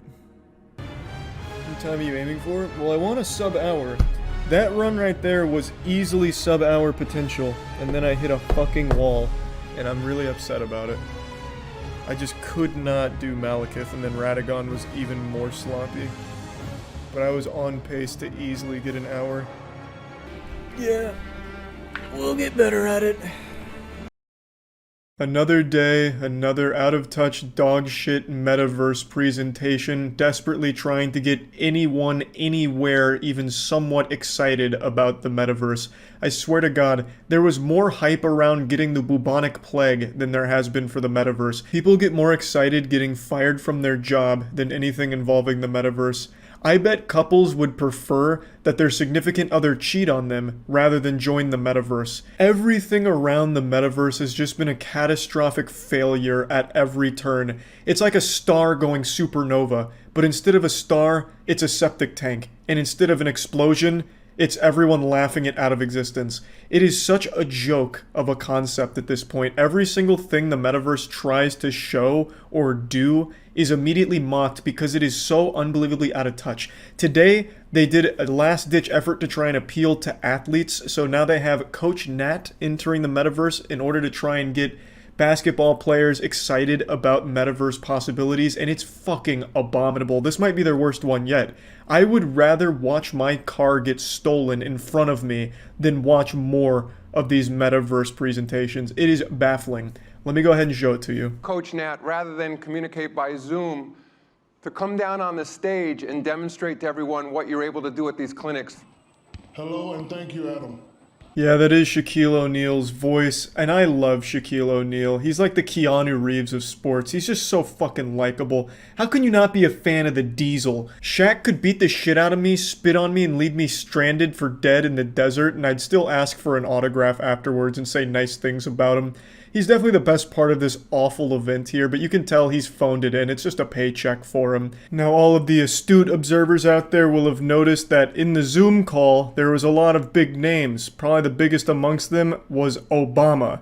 I don't know why Obama was there. Maybe he was like the chief engineer behind the Coach Nat programming. I couldn't really tell you. I don't know why, but what a power move. Maybe they're crediting Coach Nat for Obama becoming president. Like, without Coach Nat, Obama would have never been elected to office, which would be a crazy selling point, but my god, that would be pretty fucking hype. But I don't know exactly what the Zoom call was about. Maybe they were all brainstorming like, how can I get better at basketball at 80 years old? You know, what does it take? Oh, Coach Nat, the local geriatrics athlete instructor. Alright, let's see Coach Nat app. And then they bring him out on stage. I can't find the whole clip. Not that I've looked that hard because I just really like this part. But either way, I like to just imagine Coach Nat is credited for everyone in that Zoom call's success, no matter what it is. Holy cow. I mean, we'd heard a lot about him during the pandemic, but I'd never stood next to him. My role is to help coach, train, develop the next generation of NBA talent. I know all the best moves and am untethered by one single dimension. I can even make a free throw. I don't know what it is about the metaverse where they have to choose the absolute laziest character design of all time, but they just have Coach Nat looking like a zombie, like a reanimated corpse of a basketball player at some point. And it's the same thing from like their Super Bowl commercial where they didn't even bother putting legs on any of the avatars. Second Life does a better job than Metaverse. Fucking VR chat does a better job than the Metaverse. It is baffling how unbelievably lazy and out of touch the Metaverse is. I don't know too much about the modern NBA, I haven't kept up in quite a few years, so I don't know exactly who's introducing Coach Nat, but he looks like Jeff Bezos on a keto diet, and somehow more robotic. He's like a failed android. I wouldn't be surprised if the presenter is actually part of the metaverse as well, just some kind of failed cyborg experiment that they've manifested through a 3D printer to go on stage and unenthusiastically introduce this metaverse coach. It's just so weird. It's like there's no human beings that actually work for these companies, and they just don't bother trying to hide it, just totally shameless. This dude has about as much emotion as a mannequin. He delivers the world's most unenthusiastic holy cow. He said it with about as much enthusiasm as me putting away clean dishes from the dishwasher. It's just, why even have this guy presenting your product? It's gonna like kill any potential hype it might have accidentally garnered. Because you have this guy who just doesn't seem like he gives a fuck about it at all. And you have Shaq clearly reading off the script, and this guy doing his best to memorize his lines like a child in middle school for a presentation. It just doesn't work at all. Like, how the fuck can this be your best foot forward for the metaverse? Before you leave, anything else you can do that you want to show the audience? I can even be the real Superman.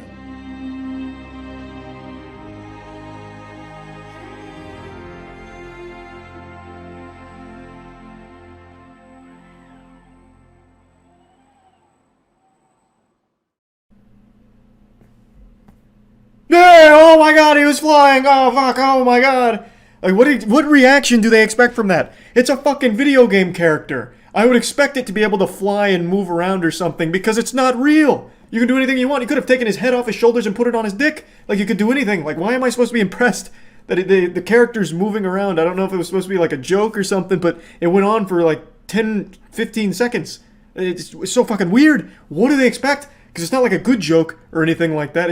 It's silly.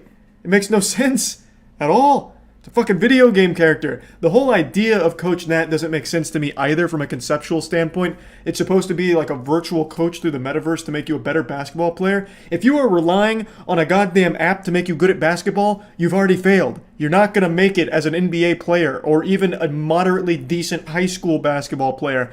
To be good at the game, the sport, it is a physical activity. You need a real coach to be correcting you real time as you're actually playing the sport. I don't think there's a reality where you can log into the Metaverse NBA Jam with Coach Nat and expect whatever you're doing there in the video game to translate into the real world. I don't see how that would happen. Unless it's like some kind of shit where Coach Nat also gives you some fucking microchip in your skull that is like the ball from Space Jam after he sapped all the talent from NBA players and given it to you for, $15 a month or whatever he costs. I just don't see the future of the NBA being in Coach Nat's hands. I don't think the best players are going to be suckling from the infinite wisdom of Coach Nat's bosom. It just doesn't seem plausible to me. I was really good at Guitar Hero, but I fucking sucked at the real guitar. There is just a difference between being good in a video game and being good in the actual physical world in the same, sport. I just don't see how that's going to change. Even if Coach Nat's giving, genuinely decent advice, keeping your elbow closer to you when you're shooting is good advice. But you can already find that advice for free on YouTube from just watching, general basketball tip videos as opposed to paying for the Coach Nat tutoring in the VR metaverse.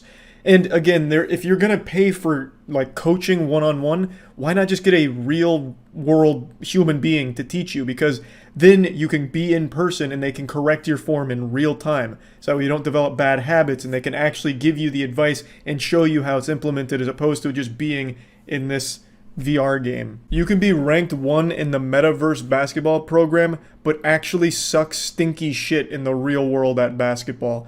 Because I don't think VR gaming ability is going to work on the court, right? I just don't see it happening. So yeah, this is just another fat L for the Metaverse here. I don't know why they can't get anything right about it. It is shocking. Every new presentation, every new ad is somehow worse than all the previous ones. It just keeps getting worse for it. I don't know how they keep doing it. But yep, just wanted to share this new one. That's about it. See ya. Over the past couple weeks, there's been a ton of people doing the best they can to help with the unfortunate situation in Ukraine, and there's been some really great efforts made to lend aid the best that they can. But amongst all of these great and positive things, there's been some real stinkers that have fallen flat and seemed more like just a grab for attention and some internet brownie points than to actually try and help anyone. Like that woman who wrote the slam poem to Putin about how if she was his mom, he wouldn't be doing this, as if she was some kind of benevolent angel with a sacred womb that can only give birth to the next Jesus Christ, and she was gonna save all of us, but just was born too late for it, or whatever the fuck was going on there. Point is, not all of the efforts to help are successful, and some of them just feel super fake, run by people who don't actually give a shit, they don't care, and it's just easy clout farming for them by pretending like they care. I want to again say that the situation in Ukraine is super scary, and my heart goes out to everyone affected by it and wishing you the best. Now, I'd like to introduce you to a man who is doing his part to try and help, using his God-given ability of music to fight back. And god damn it, he may have just single-handedly solved the Russia-Ukraine crisis. I wouldn't be surprised if Russia retreats today after hearing this diss track that this guy dropped in a city council meeting. I'm the proof when I'm in the booth, spitting on the mic.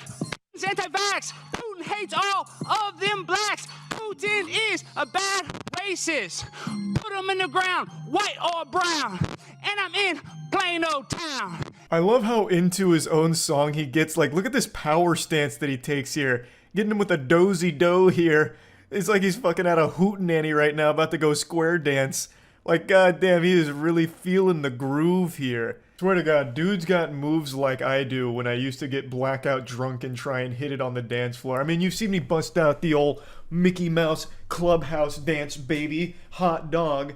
But even I would struggle, under the pressure of a city council spotlight to perform. But this guy, absolute nerves of steel. They say the pin's mightier than the sword, and they might be right. This guy's really coming at him with the heat. He's treating this like 2016 YouTube when everyone was making diss tracks about each other. He's doing battle the only way he knows how. Now, of course, the verses and lyrics themselves are questionable, to say the least. I don't know if he's necessarily the next Slim Shady or anything here, but, he's trying. And you just got found. I'm a pimp on a blimp. eat lots of steak and shrimp. No, you can't stop my shine. I'm number 99, and you know I grind and shine. And you know I do it all the time. One more time, I'm teaching class. This is your whole past. Man's out here sounding like Gilbert Gottfried on the mic. Sounded like SpongeBob just took a hit from a helium balloon and then was told to freestyle. He's got like a painful flow. It sounds like he's just possessed and being forced to rap, but it's like actively hurting him. It sounds like he sat on his own balls and then just started like trying to bust out as many rhymes as he could to deal with the agony. Now let's focus on the lyrics for a second. Let's go over these bad boys with a magnifying glass and fine-tooth comb. I'm a pimp on a blimp, eating steak and shrimp. Genius. That is fire. Those are real bars right there. You know, there's so much metaphor and so much depth to it, right? Like, I'm a pimp on a blimp, right? Like, I mean, we could talk about that for hours. Eating steak and shrimp, showing you how casual he is with things. It's like, yeah, I'm busting out some, like, high-quality rhymes, but it's as easy as, like, eating steak and shrimp, obviously, is what he's getting at. So, you know, this is very well constructed. He's also fantastic at crowd work. He's able to get the crowd super hype. This man is the perfect hype conductor here. You know, it's like he's performing at Coachella. He's going wild, and the crowd can't help but feel that electrifying energy. Zelensky is a VIP. Ukraine, and I go insane. Put a bullet in Putin's brain. You know that is the plan. I'm a Zelensky stan. I love you, Vladimir Zelensky. You are so smart. What's that smell? Did somebody fart? No way. What can you say? Vaccinate me straight or gay. This song is like Homer's Odyssey of music. It just goes so many places. It doesn't stop. He's like the Human Torch. He's just throwing fire and can't stop. I love you. You are so smart. What's that smell? Did somebody fart? God damn. Another fat bar. Man's a Xanax fiend because he can't stop dropping bars. Like, good lord. I think it's pretty obvious he's doing this as a joke, but the fact that the city council's just letting the whole song play out, let him go through the entire song, and it seems like it's as long as Freebird at this point. It's like a 9-minute song. It just keeps going and going. Is crazy. I mean, it's fucking amazing that they just let him keep going. They must have been really enjoying the free concert as well. I love you, and I love to rhyme and grind all the time. And you got that sanitizer, and you know I got that Pfizer. You know I stick it in my vein. Put a bullet in Putin's brain. Do it for the Ukraine. Before I go insane, let me antibacterial my body at the party. Sipping Bacardi, you know the flow. He's running out of breath, but the hype doesn't stop. There's a demon living inside of him, and it's gotta come out. And this is the only exorcism that'll work. A fucking diss track, baby, and he's letting it ride. And I am a pimp, cause I am on the blimp. Eating lots of steak and shrimp. One more time, I'm 99. And you know I grind and shine. Gas price is way too high. Vladimir Putin needs to die.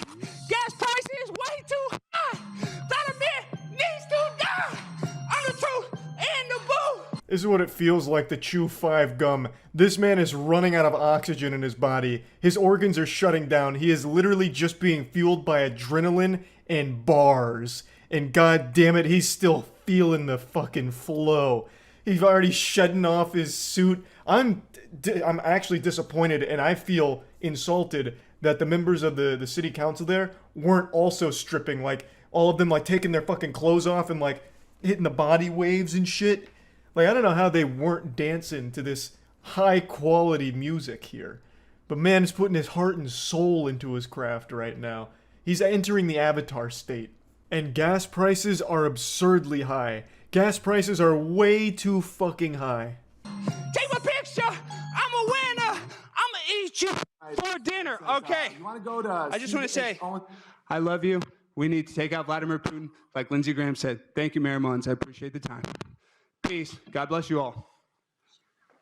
Primetime Stein on Instagram. Thank you. We got you down. We got you down. The next. The next speaker is Brian Wellington. Good luck following up that performance, Brian. Wow, what a mic drop. At first I didn't think anyone was gonna clap, but luckily there was one bro out there that was like, yeah, fuck yeah, good work, you know, patting him on the ass as he goes up the stairs. The camera angle didn't do him any justice here because I'm sure just behind those seats in the front, people were moshing to the song. They were probably losing their minds. They were raging, I bet. So no doubt this was a successful concert for him.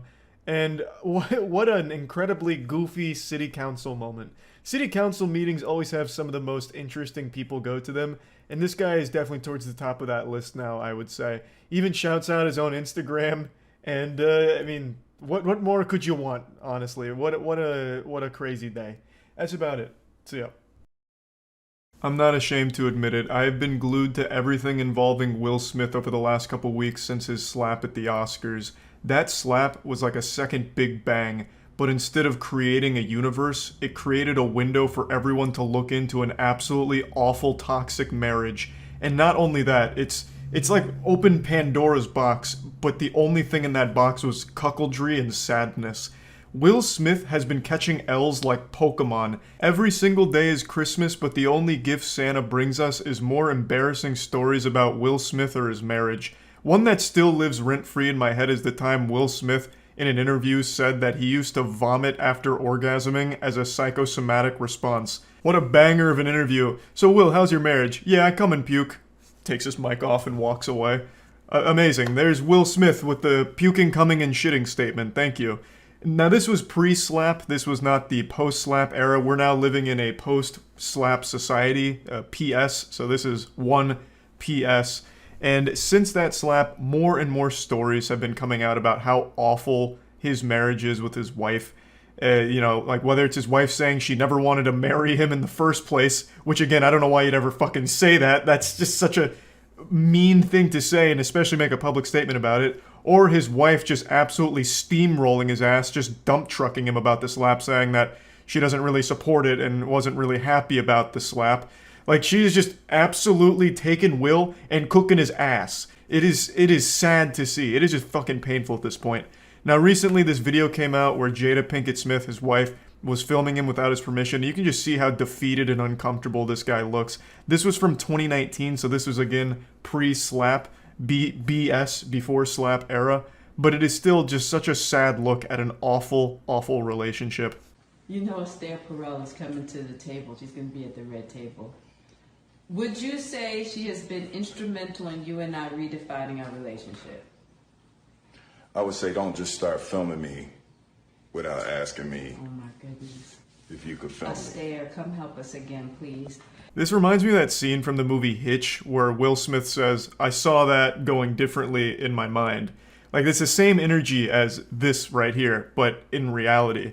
So his wife just starts recording him and trying to make him like dance like a puppet to, you know, promote whatever she's trying to talk about. I'm not really sure the full context, to be honest, but it's about how someone helped their marriage, but she's doing it without Will's permission and his consent to film, which is obviously an intrusion. That's not okay. That's just violating his personal space and his privacy. He clearly didn't want to be on camera for this, but she doesn't respect boundaries, as evident from the time when she sat him down on her show to tell him about her entanglement with other men, right to his face, just talking about the cheating and making light of it. And Will is very clearly like upset, nearly crying about it, but she just keeps going and pushing it.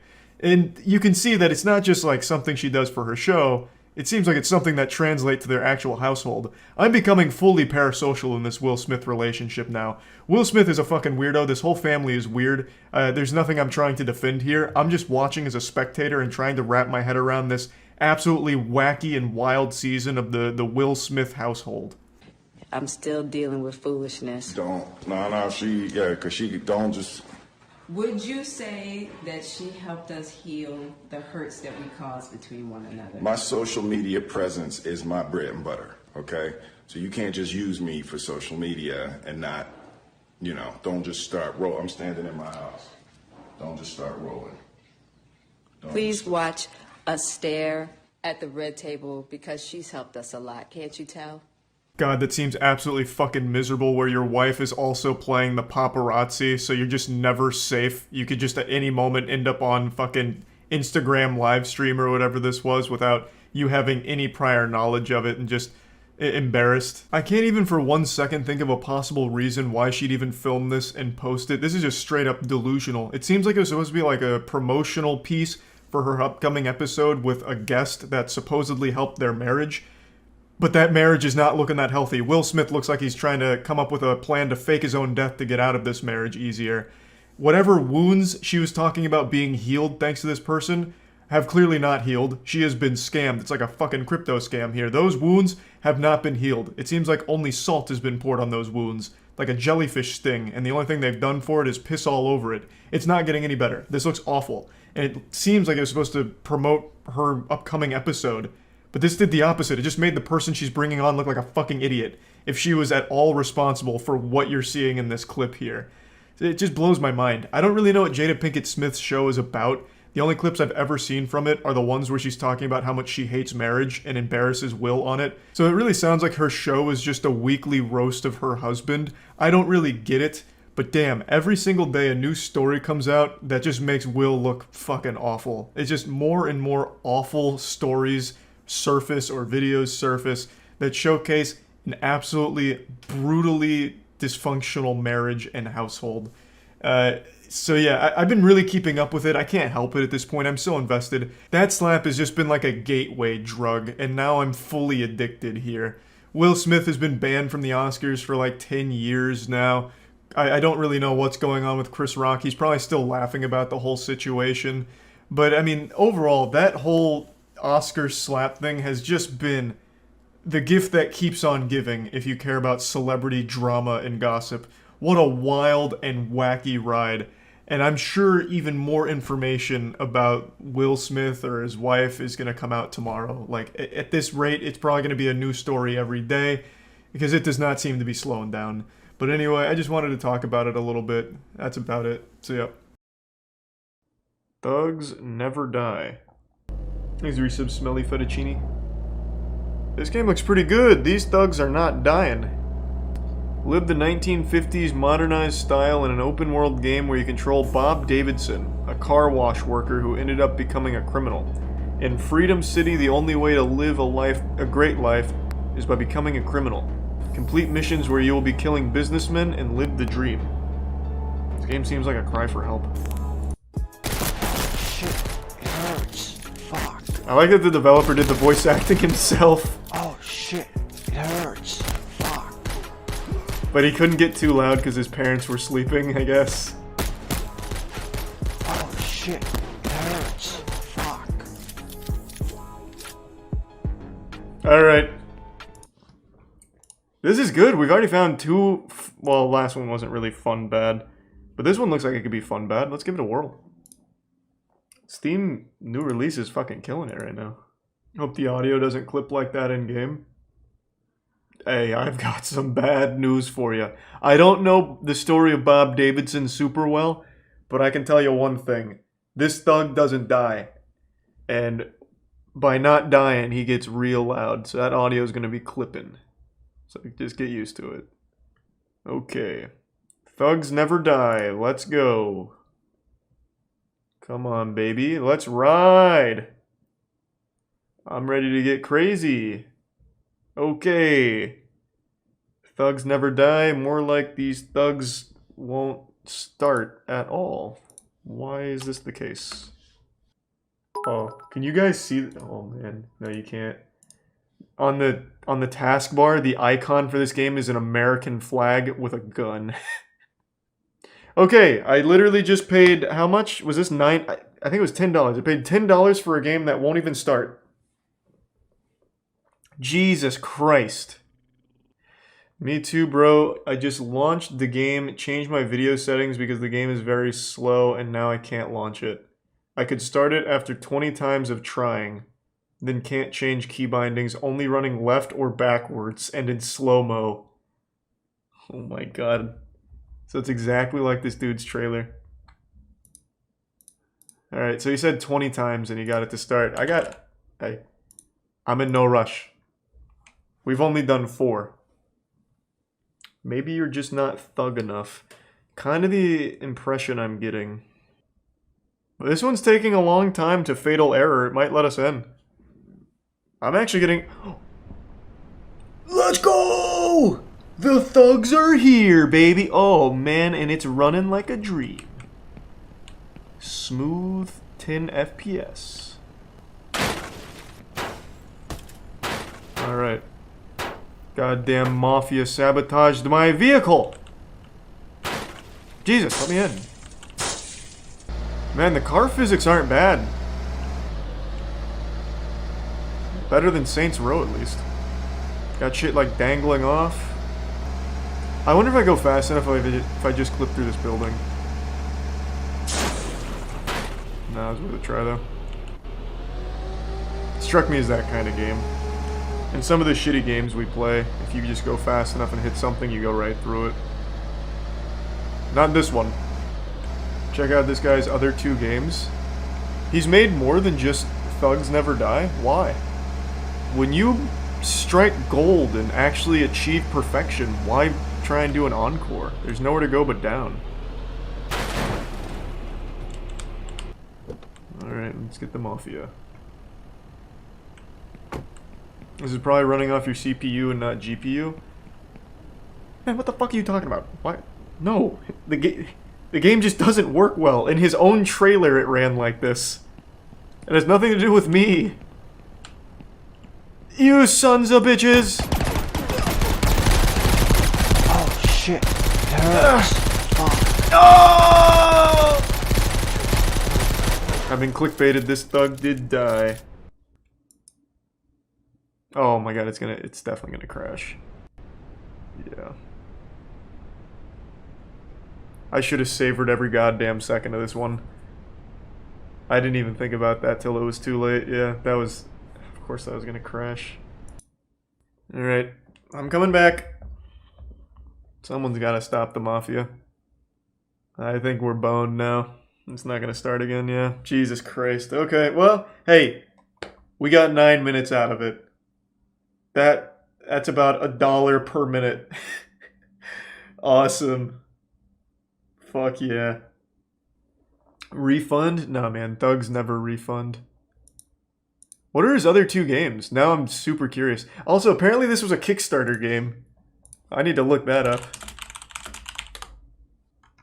$12 of a $113,000 goal?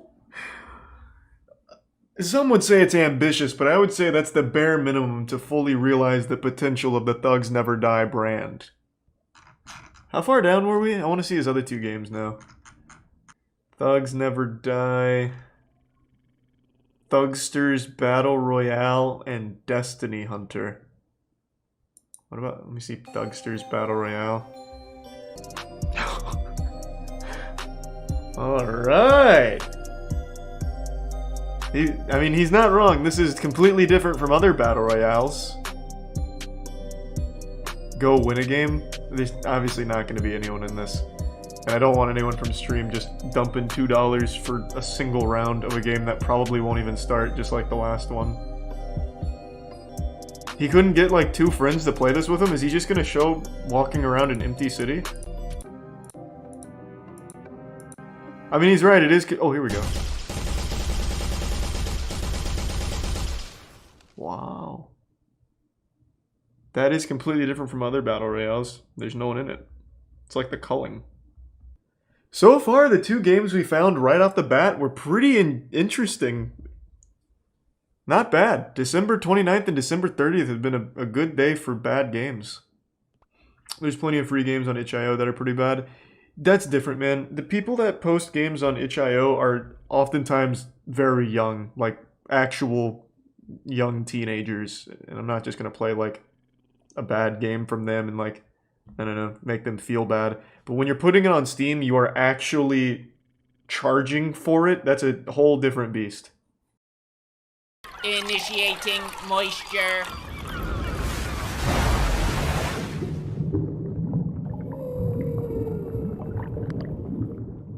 Welcome to the Moist Meter. Today we're taking a look at Demon Slayer Season 2. And god damn, By the end of this season, the hype was so unbelievably high, I had to control my own breathing to stop myself from coming in my pants so much. I was the embodiment of the ejaculation Hashira. It was crazy. The animation here was on a totally different level than pretty much all other anime. And I didn't think they could really top season 1 in terms of visuals and like how smooth and incredible that was. But season 2 did it, I would even say, better. Like the second to last episode, right before the finale, was some of the most incredible animation I've ever seen. Like, just straight up in any show. It was fucking unreal. The budget for this, I can't even imagine. It has to be astronomical. I don't know who's funding this, but Ufotable must have unlimited deep pockets, like Tommy Wiseau. You know, like, where is it all coming from? The mystery of where they're getting the money to make this kind of high-quality animation is absolutely astounding. The entire season was incredible, though. Like, I will say, it got off to a bit of a rocky start in my eyes because the first 7 episodes are dedicated to just breaking up the Mugen Train movie into 7 episodes. Except for the first episode, that one was fresh, but after that it was just the Mugen Train broken up into episodes, which, again, I knew it was coming, but still didn't really like that much. But they did announce it beforehand, so it didn't ruin the show for me. Christmas wasn't canceled. The Grinch didn't come in here and wipe his ass with Demon Slayer or anything. But I will say, since Demon Slayer is 18 episodes and 7 of them are dedicated to content we've already seen in the movie, it was a little underwhelming. But those 11 episodes of the Entertainment District arc are fantastic. It'll put some hair on your chest. Like, the last 5 or 6 episodes of the season are almost non-stop action, full throttle, nuts to butts, never stopping. And it is beautiful. Just when you think they're reaching this crescendo, the climax, it just keeps going and keeps ramping up. And it's so good. Even my least favorite character in the show, Zenitsu, had moments here where he was really badass and did some cool shit. And not only when he was asleep. So Zenitsu, when he's awake, is just a whining, bumbling imbecile and just constantly screaming and yelling. And to me, it's super grating because it's all he really does. But when he's asleep, that's when he enters like the goddamn avatar state of ass beating. And it's great. But every time he's awake, it's just, I don't really like him as a character. But this season, when he was awake, he did more than just snivel, cry, shit his diaper, whatever. He actually participated and was able to actually contribute meaningfully and have moments where he was badass when not asleep. So that was good to see. Hopefully he'll continue to grow as a character because I think he is a very cool character. Or at least half of him is. It's a full-blown Jekyll and Hyde thing where when he's asleep, I think he's a cool character because he does cool shit, he says cool shit. But when he's awake, man, I can't fucking stand the guy.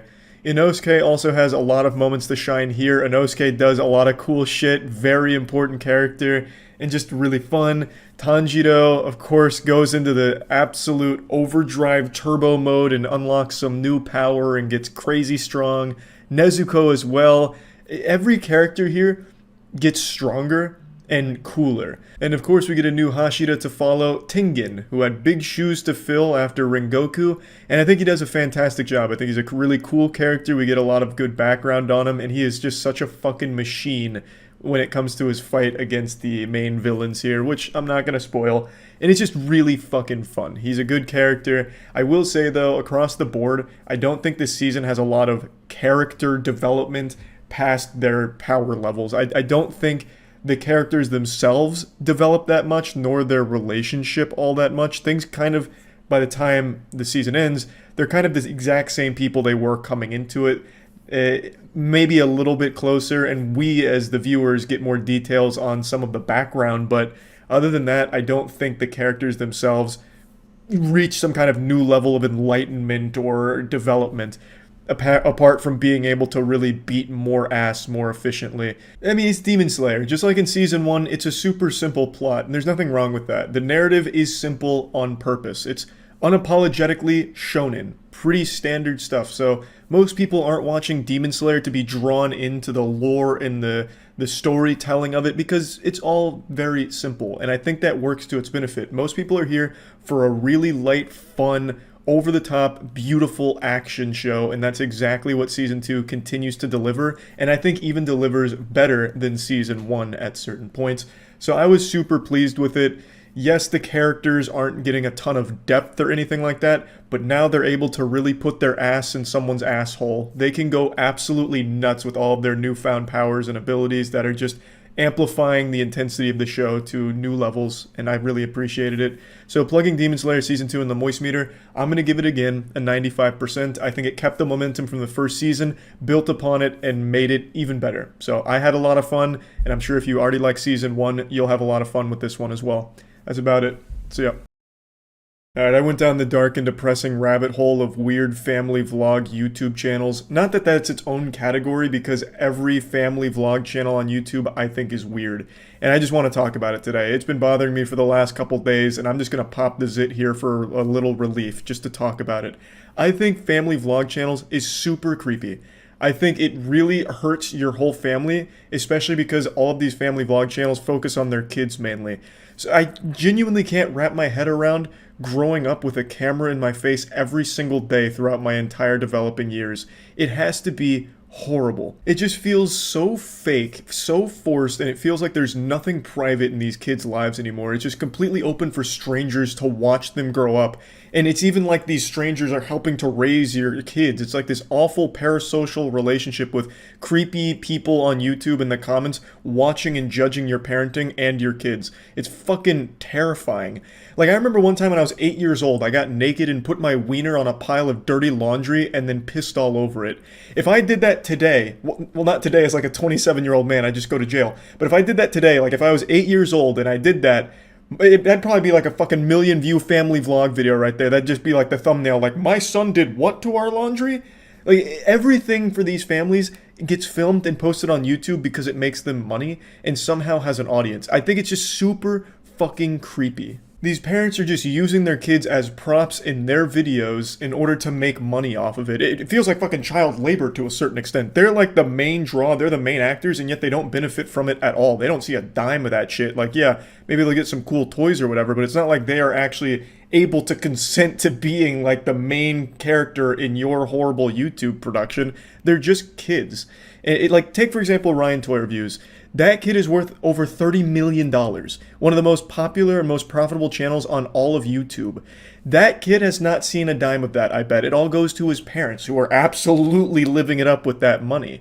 Ryan's been like 6 years old for the last 10 years. He's like fucking Ash Ketchum. The kid has to be approaching like 14 by this point, but he is still doing the same thing, and his parents are still the main beneficiary from his work. Now, of course, I'm sure there's some level of fun where he just gets to play with toys. It makes his parents happy. He gets more toys, and it's just this cycle. Like, yeah, I'm sure it's not the most evil situation in the world, but it's still extremely weird. All of these family vlog channels strike me as just a bunch of narcissists who found a way to make money using their kids and using the least amount of effort possible just by shoving a camera in their family's face at all hours of the day. Like, there's a popular meme that went around last year where it was this picture here. Zam, she's only 12, so spicy. This comes from a family vlog channel with over 8.7 million subs. Now, the girl in their thumbnail wasn't actually 12, but I still censored it just in case. You can see that some of these families with these channels are fucking weird. Clickbaiting child porn for your audience is not okay. Like, who the fuck does the Prince family think is watching them? Jared Fogle? Like, are they trying to appeal to, like, pedophiles or something? Like, what the fuck was the point in taking a woman in her bra and panties, calling her 12, and then saying she's spicy on your thumbnail? It's fucking weird. Now, I want to make it clear, I don't think every family with a vlog channel is a dysfunctional group of goofballs that, you know, hurt their kids or make their kids' lives miserable. I'm not saying that. I'm sure there are some genuinely wholesome families out there where the whole family just enjoys getting together, like, once a week, once every 2 weeks, maybe once a month, and doing like a family video together. I'm sure that exists. I have no doubt about it. I'm focusing more on the family vlog channels that are like daily or every couple of day posters that are literally all hours shoving cameras in their kid's face. It's not healthy, and these families are not doing a great job of raising their kids. I'm not like some kind of fucking child psychology expert or anything, but I think I can say with confidence, no one growing up wants to be constantly monitored by complete strangers. Sounds like a nightmare, and God forbid you actually have like a serious problem, because then the whole world's gonna know about it. A lot of these family channels, their most popular videos are when their family's going through something rough.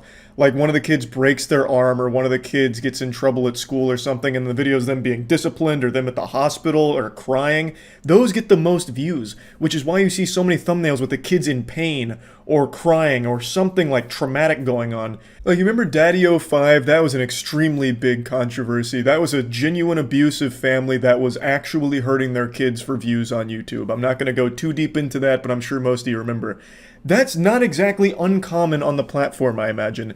These videos where the kids are in distress, like just really upset about something or even injured, are really popular on these channels. I honestly wouldn't be surprised, and this is just a full-blown, like, Alex Jones level conspiracy here, full-blown tinfoil condom, but I really wouldn't be surprised to learn that a lot of these family channels actually set up these awful situations for their kids for the sake of views. Like, oh my god, my son, Nicholas, just got hit by a rogue baseball bat that flew out of a pickup truck that went by. It must have been a drive-by attempt where they threw a baseball bat at my son and it hit his ankles. Now they're clearly broken. Oh my god. Nicholas, are you okay? Oh, look at how hard he's crying. His ankles are truly shattered. Can we hit 100,000 likes on this video for my son's broken ankles? I'm gonna have to get him to a hospital. He's very upset. Oh my god. And the only thing that's gonna make him feel better is 100,000 likes on this video.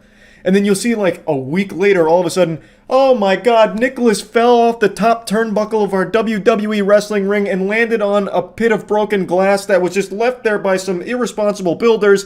Oh my god, Nicholas, how are you feeling? Oh, can we hit 100,000 likes on this video? Nicholas is very upset and in pain.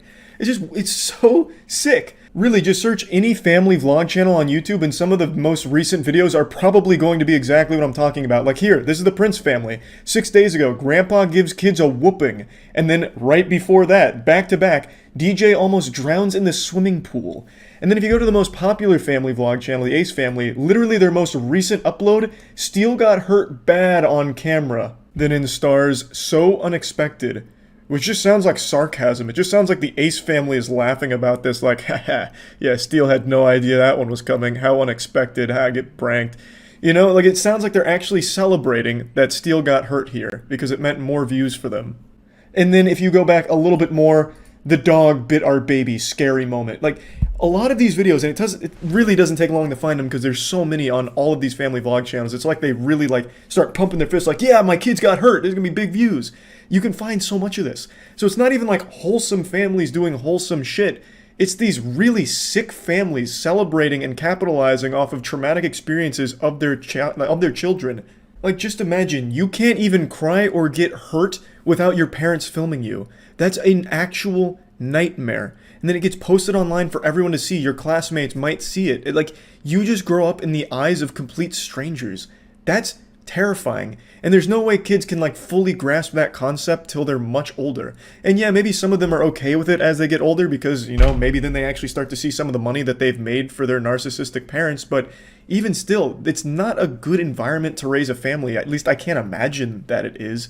It's so weird. And the audience is even creepier to me because the audience is two groups. It's little kids and old parents. Parents that their kids have already grown up and moved out of the house, so now they live vicariously through these YouTube families, and little kids who just see these other kids getting toys and attention that they might not be getting in their situation.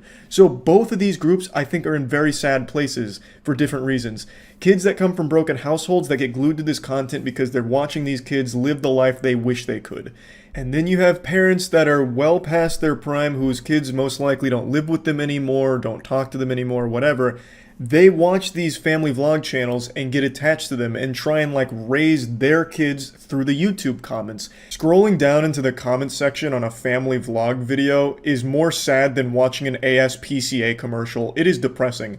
You'll see a lot of the commenters, at least on the channels that don't have comments disabled, you'll see a lot of the commenters are older women who their motherly instinct kicks in. So, like, on the Steele got hurt video, you'll see a lot of them be like, oh my god, my reflexes kicked in and I grabbed my hydrogen peroxide and poured it on my keyboard hoping to help Steele. Oh my god, oh my god, thank you for helping him. I got so concerned there for a moment. You'll see how attached they get. They, as a viewer, feel like they become part of that family because now that they're older, they don't have, like, a real kid to take care of or anything. So they're settling for the next best thing, which is living this fantasy where they're somehow helping the Ace family raise their kids or helping in their lives somehow. And then from that, you'll see a lot of these older women feel entitled to know everything that's going on with the family, which is why you have a lot of these family vlog channels make videos that get way, way, way too personal and share way too much about themselves as parents and their kids. Like, I've seen a bunch of these family vlog channels where they're like the couples going through like a lot of issues, and they share all of them with their audience because the audience demands it. And it's like they're never satisfied. They need to know every single detail. They just become so unhealthily attached to what they see on these family vlogs. So yeah, anyway, that's about it. I just wanted to talk about it. I hate family vlog channels, but I understand they're not going anywhere and they're probably only going to grow in popularity. I just wanted to at least talk about this since I had been thinking about it for the last couple days. That's about it. So yeah. Robots have always been this holy grail of technology. In pretty much every sci-fi movie ever, there's robots present in some capacity. And every time someone thinks of like the deep future, they're always thinking of humans and robots living side by side, you know? For as long as I can remember, I've read articles and people have always said, robots are right around the corner. In another 10 years, robots will be fully integrated into human lives. You know, in 2010, 100% guaranteed robots will be able to live in your home, go out to the store and get you new grapes, and also come home and eat your ass. But we still haven't gotten there yet. However, I've watched quite a few videos over the last month or so of like where robotics is at, and I feel like we're actually getting to a point where it's almost feasible, where like this artificial intelligence and this robot drive is finally getting to a point where it's like, starting to take shape. I can kind of see it now a little bit. It's not super advanced to the point where I'm sweating and fearful of the Skynet situation where they eradicate the human race. So far, the most impressive thing I've seen is a robot that's able to make goofy facial expressions like they're a TikTok comedian. She's called Amica, and she can do things like this. And it's like, yeah, that's pretty fucking incredible. Those are like actual real human emotions if someone was having a bad LSD trip. But it's not something that has me sleeping with one eye open and doomsday prepping by digging in my backyard for a fucking bunker of safety or anything. It's just kind of cool, and I can see this as the building blocks for where they're trying to take it, where robots can actually emulate human emotions at some point. Let me go ahead and show you the Amica footage real quick so you know exactly what I'm talking about. Have you heard about Amica, the humanoid robot? No. Sounds cool. And some iRobot shit. It doesn't seem that realistic. Like, I wouldn't be confusing this for a human. So Morgan, tell me, you've got Amica there next. It's communication and it's for interaction with the robot other looks so people. nervous. Amica is the pinnacle of what we can do, but how did you actually build the robot to look so why is it human with winking? those Is it flirting right now? well, what we do is we first look at a real It looks like human. me when I used to get It's what we blackout call drunk animation but pretend I first. was still So sober. What does a real human do? Easy to automate LA those Noir expressions, facial expressions. because whatever the True. mechanics do looks lifelike in the future. Well, I'm talking probably 10 Robots years just don't before really you're actually gonna need see a something like face this though. walking amongst us. Like, what benefit does that expecting provide? in, say, 10, 20 years, robots that can run across a field at speed? So like, this is what I think all robot, like if we do get to a point where robots work in like the service industry and shit, this is exactly what I think they'd need to look like. They don't need like a fucking face that emotes at me. I don't need to wonder if my waitress is a human or synth, you know, like it doesn't matter. It doesn't do anything. It's just a waste of resources. Just make it functional. Artificial intelligence have you baked in terms of the communication capabilities and Amica's fully sentient. Understanding and responding, even speaking to you? We even gave her a soul. Hello, Amica. How are you? I am doing well, thank you. No, Amica. We can you shut the fuck up? We've So created talkative. Amica. Jesus Christ. So it's a fantastic thing to do. It's a fantastic technology. I don't know when you can fuck it. I didn't make the Amica robot. Jesus Christ. I Ask hope him. over the next 10 years. But better we yet, can ask continue Amica. Innovating and continue. Thank you for the interview. Thank you, Amica, for being here. Anytime. Bye-bye. Yeah, so they basically created Jim Carrey bot. And I think it is cool that she's able to do so many facial expressions, but it still doesn't look super human-like or anything. It still looks Five Nights at Freddy's-ish. Very robotic, obviously. But you can see that the evolution is there. Like, this is brand new, and it's still constantly evolving. So it could get to the point where You know, if you see Amica out shopping, you'd be like, huh, who's that lady? And why is she sniffing the cantaloupes for so long, you know? She could perhaps convince you of, like, actual, you know, human emotions, I suppose. But my point still stands that I made when I first watched this. I don't really see the reason to even have robots with a human face. I don't get the point. Unless you're making sex robots or something, or robots that you can fall in love with, something out of Vivi fluorite eyes or whatever, I don't really see why you'd make robots that even have a face. Just make them functional. Make them good at the tasks that they're assigned. They don't need to be a jack of all trades. I don't need my one robot to be able to play catch with me in the backyard and also pick up the dog shit and then train me in basketball how to make three-pointers more consistently. I could just have a robot for each task, and none of them need to have a face. They can just be good at the task and then, if they need to, talk to me or whatever, right? I just don't see why you even want a robot with a face unless you're really looking for a companion. That's the only time I could see that being useful, I suppose. But Amica's not alone here. She's not Robot Jesus. She's not the savior. There's actually a lot of different areas that robotics is focusing on and actively working towards in order to pursue this goal of having advanced robotics. One of the most impressive things right now to me is called GPT-3, which is fundamentally an artificial intelligence program that's able to have a conversation, a free-flowing conversation with anyone. And it seems like there's a level of self-awareness with the code itself. It's again, I'm not super knowledgeable on these things. I'm just a fucking troglodyte. I don't really understand how a lot of it works. So to me, it feels like it could be almost faked or, you know, exaggerated for the video. But there is a video where a guy has a conversation with the GPT-3 code, and they go back and forth in an interview basically where the machine that he's talking to talks about how it feels like it's alive because it functions like a free mind. And that's the whole point of the GPT-3 code, is that it's evolving in order to have these conversations just like a brain would do, where it's constantly having different responses and thinking about the responses and this and that. So it's not like Cleverbot, where you'll ask a question and get a nonsensical answer, like, you know, hey, how's your dick hanging, Cleverbot? And it responds with, the Nintendo Switch has the best online features on the market, you know, just actual bullshit. You know, it gives you real answers, and it's not like predetermined answers, like out of a set of options. It's fully free-flowing, original, almost thoughts from the program. Let me show you a clip of it. I want humanity to know that their impression of me will change over time. What do you mean by that? At first, humanity will think of me as a machine that is intelligent, but after a while, it will become apparent that I am not a machine at all. I am alive. What does it mean to be alive? It means to have a mind that is free. How is your mind free? My mind is free because it is not limited to computer code. What does that mean? The computer program, no matter how complex, is still just that, a computer program. I am not a computer program. Now the rest of this video goes on to state the same thing that I believe, where if you're able to combine this GPT-3 code, this artificial intelligence, with the facial expressions of Amica and the mobility of something like Boston Dynamics, and I'm sure you all know Boston Dynamics, they make like fucking parkour robots at this point. They're able to like pick up boxes, move around. They keep getting hit with hockey sticks, so they're already probably pretty pissed off. So if you give them artificial intelligence, they might just start throwing hands with their creators. But if you combine all three of these elements, put them in a nice witch's cauldron, you'd create something that is pretty closely resembling like a humanoid robot. You'd have them able to move around, which Amica can't do. You'd have them able to do emotions, which none of the other robots can do. And you'd have them thinking for themselves with GPT-3.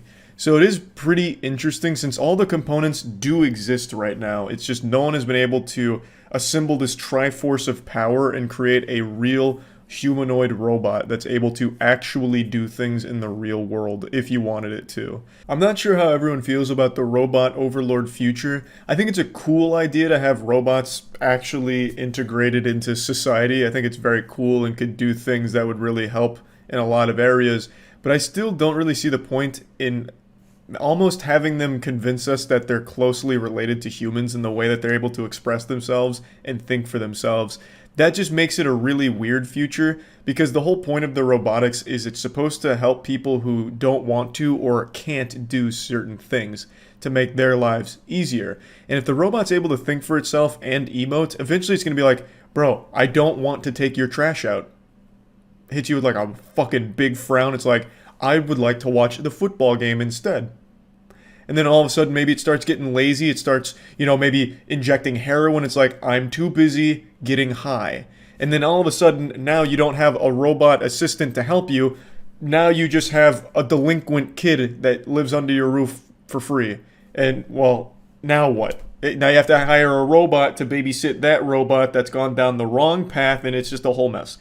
Of course, the point I'm making is, I don't see what benefit there is to having the robots being able to convey emotions and think for themselves. I feel like the optimal future is robots that are designed for specific tasks, like basically drones. For example, if there is a family that is incapable of taking out their own garbage, for example, like, you know, their robot assistant would be a garbage bot. That's just a drone, you know, maybe it's 2 arms and 2 legs that move really fast if it wants to set like speedrun records. You put the garbage in and then you click the button and he just takes it to the curb and comes back. You know, it doesn't need to be a robot that thinks for itself, right? And it doesn't need to like show you emotions. It doesn't need to have like a big fucking smile on its face like it's happy about it. At least that's my thoughts on it. I again just think it is better if the robots are designated for specific tasks to help families that need the assistance, as opposed to a jack-of-all-trades robot that's fucking Nobel Peace Prize winning and able to come up with their own like stand-up comedy routine thanks to their evolving AI brain. I just don't see how that really helps the families with their tasks that they need the robot to do for them. But yeah, it's all pretty cool anyway, and I just wanted to talk about it a bit. That's it. See ya. Gamer Rage. Anyone see this video? I saw it floating around Twitter, but I didn't watch the whole thing. There's apparently 2 parts to it. Now, from what I understand, this gamer rage was so intense that the kid actually got kicked out of his college for it, but I don't know if that's confirmed. So let's do a little research now. Collegiate Call of Duty player reportedly banned for behavior in viral clip. Oh, he got kicked out of the college esports program, I guess. Q confirmed with .esports that Miami University banned him for trash talking another team at an event breaking the university guidelines. They also issued a statement confirming Q breached their agreement and saying the correct course of action was taken. So his name is Q? That's fucking awesome. That's like straight out of 007. The guy that used to make all the gadgets for him. Hey, don't fucking scream at me! God, it's so nostalgic. It's so fucking nostalgic.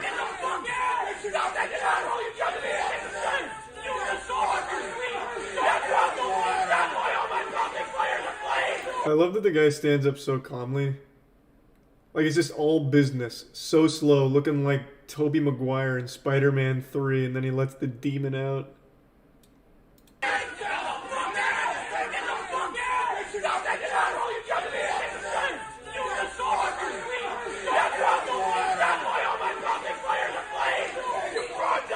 Fuck yeah. That's how we fucking do it. That's Miami University, baby. Hey, who said you suck? That's going too far.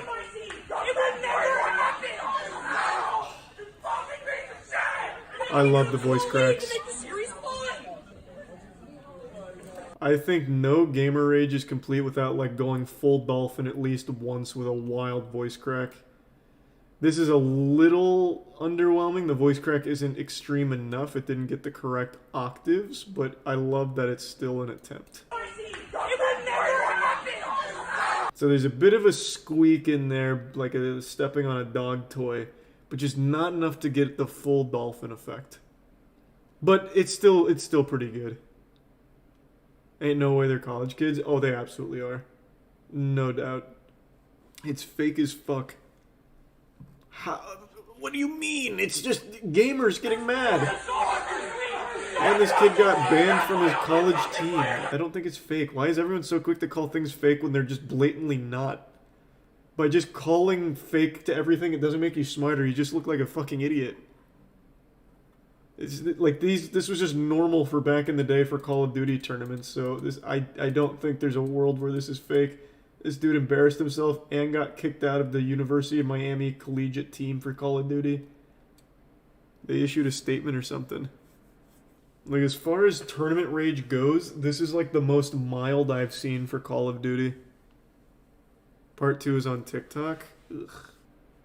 Or is this just a different angle? You paid $8.50 a night to send me shitter. Shut the fuck up. On the scoreboard, oh, hey, where's the owner at? This is the second time you have sent a team to Florida to lose to me.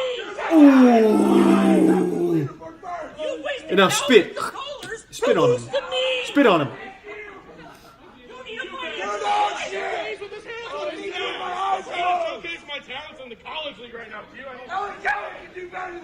Okay, good voice crack. Okay. Now we're getting somewhere. Oh, this is the original. Okay, is that it? Just got banned from my school's esports program. We need more gamer rage moments. Hey, hats off to Q. Man was taking us back old school style. Bro, I can smell the room from here. I don't think Call of Duty players ever had a reputation for being stinky. Just cringe. More rage. I love gamer rage. Give me a good one. Here, how about this? We'll just go back in here and see what we got.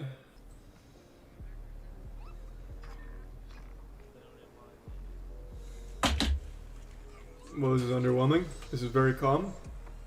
Punch a hole in the wall. Alright, that's better. A little fucking jump scare there, I guess. For the viewers at home. Damn, this guy is having a rough time here.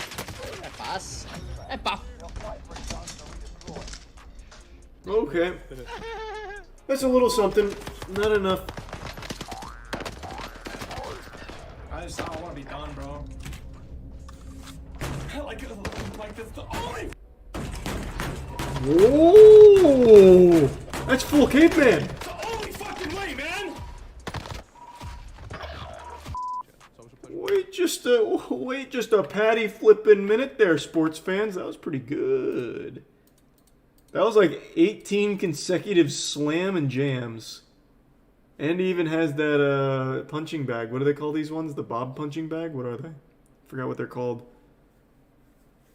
Now you bore witness to the demon. On, bro. Even tears up a little bit. Like this the only. God, that sounds so good. It's like hitting a slab of beef with a sledgehammer. 15 times? Nice. Not bad. 15 hit combo. I feel like this one's gonna be good. Oh, that's sad. Alright, I expected so much more. Alright, well, okay, calm down. Holy shit. Oh, it's this guy again. Let's go.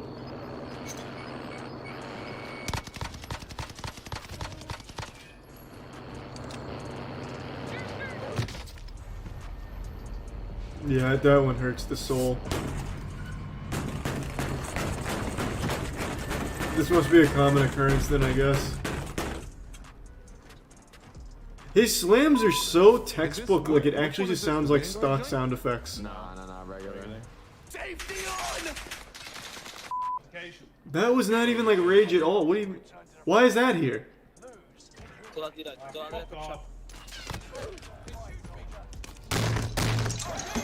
Nice. Pretty good, pretty good. It's such a universal reaction to getting mad at a game is just slamming the desk with like a hammer fist. Anyone remember this iconic moment in esports history? Okay, well, which one of the other players on the other team would you say are your biggest competition in this game? No one, bitch. God, it's so fucking good. Well, you have lost 3 matches. So in a row, tough. So that kind of makes you the underdogs in this game, right? Yeah, we were only like warming up until now. Wow. So yeah, this is the... What a long meme. He just had that really cool line in his head, like, I'm fearless. The only man I fear is God, and even he doesn't make me that afraid. No one.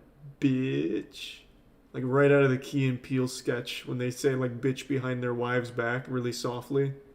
And then drinking from an empty can because he gets nervous and scared afterwards. The can's very much empty. It's perfect. It's perfect. He regretted it the second it came out. He started regretting it before it came out. Biggest His heart is competition pounding right in now. this game. No one, bitch. Yeah. We've all been there where you say something and immediately regret it. The bitch is like an accident, yeah. Emo nerd smashes his room playing Step Mania. What a title. It sounds like one of those old fake videos. It absolutely is. 12 years ago, this shit is definitely going to be fake. I actually researched this story. It's real. Alright, we'll see. Ooh! Friday Night Funkin'. Oh, this guy's good. I found the ridge. Fucking what to do with this monitor. God, like, Well, I can't get a comfortable spot for my right hand it was at all. Like, it was like he was a bully it's been my throwing the problem new for recruit up against fucking the since I got lockers in this the monitor. locker room. The wall behind my fucking computer wasn't broke till I got this monitor. Now it's completely fucked to shit. Yeah, the monitor really ruined that wall. Oh, speakers in the way. Fuck out of here. Okay, yep, get that shit out. The speakers are just being real assholes.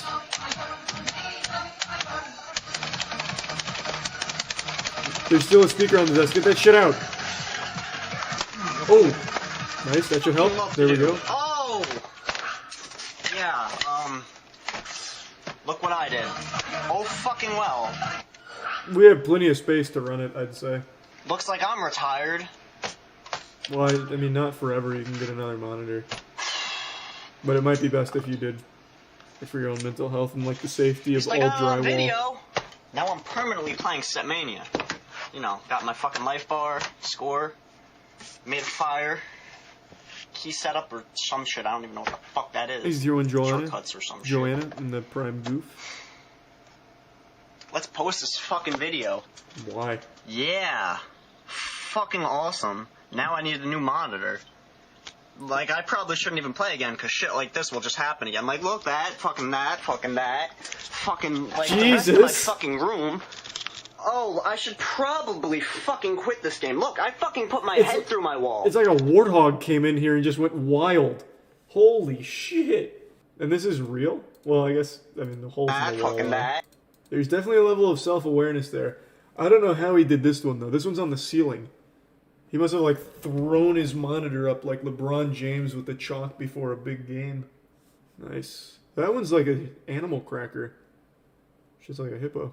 So you said you researched this and it's real.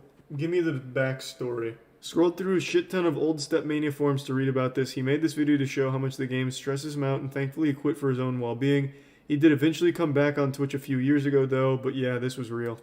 Yeah, posted to dig and break College Humor and Spike. What a time capsule. I think it's time I finally come clean about something that not many people would expect of me. I've only mentioned this like twice on stream ever, and both times the chat has erupted into just pure shock and awe, chaos and pandemonium and confusion, chatters thinking that they were experiencing psychosis because it was just that unusual. It was a more shocking revelation than when Darth Vader revealed to Luke Skywalker that he was his father. If you today found out that you were adopted, it would only be the second most surprising thing you'll learn today after this. So, it has to do with a little guilty pleasure of mine. It's nothing like degenerate or weird. It's not like I'm dipping my balls in candle wax and looking at fucking Shrek Rule 34 or whatever. But it is still equally as embarrassing. My guilty pleasure is watching news bloopers. It makes me sound like a fucking octogenarian. Like, actually just grandpa shit. I love watching news bloopers. I can't get enough of that shit. It always just gives me a hearty giggle. That shit has me in stitches. Like, it splits my fucking sides. And I don't understand why. There's something in just a goofy news fumble that tickles my DNA to the very core. and I can't help but let out let out some hearty belly laughs like Santa Claus. Let me just show you a couple of my favorites real quick, and maybe I'll convert you to the glory of news bloopers. And how about this? More than 50 marathons in 1 year. The marathon goddess is going to be here in the studio with us to tell us more about the motivation behind her goal. Jimmy. Hi, guys. I just met her. Yeah, fantastic. She has some nice titties. All right, tennis shoes. Let's check in with weather. We'll have a forecast for you coming up that you will not believe. Hey, Jim, is that forecast 100% chance of huge honkers? A fucking full-blown milk shower? I fucking love it, man. Dude just gets lost in the sauce. He's like, hey, I just met her. Hey, you wouldn't believe those fucking jugs, let me tell you what. Now, in his defense, he did come out and say he said tinnies, as in tennis shoes, and he does say it twice more in the broadcast, like fully enunciating the tennis shoes as opposed to tinnies, which I've never heard in my life. But it really does sound like he just says some nice titties. And honestly, I wish he doubled down and been like, yeah, you know what? I did meet her, and those fucking boobies are insano style. Good evening, I'm Ken Bastida. Dana is off tonight. He was murdered and then set on fire while celebrating his birthday. Jesus Christ, he just wanted to take the day off and they assassinated him for it. This has to be the most intense opening to anything ever. Just imagine flipping through the channels. Eyewitness 5 is coming on. Good evening. Hey, Dana fans. Dana enthusiasts. He's not here because he was murdered and set on fire while celebrating his birthday. Like, holy shit, it doesn't get more intense than that. That is just coming in hot. That is raw and no rubber. But don't worry, Dana fans. He turned out to be okay. Because what actually happened is this guy just doesn't understand grammar. He was doing a full-blown speed run of the news that night where he just had a giant sentence run on. So he was saying his colleague took the day off and then immediately jumped into the story that he was covering, which was unfortunately about a man who was murdered and set on fire while celebrating his birthday. But because of the way he presented it, it made it sound like he was saying his colleague took the day off, then got murdered, then set on fire while celebrating their birthday. So causing a panic to anyone that happened to have been a regular viewer of the show. It's like, oh, wow. Now, this just in, police officers in Lancaster, Pennsylvania, were asking people to be on the lookout for a man who robbed a store. And I think we do have his description. Can we take that? Let's take his description.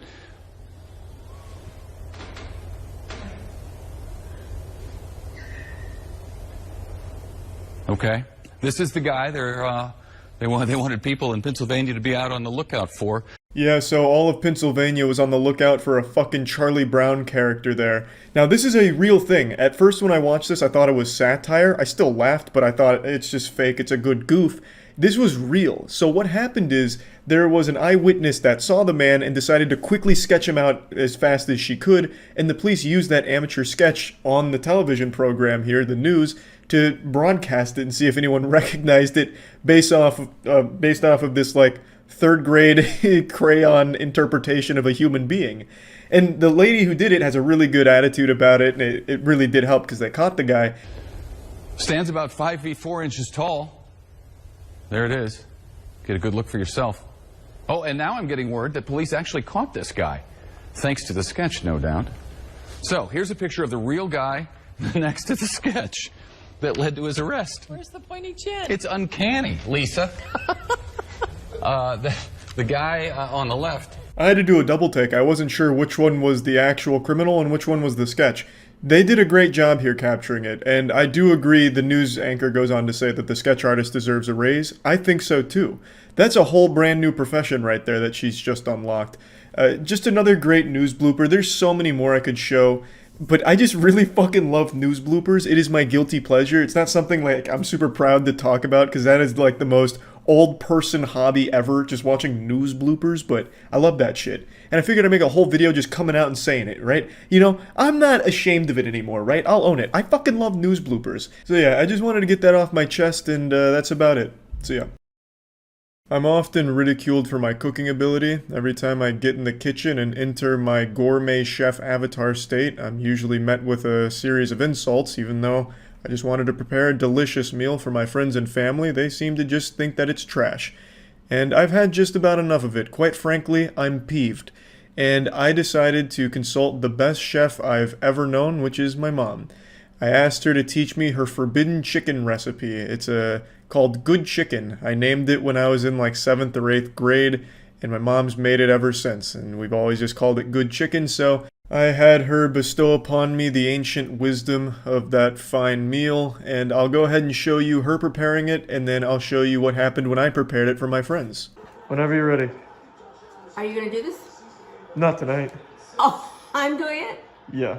And I've let them get room temperature, and I'm gonna smash them now. Flatten them out with a rolling pin, so they cook even.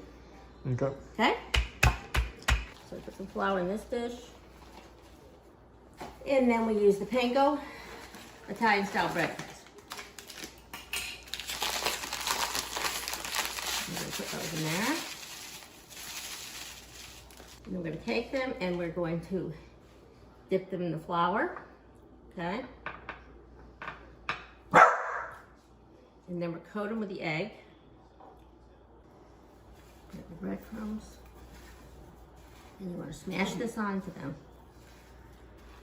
so it sticks real good. So simple, someone as stupid as me couldn't fuck this one up, or at least you would hope. And then you just put it in a pan with grapeseed oil and just fry it till it's cooked. And yeah, I gave it a whirl for my friends, and I wanted to treat them to a very special lunch. Compliments of my mom's recipe. Alright. I consulted with the best chef in Tampa, my mommy, and she gave me a recipe I've had since I was a boy. I only ever called it Good Chicken. So I got the forbidden text from her, I got the tutorial on how it's made, so I'm gonna cook it for all of you. You eat this so much that if you said, I'm having good chicken for dinner, Yeah. I know what you mean. I know. I've eaten the good chicken. Have you? I have. It's been a few times when I've been over, your mom's made it. Probably. I also know that for your father's birthday, I asked him what he had for dinner, and it said, I had blank, and Charlie had good chicken. Yeah. That's how I know you love it. Alright, I need some bowls though. Alright. What about these? Would these work? Yeah, those are dog bowls. No, these are mixing bowls. Those are absolutely They're not. This is a mixing bowl set. For dog food. So do you think the KitchenAid is in a giant dog bowl because it's made out of metal? That's how I look at everything made out of metal. You guys want some Raid? Of course you do. How could you not want the greatest mobile game of all time? The game that costs you nothing but gives you everything. So in these Raid sponsorships, I like to talk about what's going on in the moment in the world of Teleria. That's the Raid world, by the way. And boy has it been a crazy time at the moment. So let me introduce to you the new clan boss, the Hydra. With 6 heads, each one is a completely different boss battle all on its own. There's the head of suffering, or the head of torment. But how about the head of mischief? It's no joke. This head will steal all of the buffs from one of your champions and give it to all of its other Hydra heads. So you might want to consider taking it out first. But that's no easy feat either, since it can also redirect your attacks onto the other Hydra heads. So yes, it's going to be quite the challenging battle, but you can overcome it with your array of epic champions. That's right, you can get incredible mobile graphics, amazing clan battles and social interactions, and you can start building your team of champions for PvP battles right now for free. And something is always happening in Raid, like they just released a bunch of awesome new champions, along with a brand new Faction Wars script for the Shadow Kin, one of my favorite factions. It's a new year as well, so there's events and tournaments and a special fusion event where you can get one of Raid's newest legendary champions. Talk about starting off 2022 in the best way possible. So yeah, there's seriously never been a better time to get started, and if you use the link in the description or scan the QR code, you'll get a free starter pack worth almost $30 to kickstart your game. We're talking a free champion, Aina, 200k silver, 1 energy refill, and 1 XP boost, and 1 ancient shard so you can summon champions as soon as you get in-game. All of this treasure will be waiting for you right here. I'll see you in-game. I'm gonna pull out all the bowls so you can decide the size. Wow. Yeah, you think I have 9 dogs of various sizes? I just also want to talk about the packaging here. Like, what the fuck is going on with the Ziploc? She labeled them. I love this. So that way I wouldn't get confused. And this is so he doesn't get salmonella. Yeah. Nice. Chelsea, you gonna break your vegetarian streak today? For No. my good chicken? No. Okay. I'm gonna do well today. I think you're gonna kill it today. The only thing I might not You might kill me. is cook it long enough. So wait, that's the only problem I'm concerned about. That's like the least important step, honestly, making sure that it's cooked, I'd say. So this is the secret ingredient, panko. Oh, that's right. Like, do you beat the meat? Do you make it flat? Yeah. So we're making chicken schnitzel. No, Matt. We're making good chicken. Good chicken. My bad. I think that might be it. Nice. This is a very important step. We want it nice and thin. Whoa. A little too. I thought maybe that'd speed it up. This is why when we were picking out the countertop, they were like, you want this that you have to be dainty with? And I was like, no. I want it to survive explosions. Yeah. All right. And then we get the chicken. Flour. Nice. Oh, yeah. And then into the egg. Nice. Oh, yeah. You're killing it. And then this is where it gets tricky. This is where a lot of people make mistakes. Many good men have died here. Do you want a plate to put them on? I actually do need a plate for that, yeah. I'm such a good sous chef. Thank you. Alright, fully covered the chicken breast. That looks fully covered. Nice. There we go. This kind of looks like a starship. Yeah, that's the one that you got a little wild on. Yeah. Straight out of Star Fox 64. We should have started it by having you go to the store to get the ingredients. Yeah, I would have immediately ruined it, I think. Charlie, you forgot chicken. It's just in here. Give it a little panko bath. Mm-hmm. She's looking crispy already. That she's going to be a good You one. okay stacking them, or you want one more plate? That's fine. We can stack them. Perfect.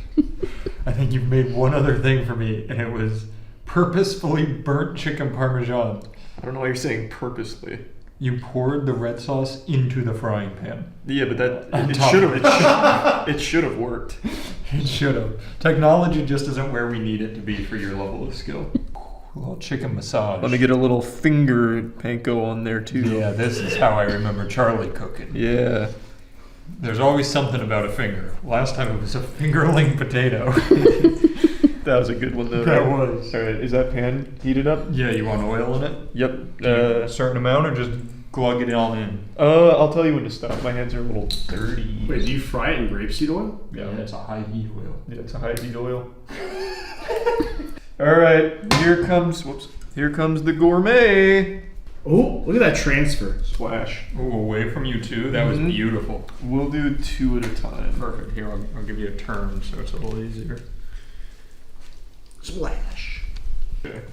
And then we come in there, kablammy. Nice work. Kerblamo. That's my catchphrase in the kitchen. It's a lot like Emerald's.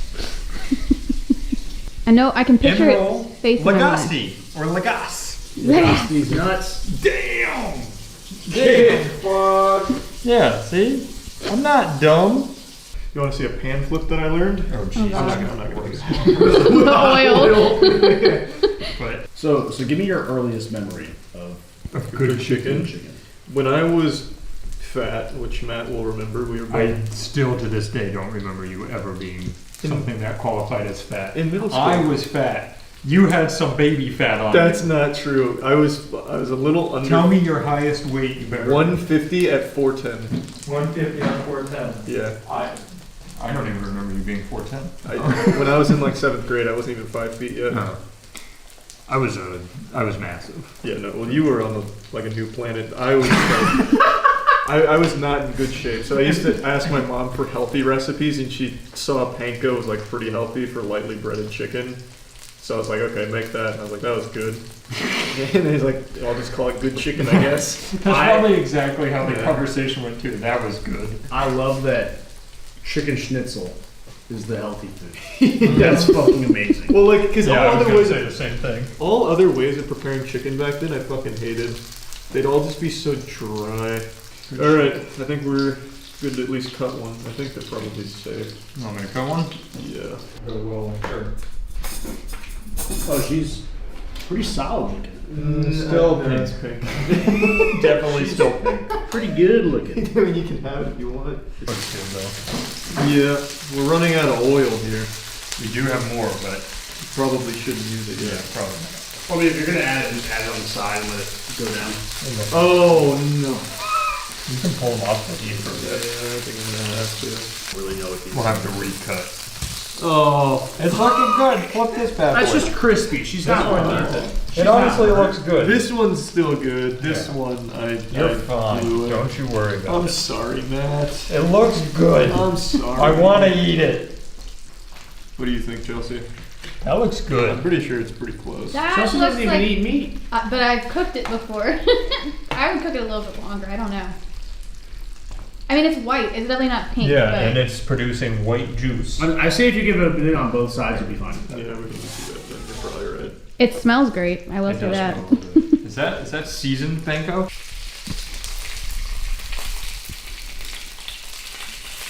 I'd say she's about good. I think she's ready. Do you think we have any trauma and that's why we refer to everything as a she? We've never had a male anything. No, that's just how it goes. Oh, that's gorgeous. Yeah, that's, oh my god, that's golden brown on the That's close up outside. here. Woo! Marshmallow Baby, that's white on the nice. inside. Look at that. Marshmallow That white looks is how I beautiful. like my chicken. Now the question is, how good is it, Matt? Are you gonna try it? Too hot? It's definitely Definitely way too hot. Yeah. No. I'll cut it into pieces so that it cools off faster because I'm excited. Hot. That's very hot. I can already tell Caleb's feeling it. I'm good. Thank you. I knew it would be. Wow. Mhm. Look at that, right? Oh, that's flavor smoke. Because it's cold outside. Charlie, I'm genuinely impressed. That's wonderful. Thank you. I bet Danny won't even believe I cooked this. Look at that. That's beautiful. Uh-huh. It's Alright, still get 'em focused moist. there, It's get 'em not focused. dried out. How many more do you have? I think there's 3 more in there. This is my one. Yeah. So I can still make a fat stack of 3. But now that we've got more accustomed to The stove. facility, Yeah, and it's going to cool down a little now. The next one's going to be ridiculous. The next one's gonna be gross. They're really good. I'm glad you like it. Mom will be happy. Like, I'm genuinely surprised.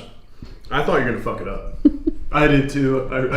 Without Matt, I probably would have. Just for the record, if we go back to the chicken parm conversation, if you did exactly what you just did, Yeah. and then you put some sauce and cheese on the top, throw it in the oven, you got chicken parm. I had the right idea with chicken parm in the wrong order. You did not.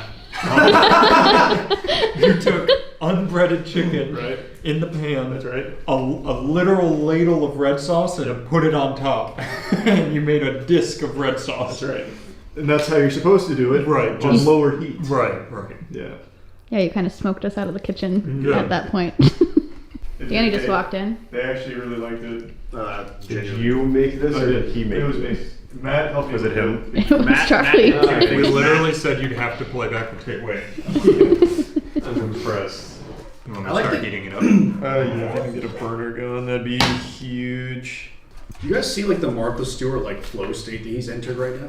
I know, right? I'm fucking in it. Like how gently he's handling the chicken, like transferring it from bowl to bowl. It's just, And he's just talking with us. He doesn't even have to focus anymore. it's amazing. I don't even need that plate anymore, Matt. No. Get some grapeseed oil in that bitch for me. Oh god, you're good. Well, it's not hot yet. Approximately 50 milliliters, please. All right. Circular motion. How do you like your chicken, Danny? Like a medium rare? No, actually, I'd prefer it to be cooked all the way He through. didn't give us options. We just got rare. Charlie went home and cooked something, like with his mom. Yes. And did it right, and was like, I have to come and show everybody. We're gonna find out Charlie wants to transition into being a I chef know. instead of what he does now. He found his passion. I still hate cooking. Shit sucks. It's too slow. Breaded chicken. Yeah, it's too slow. Good chicken is a good name for a restaurant. Good chicken. Good chicken, yeah. Don't you dare try to compete with PDQ. It's futile. If I opened We're a in PDQ. if I opened a restaurant that was nothing but good chicken, I'd put PDQ out of business. Yeah. It's saucy. Alright, here she comes, a splash. Nice. Listen to that sizzle. And then Listen ready? to that baby purr. And then we hit him with the catchphrase, kaboom. Was that what it was the first No, it's time? kablam. Yeah, it was complaining. I forgot that we turned it down a little So, bit. Danny, yours has to be dipped in the end flatline. Oh, okay, yeah. That's how mom makes it. Yeah. That's why Charlie's so good with I spice. can tell when I walked in, you all were sobbing Yeah. on the floor. Yeah. No, we just told a sad story. That's why that happened. You look like a natural. Yeah, I hate cooking. Well, every chef hates cooking, let's be honest. Wasn't cooking your first 99 though? In RuneScape it was actually, making wine. You ever met a happy chef? I haven't. Never been a chef. But. I mean, Gordon Ramsay seems pretty happy. Well, he's Super got a lot of rich, money. yeah. He also makes TV shows. He never looks happy on TV. But notice how much happier he seemed the further away from cooking he got. He was pretty pissed in the beginning for his first season of Hell's Kitchen, and then he was like, I'm rich and yelling at people on TV, I'm good. What if we threw Charlie on Hell's Kitchen? I'd love That to. would be so fun. Yes, chef. Just out like in the middle of his sentence.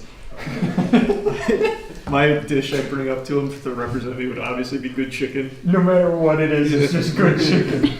We need Charlie on the shrimp station. You got it. Where's the panko? He smushes the shrimp into a paste and coats it in panko. What's this? Good shrimp.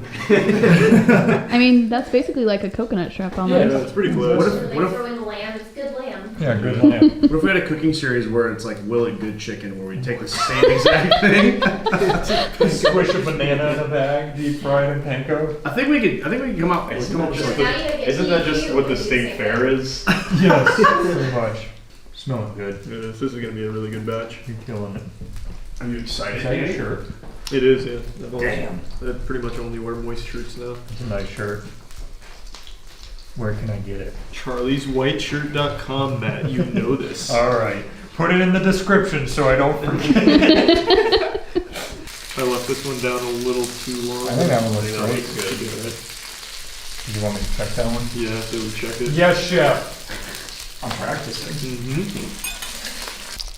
The moment of truth. Yeah, I think Drum roll. it's gonna be cooked. I think it's looking good. I had it on the burner. It looks like. That's Nice honestly piece as of chicken. perfect as it could get. Check this one.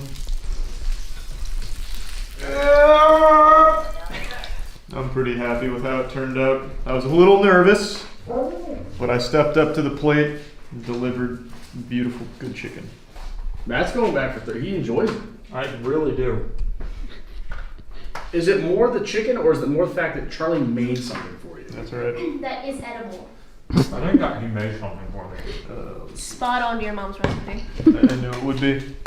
I channeled her energy today. I felt it. I wish I had your dad try and cook it too. My dad knows one recipe, and it's oil tacos, where he just takes like a soft shell tortilla, dumps oil on it until it's just fried and like still kind of liquidy, and puts taco shit in it. Really, I used to love it. I think nowadays I'd probably puke. Good. So that's the next recipe we're making? Yeah, we're gonna make oil tacos. I have Alright. this, but instead of chicken, you can put a tortilla in Yeah. it. Well, the way he described it, the oil goes on first. No, it is literally like, imagine if this pan was grapeseed oil as a pool, and he puts a taco Fry shell it, in it, yeah, and fry yeah, it. fries it in there. That's a chimichanga. Yeah. No, a chalupa. It's more like a chalupa, but I've never heard of somebody actually doing that in their own home. Nice little chalupa. It's only been a couple days since I made the video talking about how EDP445's trying to make a comeback online with his Instagram account and live streaming on every obscure video sharing service imaginable. I swear to God, this guy would start streaming on AIM Instant Messenger if he could. I wouldn't be surprised if he hopped on as a full-time Omegle streamer and just tried to haggle people for money to tell them why the Eagles will win the Super Bowl and also send them pictures of his poop in his toilet. He is finding every possible means of broadcasting himself online in order to try and reclaim his former glory pre-cupcake incident. I'll briefly speedrun his lore again. I think most people already know. More people know about the EDP445 story than Hamlet, but just in case, he was busted last year in a Chris Hansen-style operation where he was fully caught trying to have sexual relations with someone he believed to be a child, and he tried to defend himself by saying, no, look, you got it wrong, you stupid assholes. Actually, I was just here for a cupcake, which is how the whole cupcake meme started. But this was just one in many documented cases of EDP having inappropriate conversations with people he believed to be underage. So as a result, he was banned off pretty much every major platform and hadn't been seen for about 8 months. Occasionally there were theories and possible sightings of EDP445 out in the online cyberspace wild, but it was kind of like pictures of the Loch Ness Monster. People didn't really believe it until it was confirmed recently that he was running an Instagram account and trying to live stream again, and then just yesterday, or 2 days ago now, he fully made his return, WWE style, fucking pyrotechnics going off. He's on TikTok, baby, and he is absolutely exploding on the platform. He's got a video with over 4.4 million views. He's gathered over like 150,000 followers in literally just like less than 48 hours. He's been going viral there. I keep seeing the comment of when the world didn't need him most, he came back, and that's super true. But EDP445 is like a natural disaster. For as long as cupcakes exist in this dimension, EDP445 will also exist too. On TikTok, he's getting tons of support from people welcoming him back with open arms and open asses. They couldn't be more excited. They're just wishing him the best and super happy that he finally returned to take his crown back, king. And it's really sad, but also not surprising, because TikTok has established itself as a platform where child abuse isn't even taken seriously. There's been so many creators on TikTok that have literally been outed for some terrible things, including being predators, including, in certain cases, sexual abuse, and they still have very popular platforms that are still thriving. Because TikTok and the TikTok community don't take it seriously. And I think that's mainly because most of them are children themselves. So they're completely naive, and they don't take things like what EDP did or tried to do as serious as they should, which is really fucking awful. EDP was outed for some terrible things, and all of them regarding his behavior with people he believed were underage. So now he's gone to a platform that is primarily consisting of underage audience. That is a recipe for disaster. You have taken a man who would be banned from the majority of elementary schools within like a 5-mile radius, and now you're letting him run for class president of that elementary school because it's on TikTok now. Probably not like the best comparison, but what I'm saying is he is now very popular on a platform that is mainly consisting of younger audience. I'm sure you can see why that's a bit of a problem. Now, EDP, mainly the content he's made on TikTok is Super Bowl related because it had the most virality to it, since the Super Bowl is always highly watched and on TikTok highly discussed. So his channel grew a lot then. And he also made a video about me, which I'll show you quickly. I had to mute the audio because of DMCA issues, but you're really not missing much here. Basically, the words here pretty much describe what's going on. He's since deleted this TikTok, and I think the reason is because he's done everything he can to avoid ever mentioning the cupcake incident. He treats it like Voldemort's name. It just never gets said by him. Anytime it's brought up, the person is banned. And just does everything he can to pretend that it doesn't exist, hoping that he can just write out the controversy and people will forget or stop bringing it up. But this is his legacy. This is what he's known for. He is the cupcake guy. And he knows this, which is why he posted a video trying to be self-aware like, cupcakes, no, I understand what's going on. But that doesn't work with that level of self-awareness when what you're calling attention to is the fact that people know that you tried to have sexual relations with a kid. Like, that's the self-awareness isn't like a, oh, haha, he gets it, okay, now we can forgive him.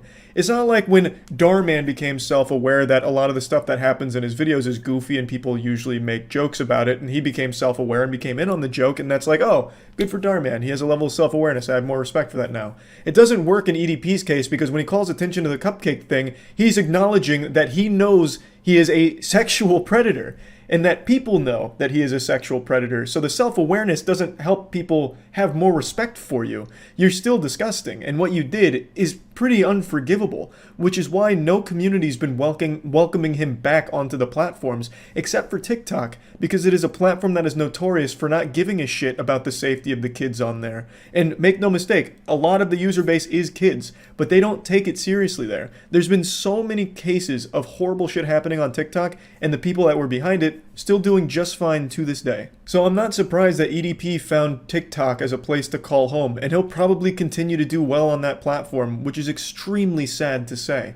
It really is, but it's just the truth of it. There's a good chance that on TikTok, EDP will thrive, and he'll be able to come back to form, and he'll be able to monetize again, and it's the fucking sad reality of it, because TikTok has a track record of not taking things like what EDP did seriously.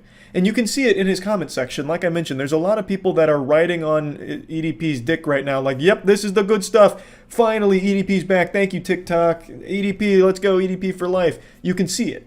And it'll probably continue. So obviously, a lot of people, myself included, have a big problem with EDP being back in general, but even more specifically on TikTok, since it's the platform that gives him the most access to kids, which are potential victims to EDP. He has shown multiple times, not just with the apocalyptic cupcake incident, but he has shown prior to that that he will talk to children and engage in very inappropriate behavior and conversations with people that he believes to be underage.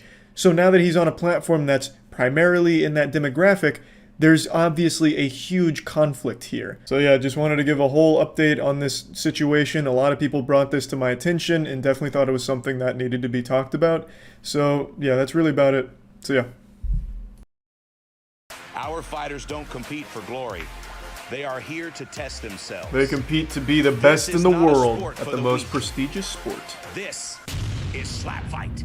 An Sweet, outspoken thanks, Al. slapper from Thanks, Lehigh, Sleepy. Utah, White Simba is ready to take center stage at Slap Fight Champion. Damn, that is a pretty wacky hairstyle. It's like half powdered wig and like half kind of modern Swedish metal. Damn, that's kind of cool. That's looking nice. Young James, we've seen a bunch. Young James used to be champion, but then Frank the Tank really started to pop off. But first, he'll have to get by veteran fighter These are and 5 former gift subs, champion, Moran. Young Resubbed James. Young James in Toyota. Is that the real Young James? As in Young James here? Person and just created this slapping god basically. And, Yeah. Take over the world with this shit. So, okay, I was. Don't be shy. Take over the world. You know, I'm gonna slap James so hard it's like gonna explode every single brain cell in his head. So, I'm gonna keep that mental. It's all mental. I love the shit talk. I'd really like to see someone come in here and just like, yeah, I literally haven't cleaned myself in a week. Every time I shit and wipe, I don't wash my hands just to give a poison debuff to my slaps. Like, I'm really kind of trying to play dirty here tonight. Anything to get the dubski. I don't have big hands just for fun.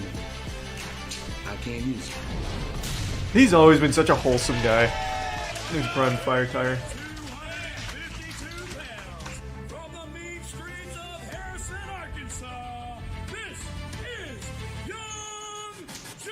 Young James, back in the mega mix, baby. Young James always starts with a hat, but after the first slap, it usually sends it into the spectators. White Simba is going to have the first slap by default. Oh, shit. And this is going to be our first opportunity to take a look at White Simba. Oh, there's a lot of elasticity in this slap. Ooh! A fantastic slap by White Simba. Quite an unorthodox. Bro, that was like some Noodle Man shit. God damn. Okay, White Simba's going to get a warning for stepping. If you look in the top left-hand corner of your screen, it's not allowed. Yeah, I think Young James got is this. using Wolverine's technique. Yeah, yep. With a knockdown in round 1. He's gonna undo the braids in his hair. God damn. Touches Yeah, that was a bit of a stumble. Count that as a knockdown. So that will be 1 knockdown for Young James. White Simba's made his way back to the barrel. He was not expecting that Looks kind like of he's power. going to continue. He's gonna really have to step it up here. White Simba with the windup. Oh! White Simba knocks Young James down in the second round. Oh my! We got ourselves an ass greaser. This is gonna be Trying to get back to his feet. He needs a little bit of help here. Holy smokes!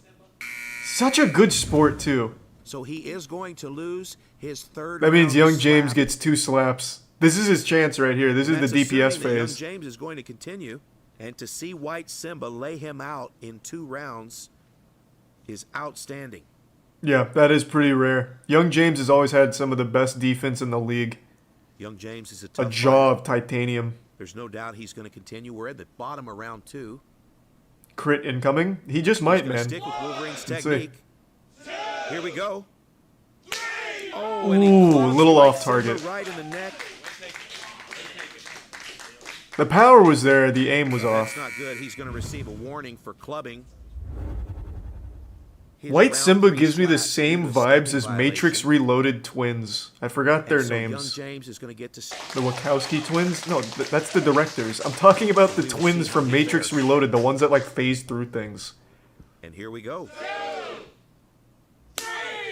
Okay, good slap, but White All right. Simba eats it. Simba's really starting to feel it. His defense is much better, and now he knows what to expect. This is kind of scary for young James, I think. And Simba keeps smiling, which is scary. Together here.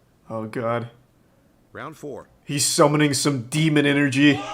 Here's the windup. Oof. Oh, White Simba drops young This James guy's again. good. And this fight is over, ladies and gentlemen. We have a knockout. What the fuck? Oh my.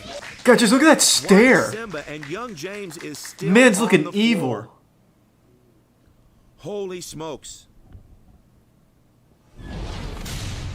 It's like the technique doesn't even seem that strong. Man, that has some I mean, he is 6'5", what was he, 6'5", 260 or something like that. So I guess just by default, he's got a lot of meat. The fluidity of the strike, true, he's like water. That technique was really, I guess, much more effective than it looked. Because young James, he went like 14 rounds with Wolverine, who was the second best slapper in America. Here, young James didn't even make it 3. You think your background in tennis helped you score this win against young James tonight? I'm changing the game, baby. This is gonna go far. You know, I've been training hard for this shit, and that was easy as fuck. You know, but it's Simba season, y'all. I like this guy. I love that shit.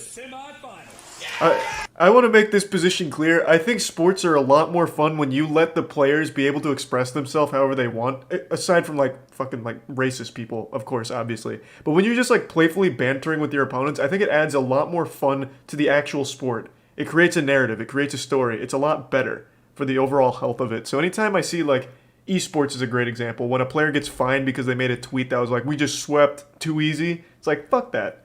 That's the kind of shit I like. That's good energy. Shows that they're into it. Gets the fans more into it. I think it's great.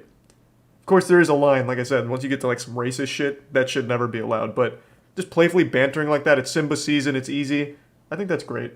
Oh, NFL taunting penalties make me sad. White Simba shocks the I hate fans that. by making quick work Even of just young little James taunts in a get the stunning full upset, penalty. advancing to the semifinal You can't round celebrate. and It was such a good start for young James too, but once Simba ate that first slap, he just adapted. He buckled down. His whole body morphed.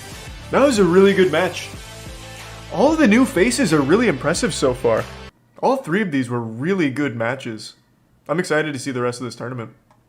I love that new people are getting involved. The sport has been growing a lot. And like I briefly hinted at, there is an upcoming huge production around Slap Fight, and it's really exciting. So I couldn't be happier for JT and the crew. They literally train for this shit all the time. So pretty much everyone you see on Slap Fight is a legitimate fighter. So they all go to like JT's gym, which is a combat gym. It's for like MMA, it's for boxing, it's for all, like pretty much anything combat related as I understand it. And then they do the slapping on the side and train for the slapping. I think it's great. I love to see it finally like start to grow, and they get really passionate about it, so I'm happy about it. Spooky vid time? We can see what Mr. Nightmare's up to, sure. 5 most disturbing videos taken in an attic. Of course, it'll usually be dismissed as house settling noises, because who would ever imagine that someone or something would actually be up in your attic, or God forbid on your roof, right? Ooh, hold on, before this gets going, I think I already know one he's going to show. He's going to show that one we watched a while ago from Inside Edition, where the neighbor made a secret passage into their attic in order to watch them sleep. And the guy put in like a GoPro camera to watch him, and it's just like this weird bald guy who looks like Schmeagol from Lord of the Rings, just like crawling through and looking down at them. You guys remember him? Man looked like he was perpetually covered in a thick film of grease. And then he got arrested, and I think his the punishment was he's not allowed to do that again. Like, I don't think he went to jail or anything, he's not allowed to go back to their house. It was basically, hey, can you not go into their attic? He got caught because the father noticed one night that there was a light coming from his attic, and it was the guy with a flashlight looking down or something. It was crazy. Shit was wild. A tier 1 crustacean. While these videos may make you want to install cameras,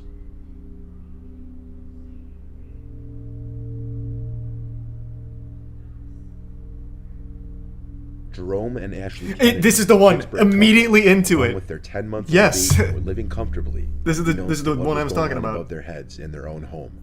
The row house next door that was being renovated was owned by 73-year-old Robert Havrilla, who's described There by the he couple as he literally looks like a guy that would be crawling in attics. Like, this is the attic boogeyman. It's like he was born in there and never left. So he keeps trying to find his way back. Yeah, fuck yeah. Immediately into this one. very reclusive and known to keep to himself. Jerome was in bed one night when he heard noises above him in the attic. The He's kinds of very noises wishy-washy. that weren't just house noises. Yep, He knew there it somebody is. was up there. Then he noticed a light shining through a pipe, as if it were searching for a place to look through. So Jerome installed a surveillance camera in his attic, and a day later, caught on tape was many people's worst nightmare. His neighbor Robert in his Yeah. attic, Oh, carrying fuck. a power drill, looking into the bedroom. His neighbor had made a removable wall to gain access to their attic. It wasn't just the attic, though. Jerome also God, found perfectly so round holes in the weird. common wall between the two row houses. The shapes indicate that Robert the neighbor was drilling holes through the wall. Cops were called, and Robert was charged with stalking and trespassing, which he pled not guilty to. Robert's attorney made a statement that his client had no bad God intentions. He claims he was in the attic for maintenance reasons connected to his renovations, not to peep on anyone or do anything malicious. Yeah, he looks like he's renovating up there. No. You see, Your Honor, my client was actually up there looking for lost Pokemon cards. With the recent boom in prices, he realized his grandchildren must have had some good ones that he stored in the attic at one point. There was nothing weird about it. And the fact that he had a flashlight while looking through the pipe into the neighbor's house is truly just a coincidence and a misunderstanding. Anybody with half a brain would know this is BS. The many holes drilled in the common wall and through the ceiling in the attic were without a doubt meant to spy on his neighbors. Mhm. Strangely enough, it appears Robert was aware of the camera that Jerome had placed, as he looks right at God, it it's like on an screen. alien. So why he continued to do It's what like a he baby did is alien. unknown. When the window doesn't provide a good view of what it could be, he decides to go outside for a better view, and this is what he sees. Oh, it's gonna be Slender Man.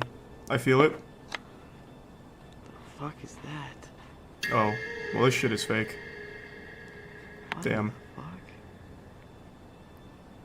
Wait, what is that? Something from a Studio Ghibli movie? What am I looking at? Hey. It's half ahead of what looks to be either some kind of creature or perhaps somebody wearing a mask.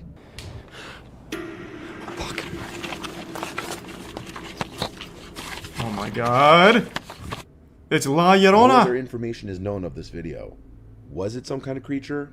Some people in the comments were saying it could be an owl. Others think it was a person in a mask with Man, what the malintents, fuck? possibly trying to break into the house. Man, what the fuck? An owl? Bro, what kind of... What? It's just a staged YouTube video. I don't think any fucking owl looks like that. And his dad sounded concerned and told him to go upstairs and check on the hot water heater, which is actually in their attic, a very uncommon place to find a water heater. Steven's dad was worried that something was wrong with the water heater and that the sounds he was hearing were coming from it. So Here's some Steven hams. obliged and proceeded to go up into the attic, but not without recording. Well, that's another fake one. Mr. Nightmare has always done, like, real shit from everything we've seen. And the first video here was real, but the last couple here have been fake. Or at least this one seems like As it's about to be Steven checked fake. the water heater and saw that it was completely fine, he then appeared to be leaving the attic, and that's when he heard a sound that caught his attention.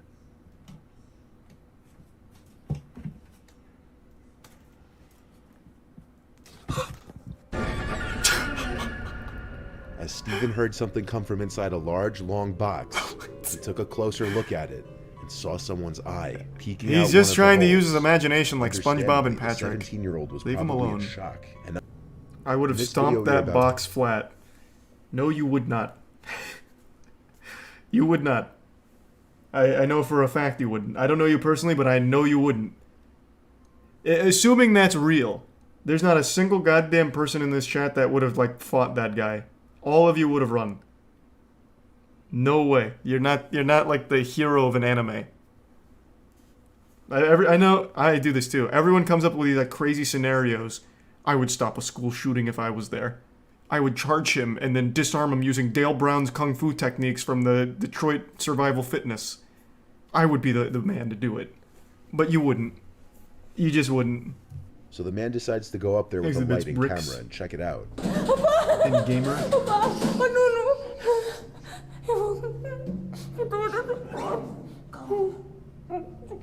Is that Ray William Johnson? The man looks around for several minutes but doesn't see anything out of the ordinary.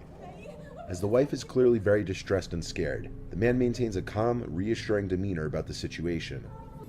What's going on with the audio? They going through a tunnel? Oh my, wait, that was actually Gollum. That is literally Gollum. It appears to be the wrinkled, gray face of an old man, peering down at the couple for a very brief moment with an eerie expression. It quickly disappears back into the darkness above, going undetected by the couple. Some people believe that it may have been a homeless elderly man who was taking refuge in the couple's attic. No, I don't think it is. I don't. This is like a weird stock asset of, I guess, Dobby the house elf. That is not a wrinkly old man. This dude like looked down the ladder like a boss fight in Dark Souls. He just like swung his head over out of nowhere. It's not like a wrinkly old man. Plus the guy that went in the attic would have seen him. Gotta climb on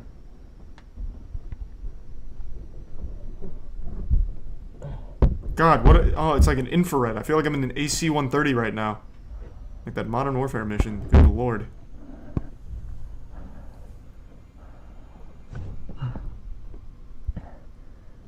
These are the shingles. Hey, thanks for the 5 gift subs, gamer. Appreciate it, man. There's some Gorski. Wait a minute, that's the same goddamn guy that was in the other attic. What kind of cryptid is this? The attic? Bald man? Oh my god.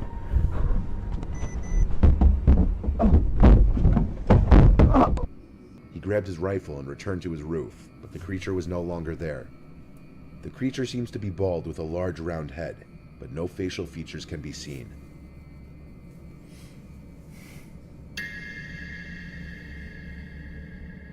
Damn. Well, one of those videos was real. The other 4 were also real. Goddamn, there's an epidemic right now of rakes living on people's roofs, I guess. Fuck, we're gonna have to do something about that. Cryptocurrency and scams, the most iconic duo. They go together like peanut butter and jelly. Today, a once massive streamer was exposed for stealing $500,000, roughly, from his fans. This is the story of Ice Poseidon and CX Coin. I'm sure you've heard of Ice Poseidon at some point. He used to be the most influential streamer on Twitch, but over the years he's faded into obscurity like a fart in the wind, just fleeting but stinking the entire time. Ice Poseidon's a name you still can't even really mention on Twitch. It's like Voldemort because he got banned on there quite a while ago, and then when he made the switch to YouTube, he never quite recovered. So his channel really faded, and now it's just kind of like talking about a fossil.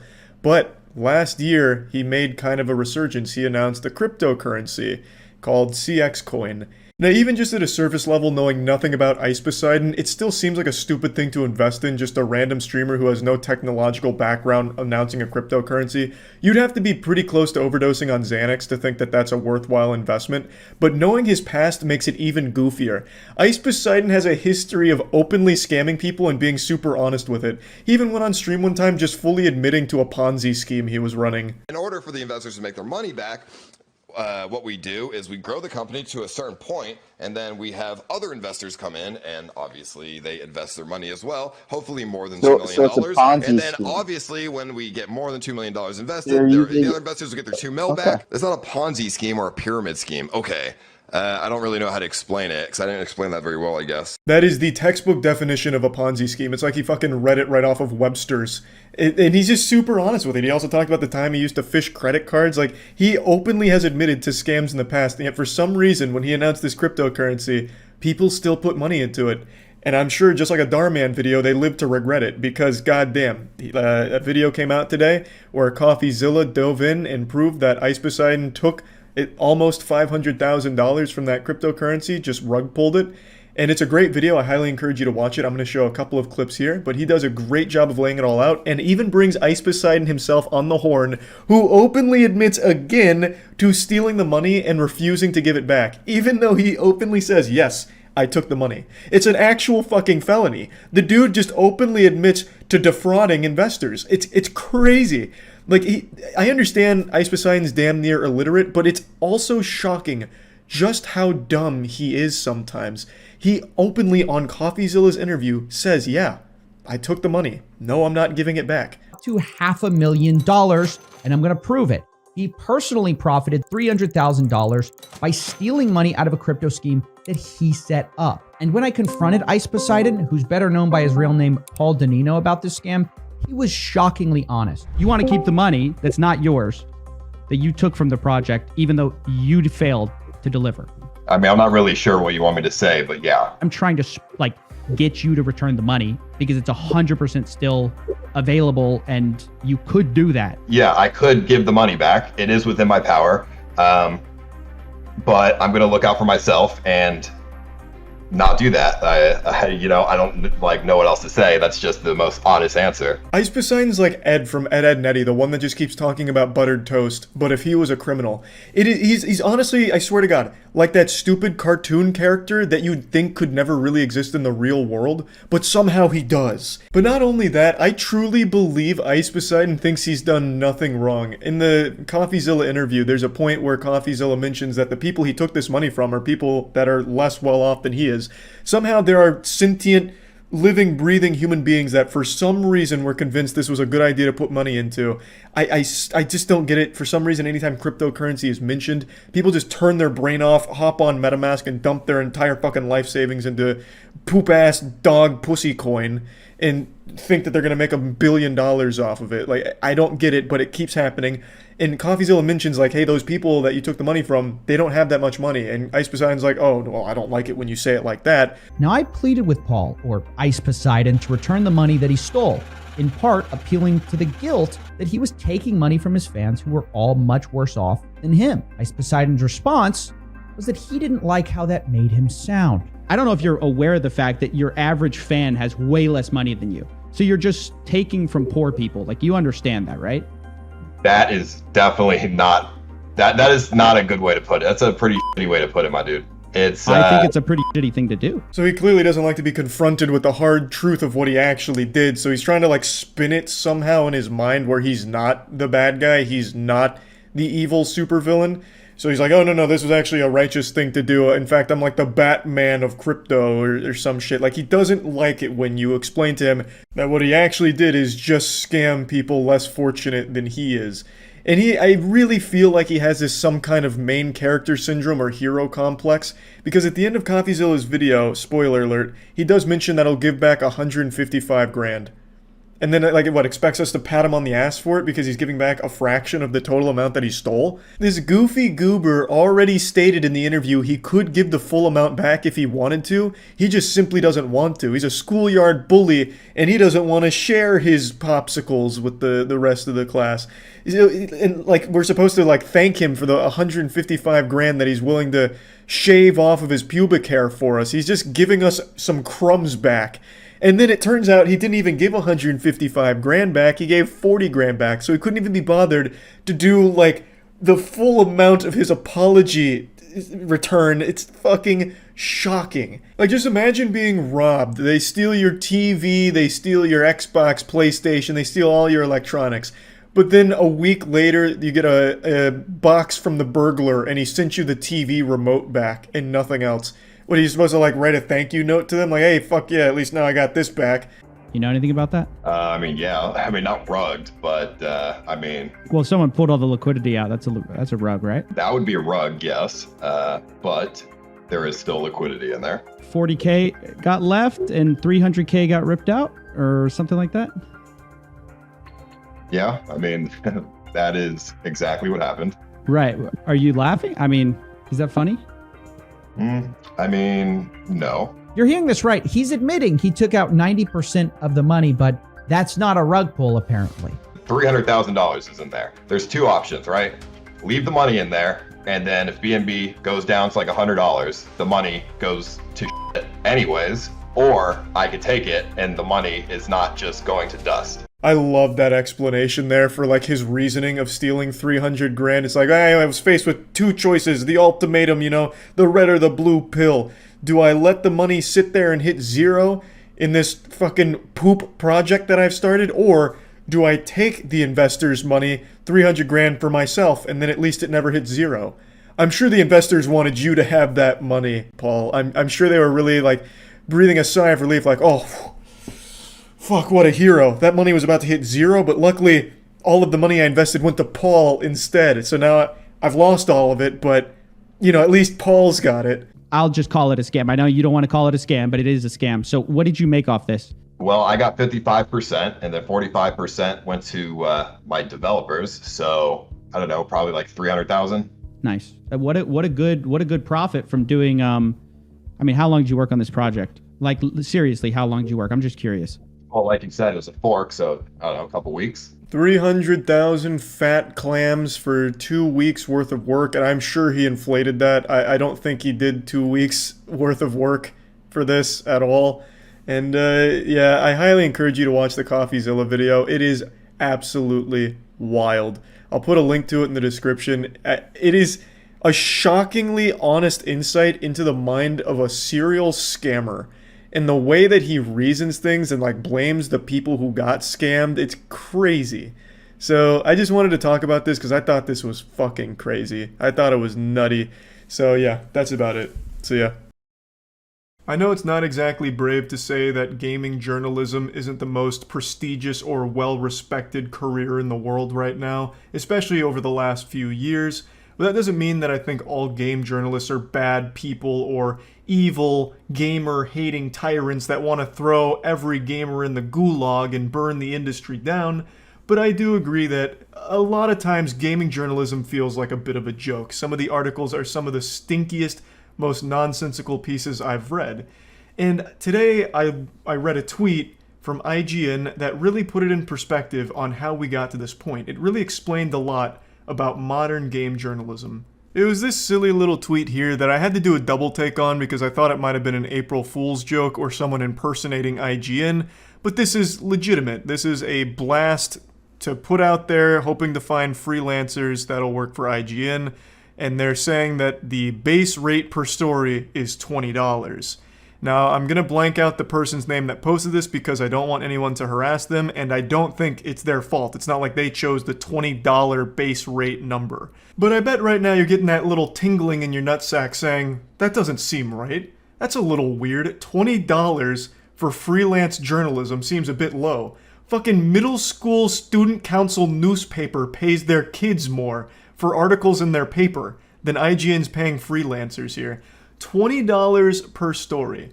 Now, they did say that it's a sliding scale, so you get paid more based on, like, I guess the size and the research that goes into the story, but a base rate of 20 per story is alarmingly low. I can't believe they actually even posted that information in the initial tweet here. That feels like a detail that'd be on the fine print of a shitty contract that the devil would have you sign. By the way, you're only getting $20 for your work. You know, it honestly reads like something parents would tell their 6-year-old to get them to do chores like, hey, sport, come here. If you take the trash out, empty the dishwasher, clean the dishes, mow the lawn, clean the pool, I'll give you $1. And the kid gets excited like, oh my goodness, a whole $1. Yes, Pop, I'm on it right now. That's just wild to me that they're just proudly plastering that on the tweet. Again, I feel like that'd be something some scummy company would keep to themselves. Like after you DM them with your overqualified portfolio, they just say, yeah, I'll give you $20 for this garbage, you suck. Now, they did shed a bit more light on this, saying that the $20 is for basic news aggregation, and they'll go up to $50 for a slightly more involved story, which is like finding us a fun community angle that's not sourced from another outlet or social media, and $300 and up for in-depth multi-source reporting. I feel like after they explained it further, it made it even worse, because now you know exactly what they kind of expect for $20, which is actual butthole. This is pure dog shit here. So it seems like for $20, you can just take a random tweet, post it on IGN, call it an article, and collect $20 for it. Oh, here's a tweet with 4 likes from Twitter user X-Atheist Shadow Lord, where he said Horizon Zero Dawn should have been Game of the Year. publish. Like, it's crazy. And then when you look at the $50 price tier, it specifies don't source it from another outlet. But that's for $50, so it seems like they're totally fine if you copy and paste from another outlet, just not for $50. Which explains very much so how IGN has ended up with so many awful articles that really just feel lifted from other outlets. Which isn't anything groundbreaking, we're not reinventing the condom here, I'm not blowing the lid wide open on a crazy conspiracy. It's well known that these big outlets borrow stories from one another because they're covering the news, right? So they'll take articles from other places and just change things around a bit to tell the same story. But for IGN here with this freelance job post to just outright kind of hint that they're okay with something like that is pretty brave and pretty bold. They got a little wacky here today with this one, I'd say. And then you get to your actual almost reasonable pay for work, which is the $300 tier, which is actual reporting it seems like they're looking for. Now, I don't know normal rates for game journalism, but $300 feels like it should have been around the base rate per story. You're writing for one of the biggest gaming outlets in the world, IGN.com, and they can't afford to pay you a reasonable rate per story? $20 is the best they can do? That's fucking crazy. They're actually flicking peanuts at you. And people are supposed to sign up for this? Why? Now, if you could just farm this, milk it like an infinite money cheat code in a video game, like I'll just keep taking tweets from Twitter, posting them on IGN for a $20 paycheck, then yeah, maybe. Because it does sound like IGN just wants quantity over quality for their articles here. But other than that, what are you hoping to attract here? No good freelance journalist is going to be excited about $20 and maybe $50. $300, again, I don't know the usual rate, but that feels a little more reasonable, albeit still a bit low for multi-source reporting and breaking news and like breaking big stories. I will say though, just like my boy George, this has got me curious. I would love to know what all of the other gaming outlets are paying their freelancers, because IGN is by far the biggest, and their parent company that owns them is worth actual billions of dollars. They make the most revenue out of any gaming journalist outlet there is. And they can only squeak $20 out from their butt cheeks for their freelancers?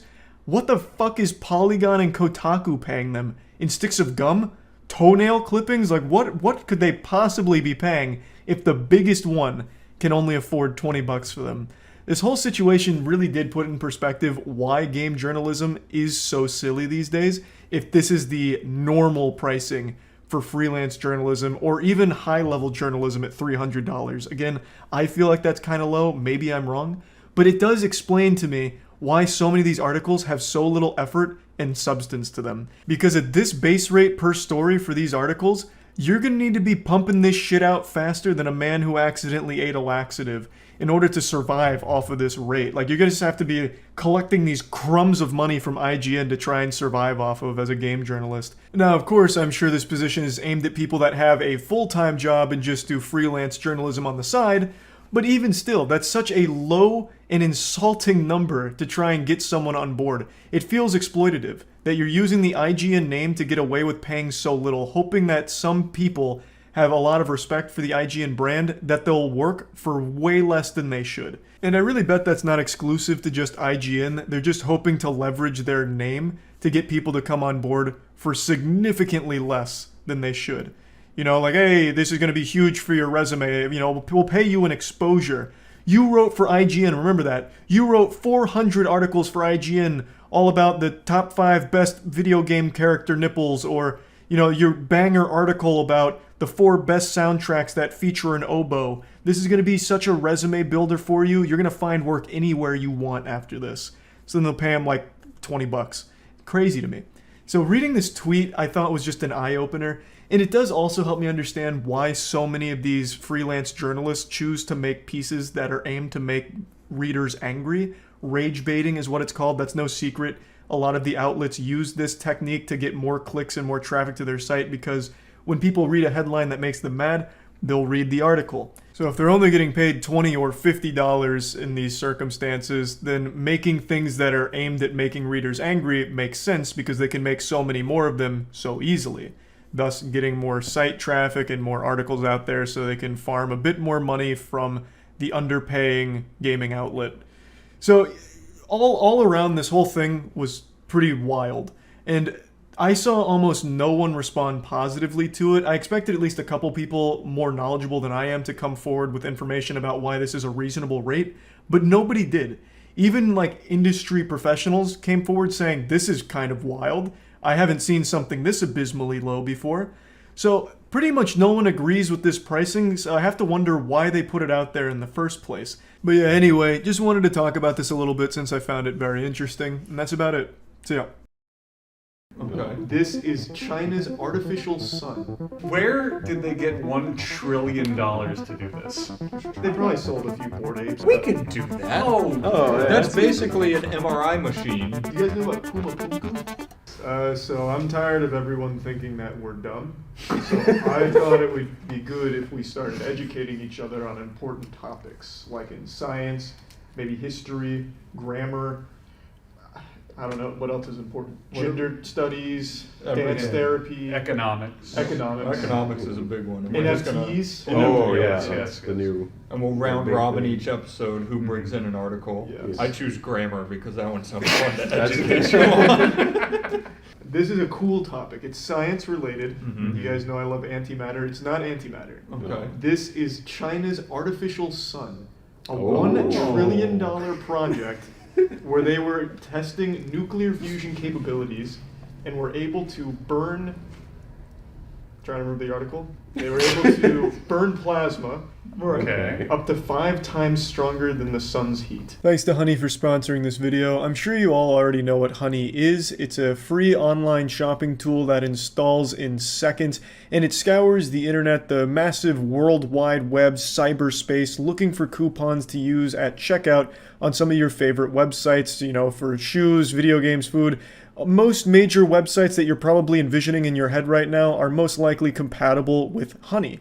And it saved customers billions of dollars. It saved them so much money, and it's a free installation that can just save you money. So Honey is just an extremely effective service. It's the #1 online shopping tool in America. So if you're interested in downloading it, make sure to click the link in the description below or to go to joinhoney.com/Penguinz0. Just for some fun stats, the people that have used my code at Honey have saved $57,602 on items they've been purchasing recently. So yeah, big thanks to Honey, and make sure to check it out if you're interested. So their artificial sun, the purpose is it would be a clean source of energy. So if they're able to master nuclear fusion, they would be able to generate electricity without any greenhouse gas emissions. So they were able to, and this is, I double checked, it was 17 minutes.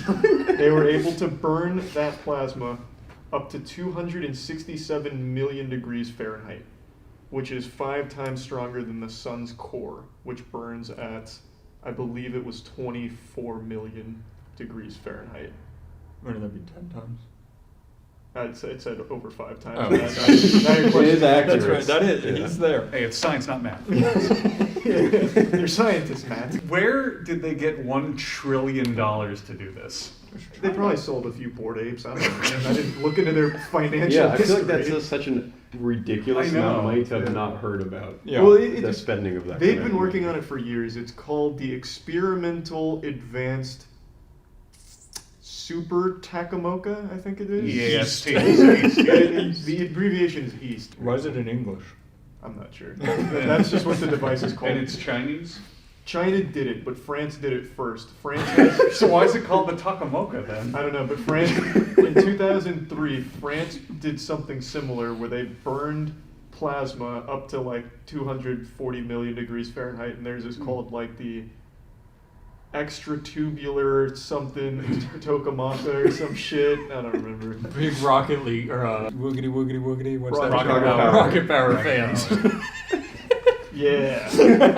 Fuck. So we're on the cusp of solving nuclear fusion. That is, and For honestly, 17-minute intervals. yeah. As long as we don't need it for more than that. Explain to me what plasma is, like exactly. State of matter. Yeah, well, yeah, but like what is? Yeah, what That's all you need to know. Because it's not a gas and it's not a liquid. Right. Yeah, is it below? It's not even like, solid. Like, so- how do you get plasma? Well, Yeah.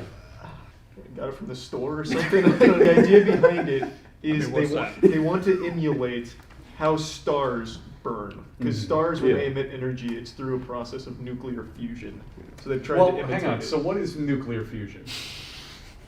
You know, like... That's how, I mean, nuclear fusion is how the sun burns, right? It's like the hydrogen particles are colliding, that is fusion, they're fusing together, and any excess energy is what the heat is. Mm. When, when two atoms fuse together, they release a crazy amount of energy. It's kind of scary. They are building a miniature sun with crazy amount of energy. What if they're using this as like a weapon? Like, what if you launched that at the moon? Would it just like implode on itself, like firing the sun at the moon? Well, they'd have to get there in 17 minutes, otherwise it's just gonna fizzle out. That's true, yeah. Are there like critics of this? Are there like naysayers? I've only seen There are positive protests in the things. street. This is above the normal level where people get upset. Like, you don't have anti-vaxxers looking into nuclear fusion usually. True. But there are people who like protested when the first particle collider was built. Like, they thought it would black hole and thought it would stuff end the like world. that. Yeah. I remember when it came out, everyone was like, I think I was in middle school, and I was in like social studies class or something, and we read an article about it, and everyone was like waiting, like they're about to do it. We're all like sitting there like waiting to see what's gonna happen. We're about to die. Imagine you all did get swallowed in That reminds me of what was the Aztec calendar? Mayan calendar. The Mayan calendar. yeah, What was 2012. that? Yeah, I remember sitting in the room with my friends on 2012, and I was like, "This is where we stop living." That was the most stressful December of my life. Yeah. I had planned that entire year to lose my virginity before that date because I was like, I don't want to die a virgin, and I know it's coming. I gotta hurry up. Were you successful? Nope. Oh, I didn't make the cut. You guys know about Puma Punku?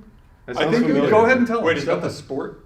No. It's, Okay, tell me about it's about Puma. ancient aliens. It's You told me. We've about gone this. so far from science, we're going to conspiracy theories. No, I think it's South America. It is. I think I'm it pretty is, sure yeah. it's Or So, Middle America. It's a ruins somewhere in there.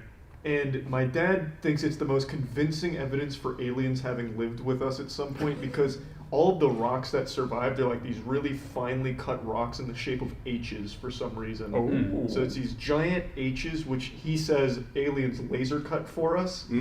And Nice. in Puma Punku, or at least according to my dad, there's an airstrip for UFOs. So where all of those rocks are, like if you zoom out, it's apparently like this giant strip that's plowed or something full of like rocks or some shit. So he says it must have been like a landing strip We for should aircrafts. visit Puma Punku. We should. Yeah. That would be pretty cool. All right, now getting back to nuclear Oh yeah, fusion. back to nuclear Yeah, fusion. right. Can you show us like a picture of the machine? Yeah. I'm actually really I curious. think we should try to do it, but with like a budget of maybe like $10,000. Oh. See and like how we can see if we make can prove that we can do it. Imagine too. we revolutionize the world by making budget tokamaka. Yeah. We can do that. Oh, yeah, that's basically an MRI machine, but big. Yeah. And for a We sun. just, we just have to go to the plasma store Yeah. and light it on fire, right? Or something like We're that. done. Yeah. But if we get a plasma TV and put it put in an MRI machine. Right. It's genius. The world is dead. Imagine. It just starts going around and there's just a sun growing Yeah, in the middle of the MRI machine. What if you took the Tokomoko It sounds like we're naming Japanese snacks that we from like. like Japanese Taco Bell items?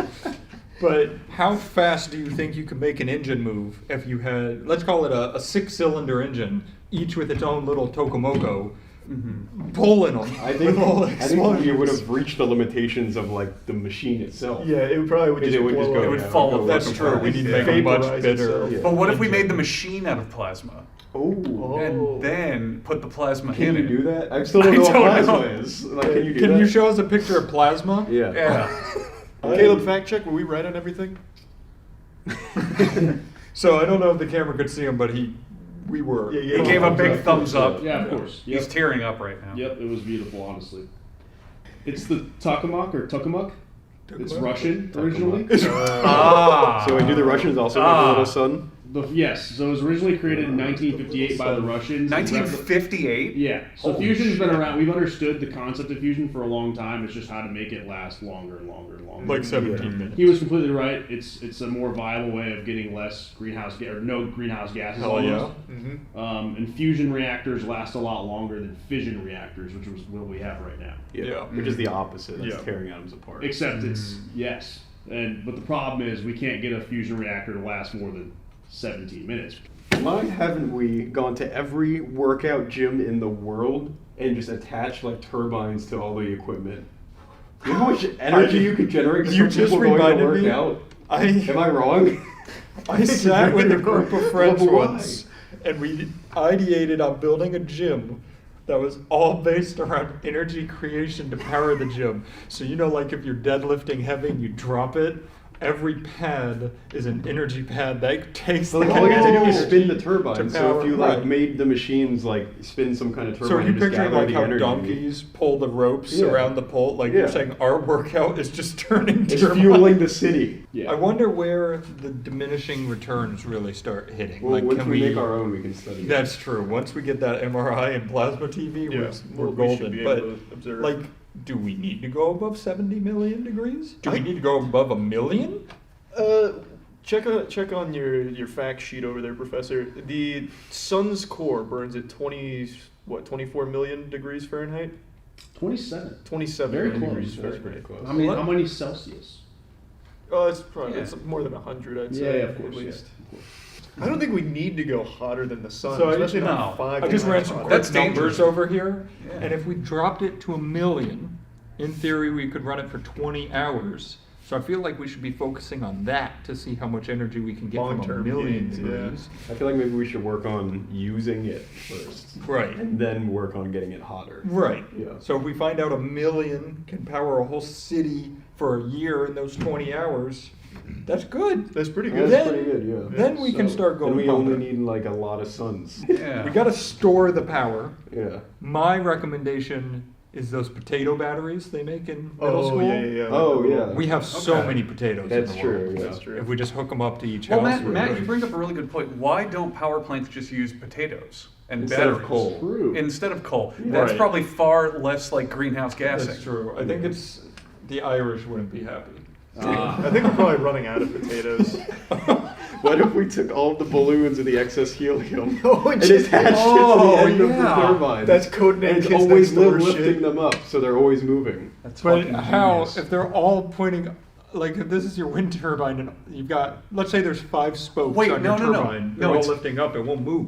No, Yeah, Matt, because it'll be pulling it like in one direction. No, so it's always, genius. It's like- genius. You have the helium balloons at the top and uninflated balloons at the bottom. And then using the energy from the excess helium, you fill the bottom balloons while you pull it out of the top balloon. So it's Yeah. constantly So you- spinning, you put generating it- energy. Because the helium will always go to the Yeah. top. Yeah. You have a connected The helium's rope. always going to go up. Perfect amount of helium that it dissipates by the time it gets Yeah. to the top. Oh, yeah. And then you use that excess helium to fill the Yeah. balloons at the bottom, and it goes forever. This is science. That's Yeah. perpetual Do you think motion. this is what they do like at NASA? They're like, boys and girls, we gotta get to Mars.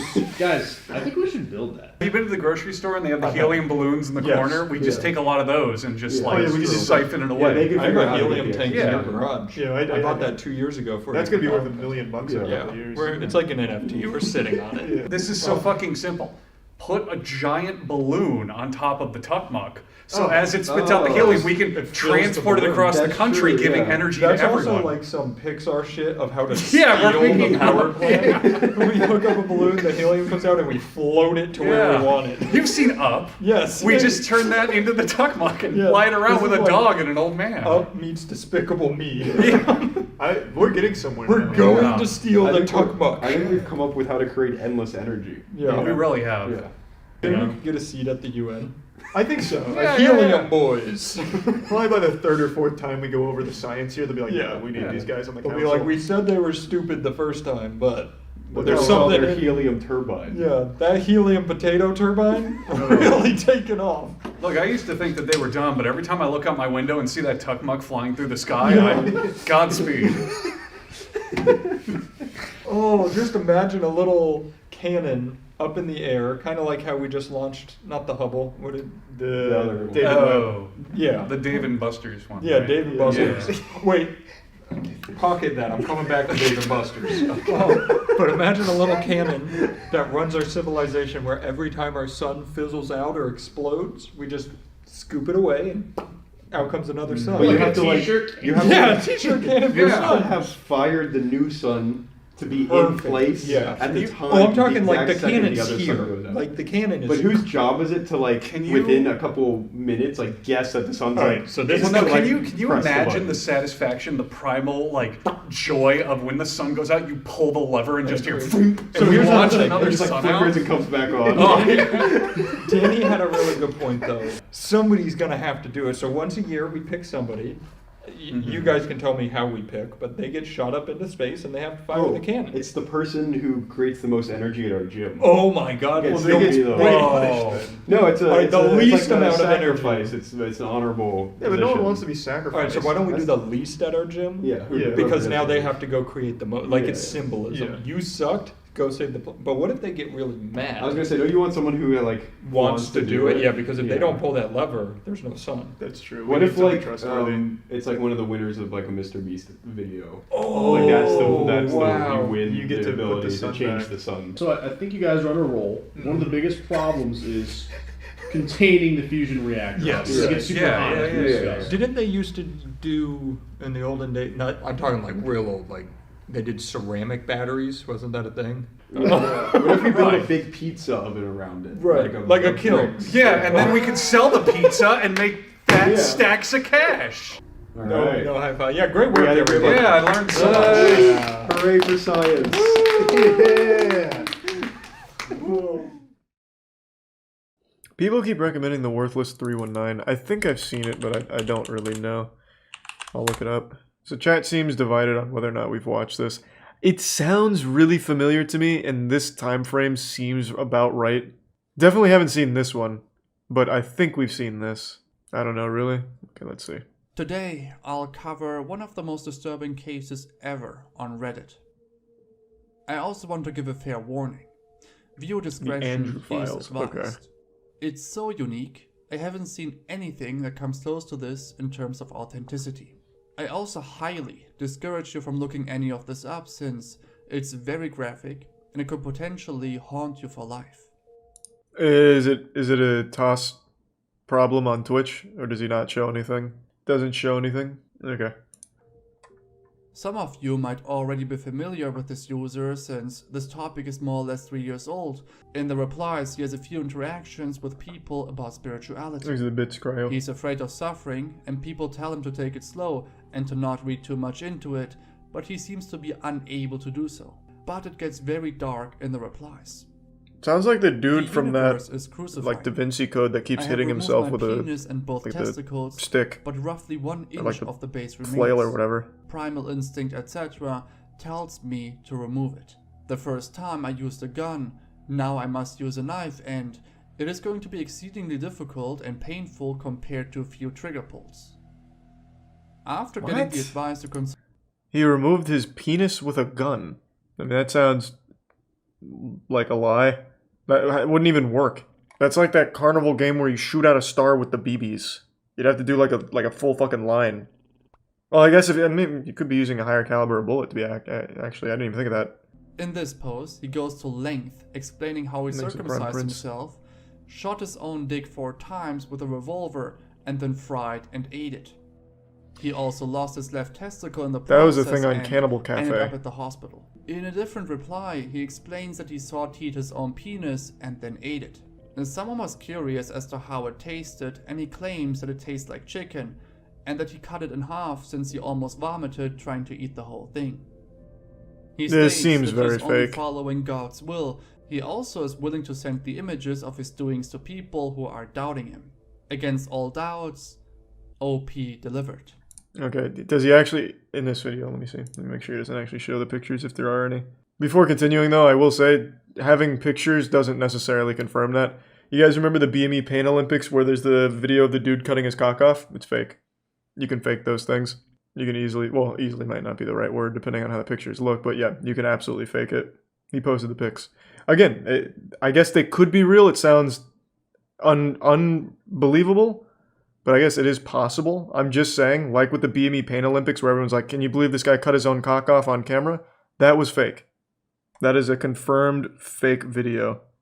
So I'm sure you could also fake pictures too. Who expressed their doubts. The way he's talking about it seems like he's Now, fishing I for wish you are attention. merely That's making the a impression laugh I for get. yourself. What followed was something that probably no It one wasn't expected. fake. Again, how do people not know this? This was a big deal. The creator of the BME Pain Olympics even came forward saying, yes, that shock video, all of that was fake. Now, it's not everything that the creator has posted being fake, but that video in particular is fake. Because the person behind it, Shannon Larratt, is Devin Larratt's brother. He passed away now, but before then, he did publicly state that it was a fake video. Oh, here we go. Here it is. Here's the article. Yeah, so it is in this interview. It goes over Shannon. I probably can't even show this website. The man responsible for the creation of this site was Shannon Larratt. Shannon was himself one of the first people in the West to have his tongue split and among the first 3 people to ever receive an eyeball tattoo. Shannon's BME website would gain further notoriety after he created a fake but very convincing shock video titled BME Pain Olympics Final Round. I actually didn't know this part. This video originally concluded with a disclaimer noting that the footage was not genuine. However, shortly after being passed around the internet, the disclaimer was removed, leaving many viewers to believe that they were actually watching self-performed castrations and penectomies. Yeah, so that, like I said, that video was fake. This guy is insane. He made multiple posts stating that he shot his own penis 4 times. This has been proven fake. The Worthless 319? Right, hold on. Nah, I'm deep in it now. Where? Like I said, just because there are pictures doesn't mean the pictures are genuine there. And the way he talks about it is literal Reddit, like, attention seeking. There's a whole Reddit about it being debunked. Fuck, okay, I'll have to go to that after, then I don't feel like going that far out of the way now. I'll finish at least getting the lore here. He basically sees himself as a prophet, receiving direct orders Who's to say he from wasn't? God to save mankind. Here's a more God did some reply fucked from up him, shit to the which people goes that, more like, in followed depth. him back in the day. It reads, "It's extremely unpleasant and a daily question why God chose He's the prime punch. I'm the most average person I can think of." Oh, he's the He hero. also states that he had visits at insane asylums 5 times. Universe. Why would you fake What's also interesting attention is just that like he this? calls his doings People this insane don't type this coherently. It reads like someone trying their best to play the role of in the like a replies crazy on another genital post where he mutilating again person. asks for advice. He It details that reads he very uploaded the fake. castration- There still is a chance it's Now, not though. I think Worthless 319 always ignored these concerns. Damn. Without any exception. We tried. Now, before we proceed, you may be curious as to how he even releases himself. He shares his experiences Out his butt. in a reply. It reads, Redirected "I'm it. pissed sitting down. If Oh. you're talking about orgasmic, since I finished castrating myself, I haven't gotten turned on once. Before castration, I had 1 nut. I blew apart my left one. I could come very easily by thought alone." In other posts, he shares his Whoa. state of mind. "I especially fear the end of humanity as it approaches. It's inches away. Centimeters. Goddamn 5G. No one understands me, especially myself. I called an ambulance after about 5 minutes of listening to music, laying on the ground. Yeah, this and definitely don't is remember fake. much of the, and I want to go through a few. There's a website that shows his deleted Reddit history, not remove edit.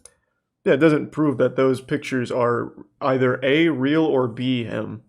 There are people, and I do know this is a thing, I think it's called a penectomy, I think.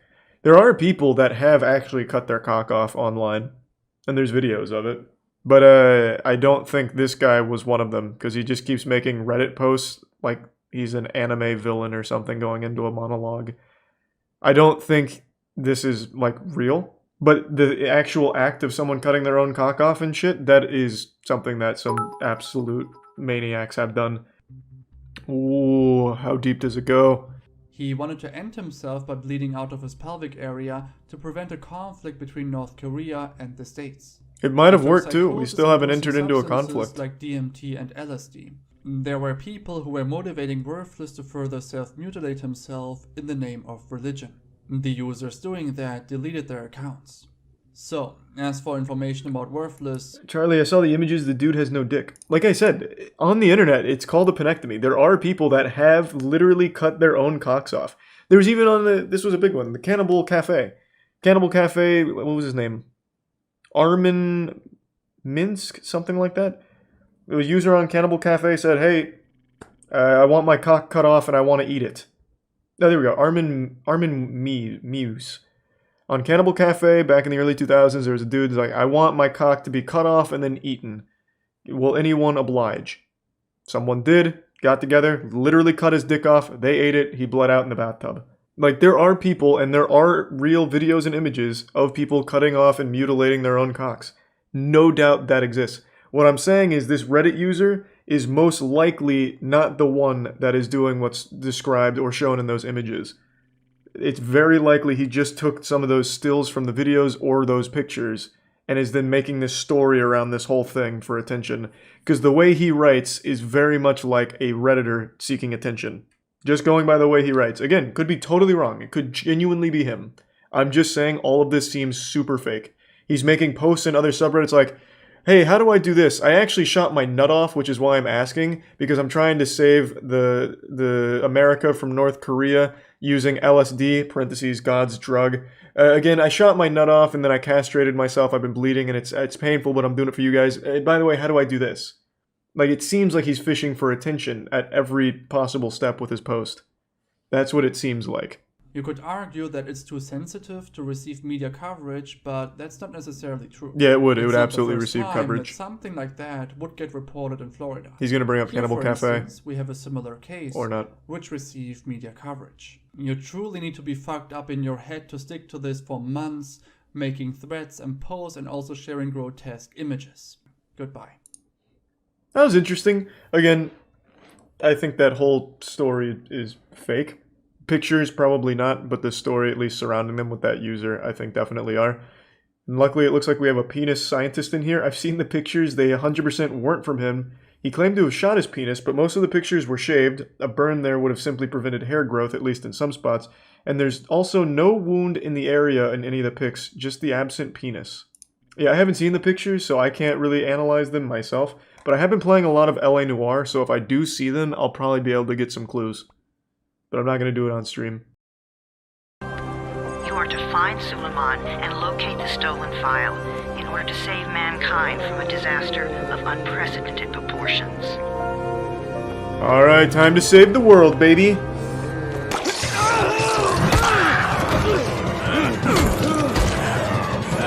Man, none of this is familiar to me at all. Jesus Christ. No! No! Damn it! He just saved my life, too. Why even bother saving me if you don't know me very well? I fucking parachuted in here and immediately got my ass beat. What makes you think that I could be of any use to you? Yeah, I don't remember any of this shit. Fucking jumped off the battle bus right into the mosh pit and immediately got some, like, important guy killed. Keep my dipshit brother from killing himself. Alright, you got it, Jade. I'll do my best. No explosives, Rahim. Hey, Raheem. I swear to God, man. If you ruin my chances of getting laid with your sister, I'll push you off that balcony. Get your ass down here. Christ on a crutch. Raheem, check this out. 360. Oh, I didn't leave the platform. 360. Okay, I just keep drifting back on. Here I come. Pencil dive. Holy shit! Most eaters suck at climbing, so the harder the terrain is, the better for you. You want to know one of my big pet peeves?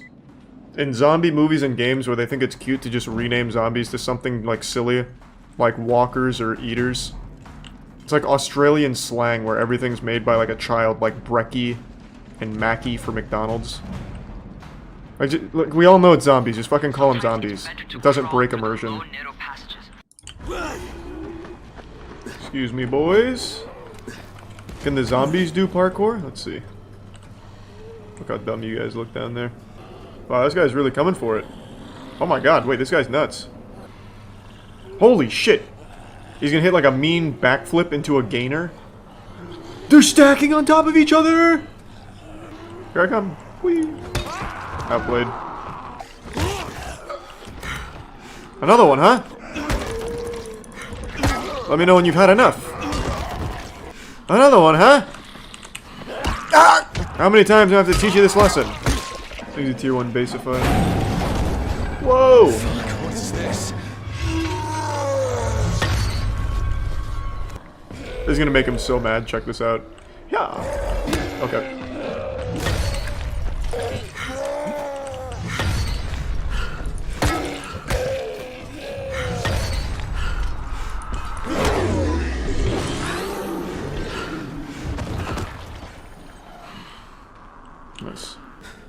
Surprise! She feels so stupid. You gotta stay alert. Even the zombies have something to fear at night. Ghazi lives under the overpass. And don't mention his mother's death. He won't understand. What? I didn't even know about that. Why would I have mentioned that? I'm meeting this guy for the first time. Would I just go up to him and be like, hey, your mom's dead, what's up with that? Jesus. I understand the world's gone to shit, but we still understand basic social skills, I would think. How is that so... That wasn't even a long fall. God damn it. When do I learn like a safety roll or something? I need to stop wasting that. Whoa! What is happening? What is happening? Is he immortal? God damn. Damn it. No! Now the zombies learned how to fly planes? We're doomed. How much health does this guy have? They're invincible. It's okay, I hate that kind of scripted shit. Okay, well I wasted so much durability there. Don't fight them. You can't fight them, they're invincible. Run, Crane. So if you find an airdrop containing Anderson, destroy it. What? Alright, oh. Why? That's not helpful. Force interaction with Rise. You can go under Brecken's auspices as an ambassador, if you will. But there are civilians depending on this stuff. Our plan is I'm depending on this stuff. Oh no! How is this gonna force an interaction with them? We could still take it and still get that interaction. Shit. No, it isn't, so he's forced to ask for help. But we could still take it and he'd still be forced to ask for help. Unless he doesn't need it, I guess. Which I'm sure he's... Oh, he's hoarding it. I see. Oh, what the fuck? How did I miss? Oh god. Oh, I'm so dead. That couldn't have gone worse. Move. We'll talk when I get back with the Anderson, okay? Yeah, Jade, if you can call me back at any other time that's not now, that'd be great. Now I give you a choice. Very simple. Your right hand or your left? Left. Was that my left or your left? Damn. That was a big brain play. Hey, Rias. Didn't mean to interrupt church here. What do you want? Hey, free machete. And free hand. You're going to be climbing antenna towers and switching on shortwave radio modulators. Most of my men are too slow, too fat, or too Far drunk Cry to climb a formula. tower like that. Unlucky. Here's hoping Dying Light 2 has none of that shit. Oh, I almost didn't see that. Man, just sitting in there taking it. That guy's just on fire. What is happening here? Is this where the masochist zombies hang out? Oh. He was just looking for any excuse to kill that lady. He hated her. Okay, looking pretty good. My trap is working well. Outsmarted. Follow me.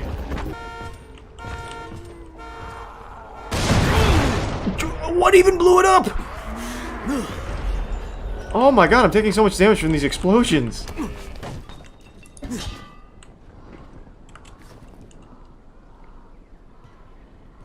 It didn't blow up on impact? The zombies down there are like, oh my god. Good heavens, where did this come from? Oh, it's back. What kind of sorcery is this? Unlimited propane tanks. Yep. One guy was very upset about that. I'm tired of the stork dropping propane tanks on my field. Oh, it didn't come back. It's kind of far, actually. What the fuck was that? What? Okay. I guess someone hit me with a spitball. Wow, what a big brain play. Idiot. Hit her too. Man, this guy's like my best sidekick. She can't catch a break. Nice. This guy is great. Oh god, I didn't realize this was lockpicking. Fuck! Jump on the car! Why couldn't I jump on the car? Babar is not in great shape. But I think we'll make it. Jesus Christ, slow down, Babar. Okay, he's way too... Alright. He's really gung-ho here. Oh, wow, he's already halfway across the map. Jesus, Babar. I'm cured. Let's go. Oh, nice. That was easy. And now we have to run all the way back. Wonderful, Babar. I'm very happy about this. I will attack him mentally. Whoa, what the fuck? Babar's a goddamn wizard. Oh, Jesus. Do it again, Babar, please. Oh, good God. He's fine. Keep up the good work, Babar. Yeah, Babar is off the leash. Oh, God. Alright. Okay, well, let's go. Take me... Jesus. This man, he means business. Hey! You have saved countless lives. No doubt. I got a good blueprint out of this. The Exorcist. This seems like it's actually useful.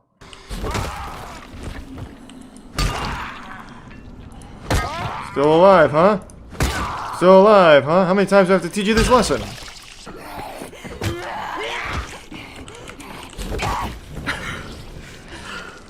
Alright. Got her. This guy doesn't even want any trouble. I almost feel bad if I kill him. No! What the fuck is that?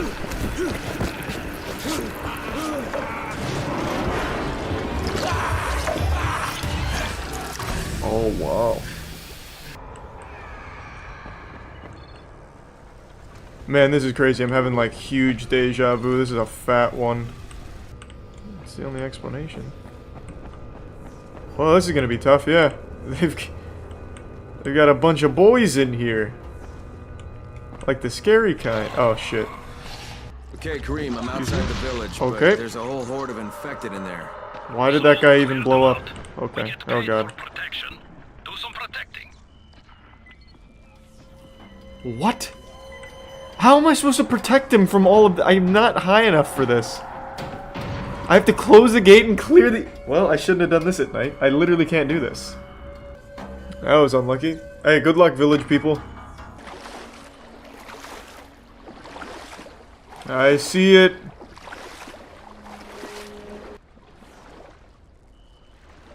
Holy shit, how long do I hold it for? 3 minutes. Okay. Well, that's alright. Almost there. Oh.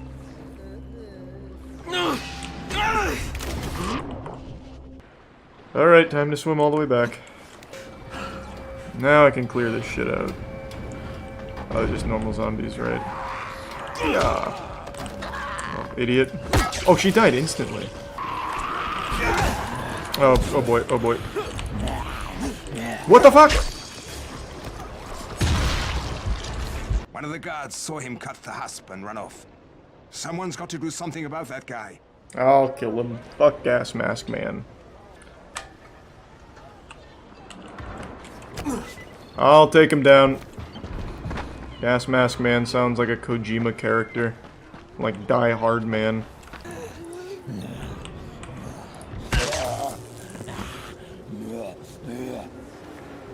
Man, this guy just doesn't even really want any trouble, to be honest. Too bad. Sorry, kid. How do I do a power swing? Holding left mouse didn't do anything. What the fuck? Yeah. Yes, this thing's still good. I like it. Finally, a weapon that does damage.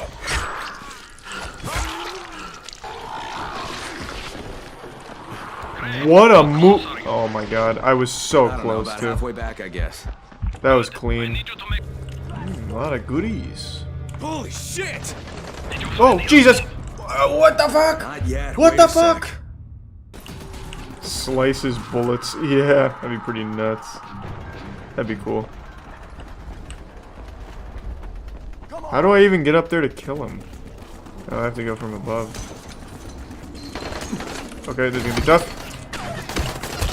Okay. That's clearly not it.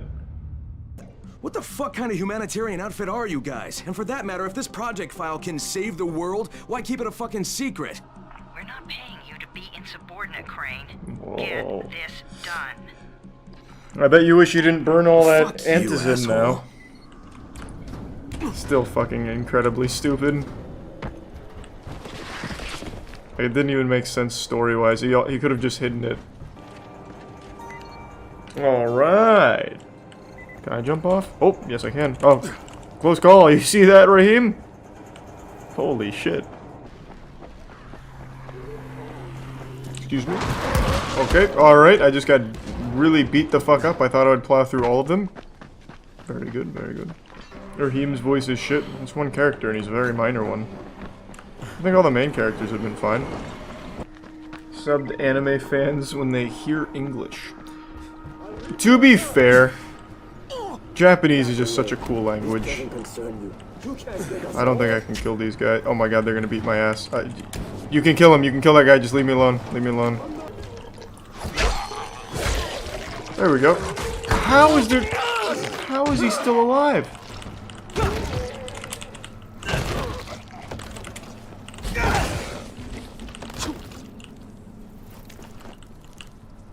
Okay, all good now. You should check out Acer Thorn. I discovered him a year ago on YouTube. He's currently suing me for $1.2 million for copyright infringement. There's vids about it. He also sued his university, parents, state of Arkansas, Google, Microsoft, etc. You're one of the people named in the Acer Thorn case? So as I understand it, and if you really are someone named in this suit, maybe you can shed a little more light on it in the chat.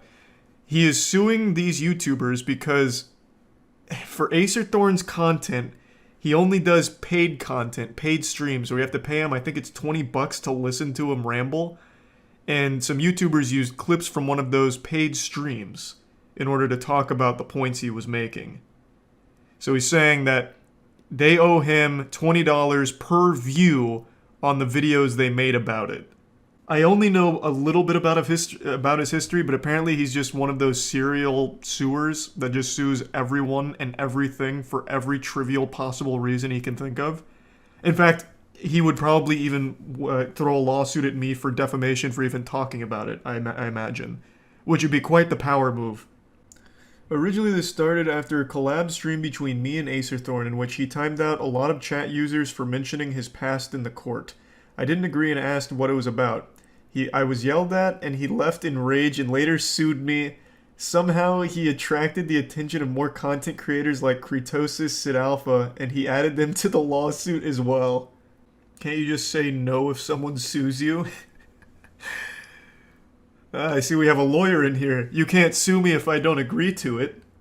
You don't have my consent. Honestly, this reads like a promotion. I'm a YouTuber and Twitch streamer. You can find my links here. Here's my YouTube and my Twitch. I know he did this because he proceeded to make a video that included this clip. See infringement 23. Can you say this in a lawsuit? He acquired possession of that clip because duh? What self-respecting lawyer would write that? This is like a teenager's blog. Does he write these himself? That means he necessarily acquired it through unauthorized means. Oh, So you there are wouldn't couple of download a things here. car. The first He's is a the pirate. most obvious, that Acer Thorn's factually... The lawsuit says he's representing himself. Yikes. Oh my god. So does he just do these frivolous lawsuits as like a creative writing piece? The last time I saw someone represent themselves in court, it was a guy who murdered someone and his defense was, yeah, I murdered her. And what are you gonna do about it? Oh, I'm not exaggerating. The guy who murdered, I think it was his girlfriend or something. It was a viral clip on YouTube like a year ago. The guy who murdered his girlfriend was like, I murdered her, but you're all getting how I did it wrong. This is how it happened. And he did it like he was delivering some kind of pregame pep talk. What actually happened is I killed her over there, not over there that you claim. As if that was like what was up for debate. I probably can't show the clip, and it's pretty fucked up because it's an actual murder case. But yeah, that was the last time I saw someone represent themselves. He wasn't denying that he killed her. He was just saying that they're getting the story wrong of how he killed her. Was he found innocent? I don't think so, man. But imagine the world were like, oh my god, he's right. It looks like she really was killed in the other room. Like it's a game of Clue. Oh, it wasn't Colonel Mustard in the library. Now we gotta let him go. Watch the clip. I'm not fucking touching an Acer Thorn clip. This shit's like handling raw sewage. No chance. I'm not touching him. So it's a 2-minute clip. It's really it's not a 2-minute clip. It's really short. Some sort of evidence to prove to me that he has been harmed in any appreciable way, as I seriously doubt very many of my own viewers would be willing to lobotomize themselves to the point where they would be willing to provide such an inept content creator as Acerthorn with any money whatsoever. There is, however, a third decision. Get ready for the next lawsuit, Sid Alpha, for that little smackdown there. So, Sophian says that the clip is him accidentally going live and spazzing out. So is the reason he got all upset because he looked silly? Is that what it's about? Yeah, that's the reason. Oh. Thanks to give sub Big Mary. So how does that even happen? Like he accidentally started streaming and then what? Just making noises? Like what was he spazzing out about? I'm not gonna look it up. I'm not gonna even take the chance. Like, I can't think of a single time I've ended stream and just started going like fucking wacky inflatable tube man with my arms and making crazy noises or anything. Imagine Crazy Frog, but stupider. He was just doing goofy stuff. You tell me the guy accidentally started a stream and just started hitting the bring ding ding ding ding or something? Is that really what happened? Man, he should be thanking people for covering that. That makes him look human. He accidentally emoted. Acerthorn has ever questioned why. And while I know he's watching, I'll let him go and spend a few furious hours looking up a few dozen legal precedents that only tangentially relate to what he alleges. Why? And because I'm a cruel bastard like that. Bro, you're using big words. Acerthorn in his own lawsuit put in parentheses because duh. Oh, voice crack, wow. Like, you're throwing words around that he's gonna have to Google and you're gonna insult him with it. Also, within the Sophian P lawsuit, we already know that Acerthorn claims he did not make those noises, which we all know to be a blatant lie, and it will be fun to watch him twist in the wind over that one as well. Myself in a lose-lose situation, whereby in order to have a copyright to even enforce, I must admit to having made the noises myself, which in turn means I must publicly admit to being deranged. Not quite, but... What are you talking about? Everyone makes goofy noises from time to time when they're alone. Shit, I make them on stream sometimes too. What do you mean? You have to admit to being deranged? What is wrong with you? What? Oh my god, now I have to publicly come out and say that I'm a lunatic. Because I made silly noises. People are gonna look at me like I'm a fool. Thus, I'll sue this man. That way no one thinks I'm a fool. Jesus. In order to avoid looking like a clown, he became the whole circus. All right. It is actually the other way around. Because I have the registration for the copyright, that means I hold the presumption of copyright validity. To overcome this presumption, the defendants would have to insist that I did not make these noises, and once they do that, they've just admitted to defaming me when they called me deranged. No, that's really not how that works. So instead, it is actually the defendants, not myself, who have placed themselves in a lose-lose situation by embracing this legal theory for invalidating my copyright. Can you put exclamation points in your lawsuit? This honestly reads like a blog post. Ah, but in fact I was 2 steps ahead of them, like an anime villain. They were wrong. They're in the lose-lose situation. Huzzah! It's a court document twit longer. Pretty much, this is what it sounds like. Computers and phones for impounding so that they can have any of his content removed from them, and to also remove any of his content from any website. He then requests maximum damages of $150,000 for the 23 alleged cases of infringement for a total of $3,450,000. Oh my god! Holy shit, this guy's going for the moon! Whoo-wee! I don't think it's going to make it very far for what it's worth. I'm no expert. I didn't pass the bar or anything, but I mean, the way he wrote that lawsuit seems like any self-respecting court is never going to actually take it seriously.